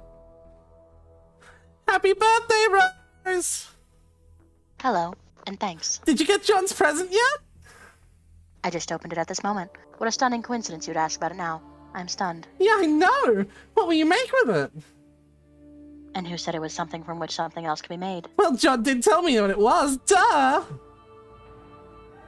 I suppose I'll take a stab at learning the craft. It's the least I can do in response to the subtle dig concealed in his gesture. He often tells me I need a new hobby when I make perfectly reasonable analytical remarks. Oh, but Rose, I don't think you mean anything about it like that. You see, not everyone always means the opposite of what they say the way you and Dave do. Maybe. His birthday is in a few months, isn't it? Yep, I already finished a present for him. I've been working on it for years. Years? It's so hard to tell when you're joking. Or if you're even capable of it. I just mailed it to him too, so it's sure to get there on time. Mail takes a while to get to anywhere from here. I'll probably craft something with strong sentimental value. That should burn him. I don't think you really mean that. I guess not. So, shall I expect a green package dropped to my house via airmail from whatever screwball cranny of the globe you're tucked into? No. Sorry, but you were sort of hard to shop for. Besides, I have something for you today that I think will be better than something in a box. Oh? This is a tip. This is already intriguing enough to compensate for the grave scarcity of lavish gifts parachuting from the sky. Please go on. Did you have a pet a long time ago that died? Yes. Okay, well, how did you feel about your cat, and did you love him a lot? Okay, well, I didn't mention it was a cat, or that it was male. Let's pretend I'm surprised and you're embarrassed to move on. To answer your question, I would describe my feelings toward the animal as lukewarm. Okay, that's fine. It doesn't really matter, I think. Just, what if someone told you you could play a game that would bring him back to life? If someone told me that, I would regard the remark with a great deal of skepticism. If that someone was you, on the other hand, then I would have to ask preemptively, is that someone you? Yes, that someone is me! I just thought you might find it interesting. So what is this game? No, I don't know. I'm just saying is all. I think you'll hear about it later, and maybe you come talk to John and Dave about it.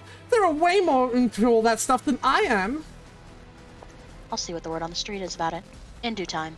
For now, I should probably order a copy of Knitting for Assholes. It would be a shame if I ran late with John's present.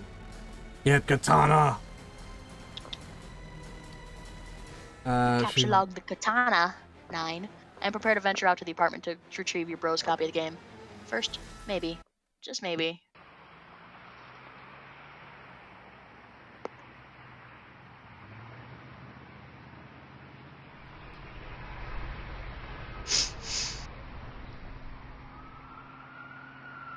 Wow, that is basically unretrievable.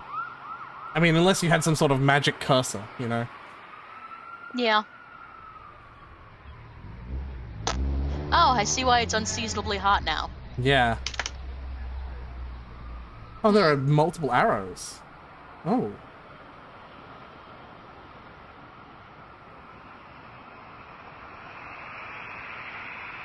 I don't think I ever clicked on that arrow to see this. That looks familiar. Interesting. Dude, that bird is long gone. It probably won't last long in this heat anyway. You don't even know what's up with this sick heat. The sun threatens to set, but it won't step off. It's staring you down like the big red eye of a hot needle skipping on a groove. It's tracing around the earth. While lingering in midair, its heat seems to suspend time itself, stretching it like a warped vinyl. It's meant to rain this season, but there ain't been a drop in sight. Even a little drizzle would help. Might help to fizzle the sizzle a little bizzle. Set the record straight in this global turn-tizzle. So don't change the Hey, now you get dizzle. to rap. Don't change the dizzle, turn it up a little. I got a living room full of fine dime brizzles. Waiting on that pizzle, the dizzle and the shizzle. G's to the bizac, now ladies, here we gizzo. When the pimp's in the crib, ma, drop it like a tart. Drop it like a tart. It's an actual song. He's just quoting a fucking song. English romantic poet John Keats. That's the best part. I don't even think Jade gets one of these. Like, every other character has gotten one so far. I don't remember Jade even getting one. We'll see. Sorry, little dude. Coming through. Gotta put you down for a bit. You figure you've left him hanging long enough. I just love the repeated, like, this is one of the reasons why I think you like Running Homestuck as jokes. well. The repeated phrase, like, you've left him hanging long enough. Like, it's just... Running jokes. Yeah. Hastily enter the room with wild abandon! Arjun and see a familiar face. A friendly face. You stand in the living room. Your bro spends most of his days in here. At night he crashes on the futon over there. You don't see him anywhere though. And then there's the puppet chest he saws little Cal in when he takes him out to gigs. But when he's home, he usually leaves Cal on display somewhere. And with good reason, because Cal is totally sweet. So sweet. Man. Eddie the Fool. Alright, that's a long one. It's your brother's Mr. T puppet, which of course is kept in the apartment with a sense of profound humorous irony. But as usual with your bro's exploit, this is no ordinary irony, or anything close to pedestrian tier 1 ironic gesture, which is a meager single step removed from sincerity. This is like 10 levels of irony removed from the original joke. It might have been funny like 8 years ago to joke about Mr. T and how he was sort of lame, but it was the very thing that made him awesome and badass, and that his awesomeness was also sort of the joke. But in this case, the joke is the joke, and that degree of irony itself is also the joke, and so on. Only highly adept satirical ninjas like you and your bro can appreciate stuff like this. But it's cool taking stuff that other people think is funny, but you know really isn't it, and making funny again by adding a subtle strata of irony, which is utterly undetectable to the untrained eye. Also, for good measure, Mr. T is wearing a leather thong and handcuffed to a pantsless Chuck Norris puppet. God, you hope to one day be as good as your bro is at this someday. You'd never tell him that, though. I think your bro might just be Gay. like sexually attracted to puppets. Yeah. Bro Strider would watch Rick and Morty. Yo, little bro. Dave, come check this Turn into a out. pickle. He turned into a pickle. It's the funniest shit you've ever seen. Find little Cal and give him fist bumps. Cal's nowhere in sight. All you see is a bunch of your bro's weird nude puppets strewn around haphazardly. You guess these things are kind of cool. Sort of. Play a game on the Xbox. Like those are sex dolls. Yeah. Also, the Baby Muppets posters are. Okay, bro. Where? Next to the TV. Oh, yeah, no, I see.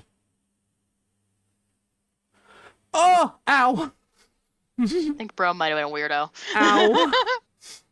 What did you do? I just pulled a hair out of my nose. I'm alright. Why did you? Why? Well, I mean, because it was, like, long enough that it was, like, making me sniffle constantly. So it had to go. And it was gonna hurt regardless. Ow. Alright, if you say so. But what else do you do with them? You don't fucking stick a pair of scissors up there and chop them. No, you I don't know, don't. I've never had that problem. Oh, look at you with your hairless nose. Read the fucking line. It looks like your bro is playing. It's not like him to leave in the middle of some totally intense gaming. Not like him to misplace Cal either. Man, you hope the little guy's alright. Enter. Oh, there you are, dude. Didn't see you there. We be chill today, Cal? Yeah, you better fucking believe we be chill. Cal is the man. Resist great urge to play Bro's Xbox. You fail to resist the urge. You start thrashing up stunts, something uncanny brutal on your quest for Nan snacks, yo, and get this way rude hunger under control. Shit is basically flying off the hook. It's like shit wants nothing to do with that hook. That hook is dead to that shit.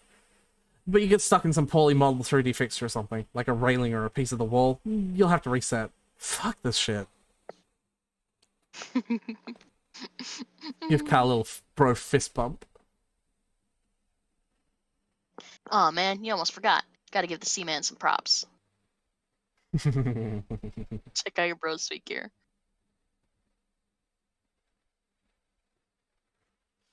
Your bro has so much sweet gear, it's hard to keep up with it all sometimes. Here's his computer setup. He's usually got a lot of stuff cooking on here at any given moment. Since he's not around, you might as well sneak a peek.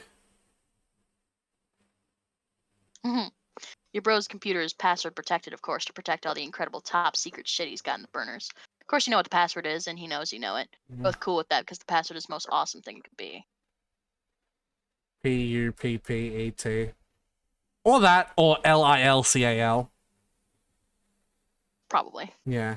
You enter the password. On the desktop is a hodgepodge of unnamed folders to store all the stuff he's been working on. No one can decipher his organization system but him.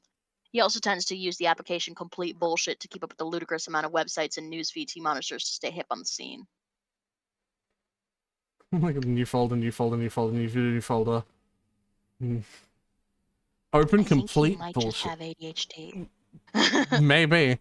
Hello, Rex Gamer the Femboy. So this is basically like a browser that just spits out the plain text with colored backgrounds, and whatever you're mousing over is like thicker, I guess. It's complete bullshit. Oh god! Ah! This is complete bullshit! Check out a Sweet Bro and Hella Jeff has a sweet update. Yeah, see? Your bro keeps up with your projects in his aggregator, just like you keep up with his. He's tuned into your various blogs, and of course, Sweet Bro and Hella Jeff. You navigate to the latest comics in one of the many bullshit feed bands. Hell yeah. Got a ticket for the big game. It's sports. I'm so jealous. You know I love the big game! Oh, yeah. This big man has the rock. He's driving so hard through the point downtown. Alley-oop for the slam dunk. What is I can't even. Master of the orange stripe containing plush rump. Please don't. Oh. Oh, puppet cams. I thought that said feet, but I'm not sure it's better that it says felt. Read the chat. It's hard to read that green. Soft off / quivers from Probusk in soft. Oh my god, it's so hard. Bet there's a lot of to give to that ass. Bounce a coin off of it. It's not going anywhere. Not going anywhere. Yeah, bet that coin will take a good nap there. Oh. And then one of your bro's many ironic websites. The difference here is that I think he's just into puppets. you rake in thousands of dollars a month through this enterprise. Smuppets are a multi-billion-dollar a year enterprise, and it's awfully hard to resist taking a firm squeeze from the plump udder of that cash cow. Can we not describe that as a firm squeeze or a plump udder, please? You are 13! You are 13! All right. For all the fuzzy alright. Guess you've messed around on this computer long enough. Better get a move on before it's too late for Rose, or worse yet, your bro catches you. But my god. The rumps. They are transfixing. You know this is ironic and all, and your bro reaches echelons of irony you could only dream of daring to fathom. But on rare occasions, when your guard is down, it all just seems a tad unsettling to you.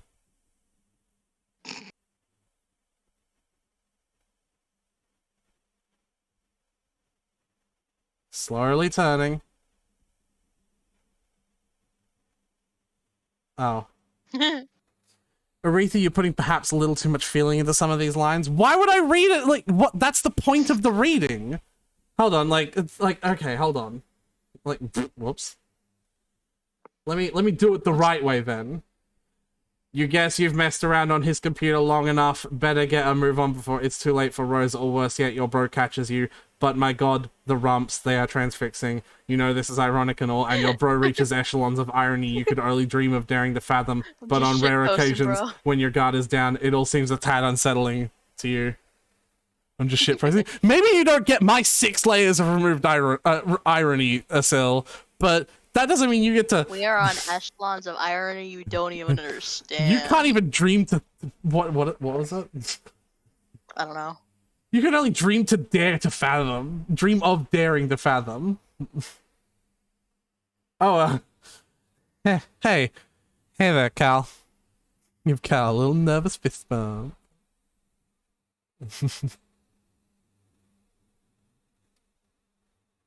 You're sort of starting to flip the fuck out. Without losing your cool, of course. Pester John to ease your nerves. You get Egbert on the line again to give him the lowdown on your progress. You feel it's important to keep the wires hot, but he's not answering. You wonder what the guy is up to.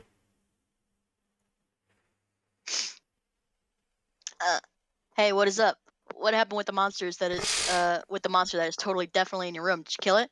Where are you, man? Anyway, things are cool here. Totally cool. Puppets are still awesome. No problems with them or anything. Like, just really, really awesome. Looks like Rose is finally logged in again. Didn't John say her house was burning down? You wonder if she's on fire yet or what. You've already had this one. Dumped her. Yeah. He's not answering me. Seconds in the future, but not many. John, what are you doing? Snap out of it. We ought to discuss what your grandmother told you, don't you think? Fine. Enjoy your stupor. I'll go about my business elsewhere. Oh no, not the Tell you to punch, piano! whatever. No. Punch designates.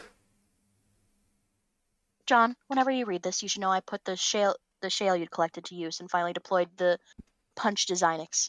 It is in your It study. might actually be designix, yeah, not designix. Because like we don't say the fucking. I'm gonna go over the design documents for the new fucking floor in the house, do we? No. It is in your study. I can only drop it though. You'll have to be the one to mess around with it and see what it does. When you're finished with your weird histrionics, maybe you could give it a try. I'm updating my walkthrough, and it would help to know what it does. I love the wiggly hands. Also, I should probably warn you that your house and yard are completely infested with monsters now. Try to be careful. So I can see. Stupid lousy imps, they're mucking up all my cool stuff. Oh, there you are. Oh yeah, sorry. I'm not sure what came over me there. I was acting really crazy for a second, but my head feels like it's clearing up. I think I'm alright now. Return the claw hammer to Specibus. You're getting way better at this sort of thing. Confront Pogo Ride and prepare yourself for Nana. Thank God your sanity is returned so you can entertain extremely rational, coherent thoughts like this one. You examine the Pogo Ride from your bathroom window. You do not like what you see. Oh yeah, it's a game, isn't it?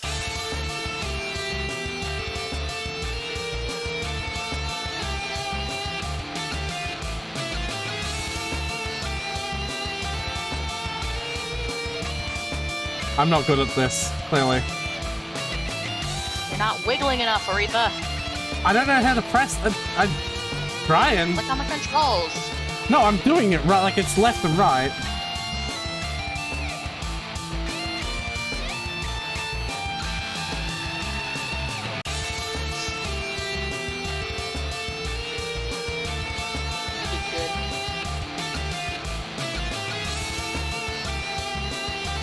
Stop Am feeling I heavy. helping? Yeah. Yes, you are, Asil.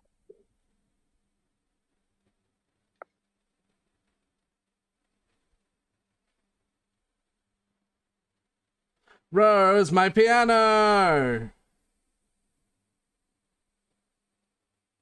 Make the sad voice. Rose, are you gonna respond? My piano! Make the sad face. Rose, my piano!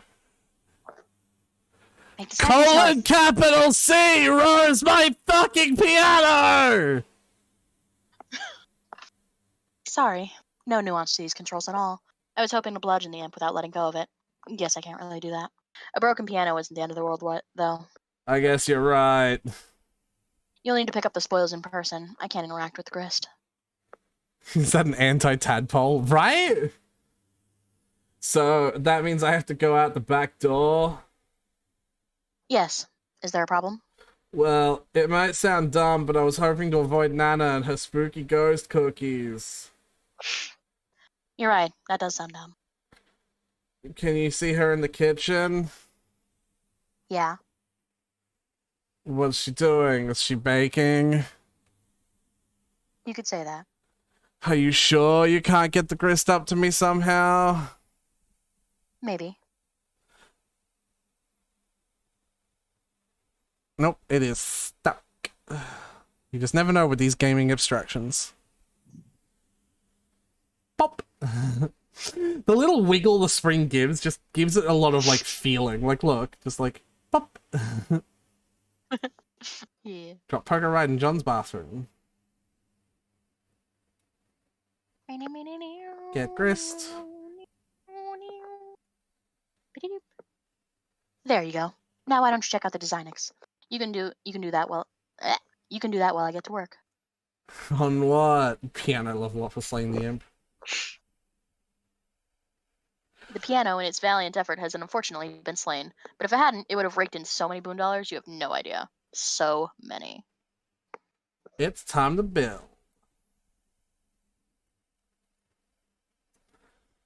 Nana said to build, so that's what I'm doing.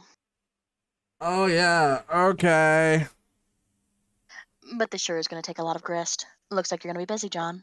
Well, what are you thinking? What am I thinking, or what am I building? What are you building? Sorry. Stairs. They're fairly expensive, actually. Oh man, I could have warned you about the stairs, Rose. Ah.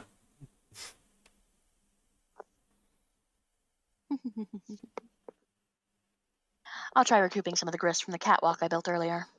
It keeps happening. Ah, good. Looks like I get a refund for earlier allocations. I told you, Rose. I told you about the stairs. Okay. Consider me fully briefed on the matter of stairs. Now, if you don't mind, it's hard enough to concentrate on this without immersing ourselves in Strider's non sequitur. Did you know he thinks puppets are cool? Does he? He's so dumb. Observation tower on the roof. Yeah. You obviously don't have enough grist for something that ambitious, but you can get started with something of a foundation for upward construction, at least. For cabinets, for imps, or useful items. No imps in here, just a lot of shaving cream. Dads love shaving. It's basically all they do when they're not baking, that is. Bring 2 cans of shaving cream.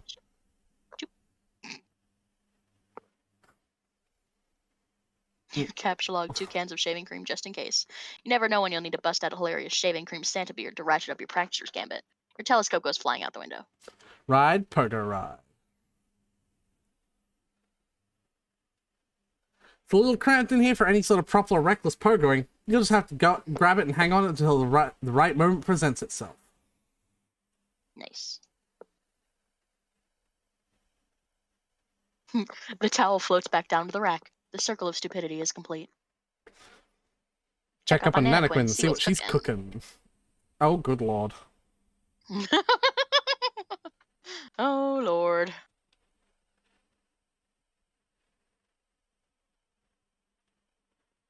Oh. Okay. Right, of course, the laser eyes. How could you possibly forget? Yeah, right. Make a read study. Oh my god, they've made so many. Looks like the imps have taken a shining to that Cruxtruder. Cruxite and black goo everywhere. Right, Slimer Pogo and one up that name. Yeah. Okay, well, it's not a Slimer Pogo, but you mount it anyway and brandish your deadly armaments. Ride your steed to victory! Boing, boing, boing, boing, boing, boing. Yeah, it's actually kind of effective, isn't it? This is incredibly dangerous! Flip the fuck out! Whoop. Let's see, they like the old double barrel lather blaster. Whoops! Oh shit! Mr. John, respectfully ask that you please stand up. Don't move or the pogo gets it! Now, sir boy, flee from this boorish rabble post-haste. He read up on human etiquette. Yep. What?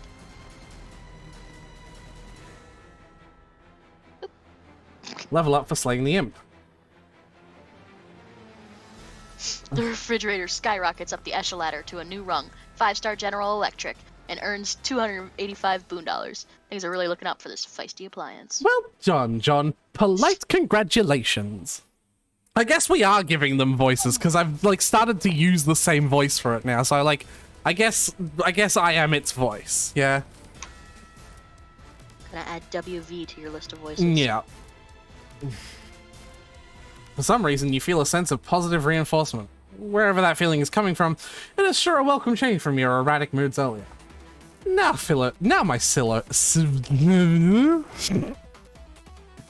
my civil fellow, I have a well-mannered query to ask.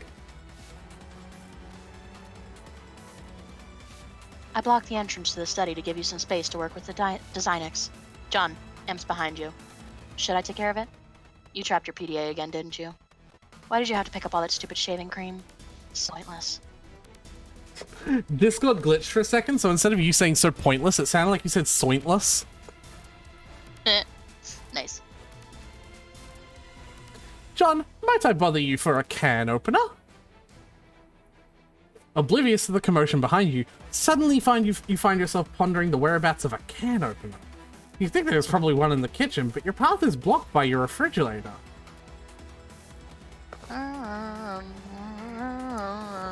John is completely unresponsive. The hell is that nincompoop doing? Years in the future. But let's not totally get carried away here. A studious eye darts about a page like a honeybee gathering the nectar of wisdom. Please, thank you. You're welcome. Good day. How do you do? Gratification. Further courtesy. Munch, munch, munch, munch, munch. Elixir known as tea. Everyone is polite. Munch, munch, munch, munch.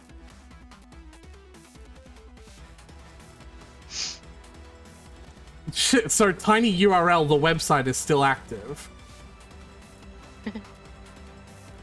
Comprehensive. Like, click on these. Co-player John assesses environment after transition to meat.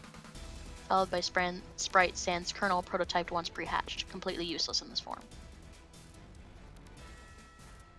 Oh, I probably Severed could have from found suburban this. grid.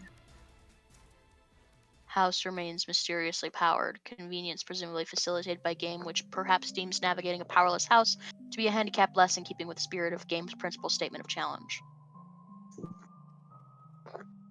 Internet connection remains stable as well. Will likely remain stable until internet itself is compromised by some external threat. Something like, oh, let's say hackers. Kill monsters, get grist, build onto the house. That's the game. Didn't know what the point of this was at the time. Floundering trial and error on exhibit. Prototype.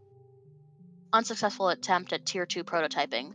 Knowing what I know now, I might have avoided using a backbreaking vademecum of practical josters rife with antiquated lexicon and racist aphorisms. Either that or I might have tried harder to succeed.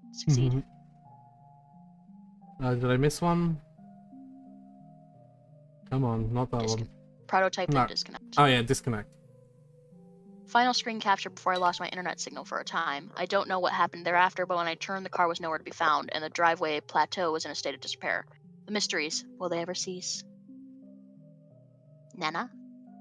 Sprite prototyped once more with grandmother's remains. She treats John to some helpful exposition in a friendly and maternal, grandmaternal manner. Weirdo. Co-players displayed inexplicable capricious behavior since arrival. Stress-related? Contracted virus indigenous to the realm? Should be noted he was kind of a weird guy anyway. Designix. Nope. Hold on, that was weird. There we go. Designix deployed. Still no clue what this does. At mercy of co-players' foolish prioritization tendencies. Grist. Oh, I cannot read that. Okay, there we go. Grist payload from slain foe. Whether I deal the damage or co-player does, yield is the same. Though I have a significant advantage in battle, taking measures into my own hands deprives John of hand-to-hand combat experience, which ostensibly will become more critical later. That is true. Building, the point. Building upward, the point, sharpened and directed. Ah, steeds, what steeds? Has the whirlwind a home in your manes? Is there a sensitive ear, alert as a flame in every fiber, hearing the familiar song from above, all in one accord you strain your bronze chests, and hooves barely touching the ground, turn into straight lines cleaving the air, and all inspired by God it rushes on. Cool. Yeah, I have no idea what the fuck he's doing here. Another one of those things? Really, Egbert family? Really? A view of his kidnapped father's room. I can't see it here. See in here for some reason. Perhaps this is because John himself has never entered the room. It is possible I can see only, in a sense, what John can see or has seen already. I have not found the time to discuss this with him yet. If he enters the room, the question may answer itself. Construct loft above John's room. That's clever.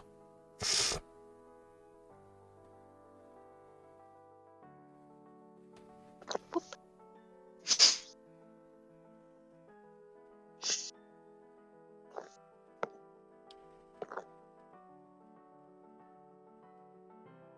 Nice. Why not do it from here? Like, you can see where mass is, right? Yeah. Why not do it there? I don't know. Ladders seem to be a bit cheaper than stairs. Fellow John, it appears that we have reached an impasse. Yes, it seems so. The opener dilemma remains unsettled, most unfortunately. It is unfortunate, I guess. But What are we it talking about again? but it has been a pleasure nonetheless. Thanks for the courtesy. It's not really necessary, but thanks anyways. Oh, but thank you. Okay. Thank you so very, very much, dear favorable small primate. I shall take my leave now, John. Until next time. Wait, where did all this sweet loot come from? Why is there suddenly a crumpled hat on your head? Gather grist. Examine Designix. Feeling especially economical with your behavior suddenly, you scoop up all the grist in the room and turn your attention to the Punch Designix, all in one fell swoop. The device features a countertop station designed with a keyboard setup, not unlike an old-fashioned computer. There's a blinking red light and a diagram etched on the panel.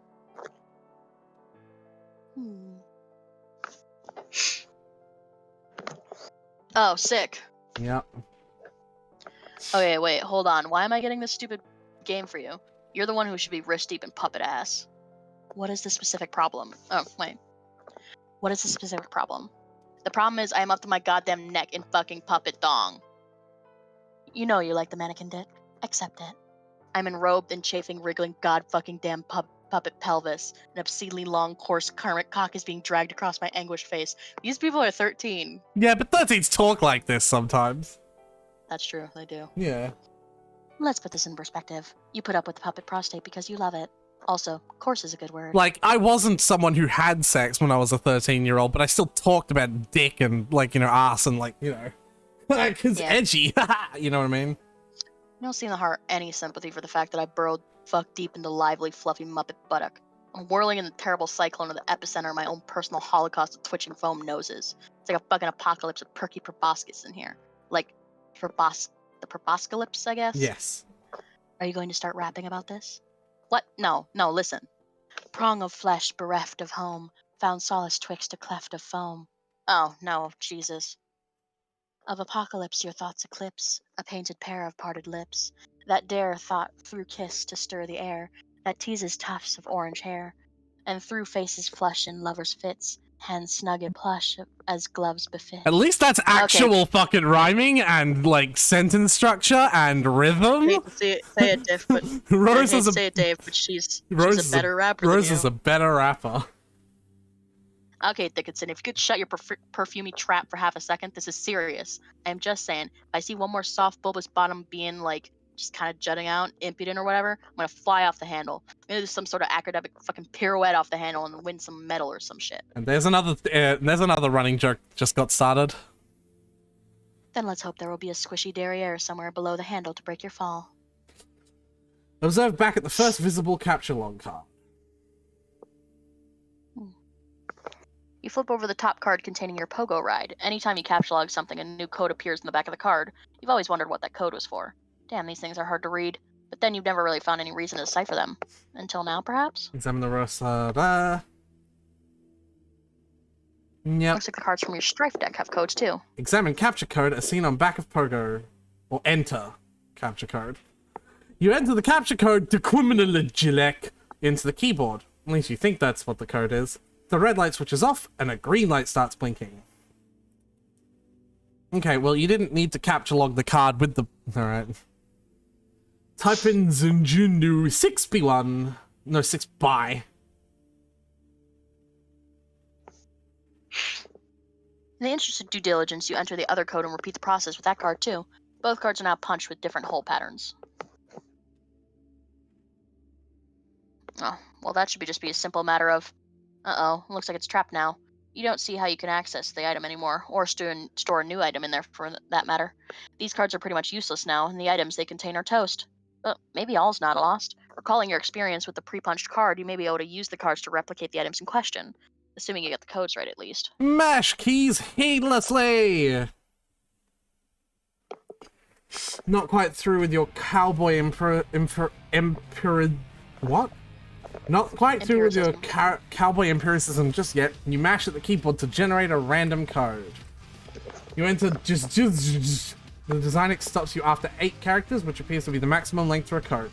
Green light comes on, signaling its readiness for a card. You figure you might as well burn the shaving cream since the product is not exactly as a premium in your household. You also figure you might as well merge the 2 cans into 1 card. You're a little sad your dad isn't around for this. You're feeling he'll be real knack of the idea of duplicating more shaving cream. You punch the card with a pattern that is no way related to the card that it contains. This should make for an interesting experiment. Mad science is a lot of fun. Unfortunately, you just burned another card in the process. Your deck is really dwindling now. Maybe you should have thought of this a little better. On the plus side, you've freed up your PDA, which is overflowing with the pent-up chatter of anxious pesterers.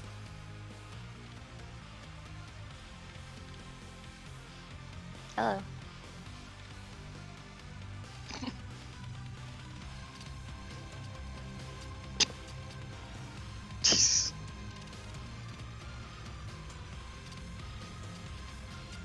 Answer your chums. Puppets, awesome. That's really all there is to say on the matter. Chase the mood to rancorous. John, I'm about to throw a bathtub through your wall. Watch out. Wow, that was so totally unnecessary. I made a shortcut upstairs. I thought it'd be a good idea to get up there and try to get these cards as soon as possible. Also, you weren't being terribly responsive. You mean these stairs? Man, look at these shitty stairs. They're so narrow. How am I supposed to climb these? They're perfectly navigable. I'm saving on grist for now. If you keep slaying foes, collecting grist, and expanding the cash limit, we may not need to be so economical with our resources in the future. Ooh. So why didn't you just build a way up through that hole into my dad's room? Have you ever been in there? No. Exactly. Huh? I'd rather not get sidetracked. I'm more interested in further exploring the mechanics of the game than watching you discover what sort of outlandish Harlequin decor your father keeps in his room. Oh, come on. What's the big deal? I'll just climb up and go right through. Will you? Yeah, why not? Are you saying you've never wondered why it's there? What's in there? Or why it's been kept a secret from you? Well, I mean, yeah. Then trust me, you won't be going right on through. Wait, are you saying there's something like troubling in there? I don't know. What do you mean? What do you see in there? I can't see in there. Oh. But I don't have a very good feeling about it. But whatever, I think I can handle a few stupid clown paintings. Punch cars to John's room. And move the dowels as well. Collect grist. To the bountiful supply of grist generated by your co-player's recent exploits. From now on, it'll probably go without saying that you'll nab any grist laying around without making a big fuss over it, so that people don't have to make that a fucking point in the forum post to post that, you know, as a response. Yeah. You check out the Buster's safe, which has made a noble sacrifice in battle. Some of your father's odds and ends have spilled out, including some old newspaper clippings and 2 rather hefty tomes. It's a fair bet these books comprised at least half the weight of the safe. Examiner That's probably the book that killed Granny. It probably is, yeah.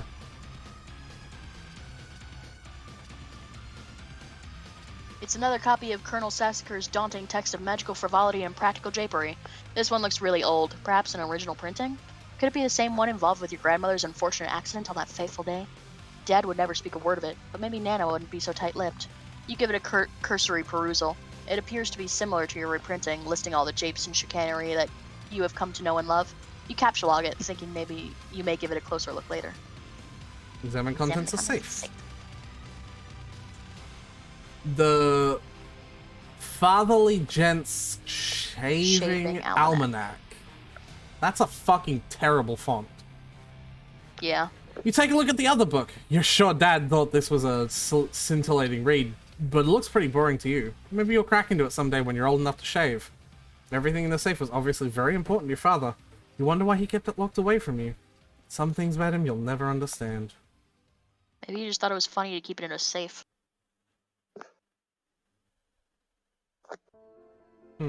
Space rocks knock local burbs block off. Populace oblivious to broader significance of events, assuming there is any, which there definitely isn't. Look at the piece of paper taped to the wall. Crocker facility. It said Crocker facility something. It did, yeah. If you are reading this, it means you are now strong enough to lift the safe. You are now a man. As such, you are entitled to what is inside. I know you will take this responsibility seriously. I'm so proud of you. Turn the card over. Well, 249.30. this is completely useless.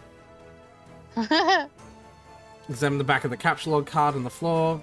And you guess those are all zeros, or are they capital O's? Zeros will probably make more sense for an empty card, you think.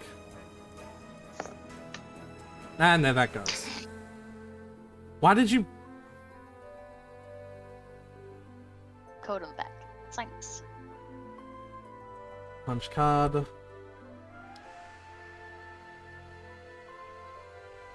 Oh, that's actually a good idea. What? Replicating more cards so he has more room in his deck. Yeah.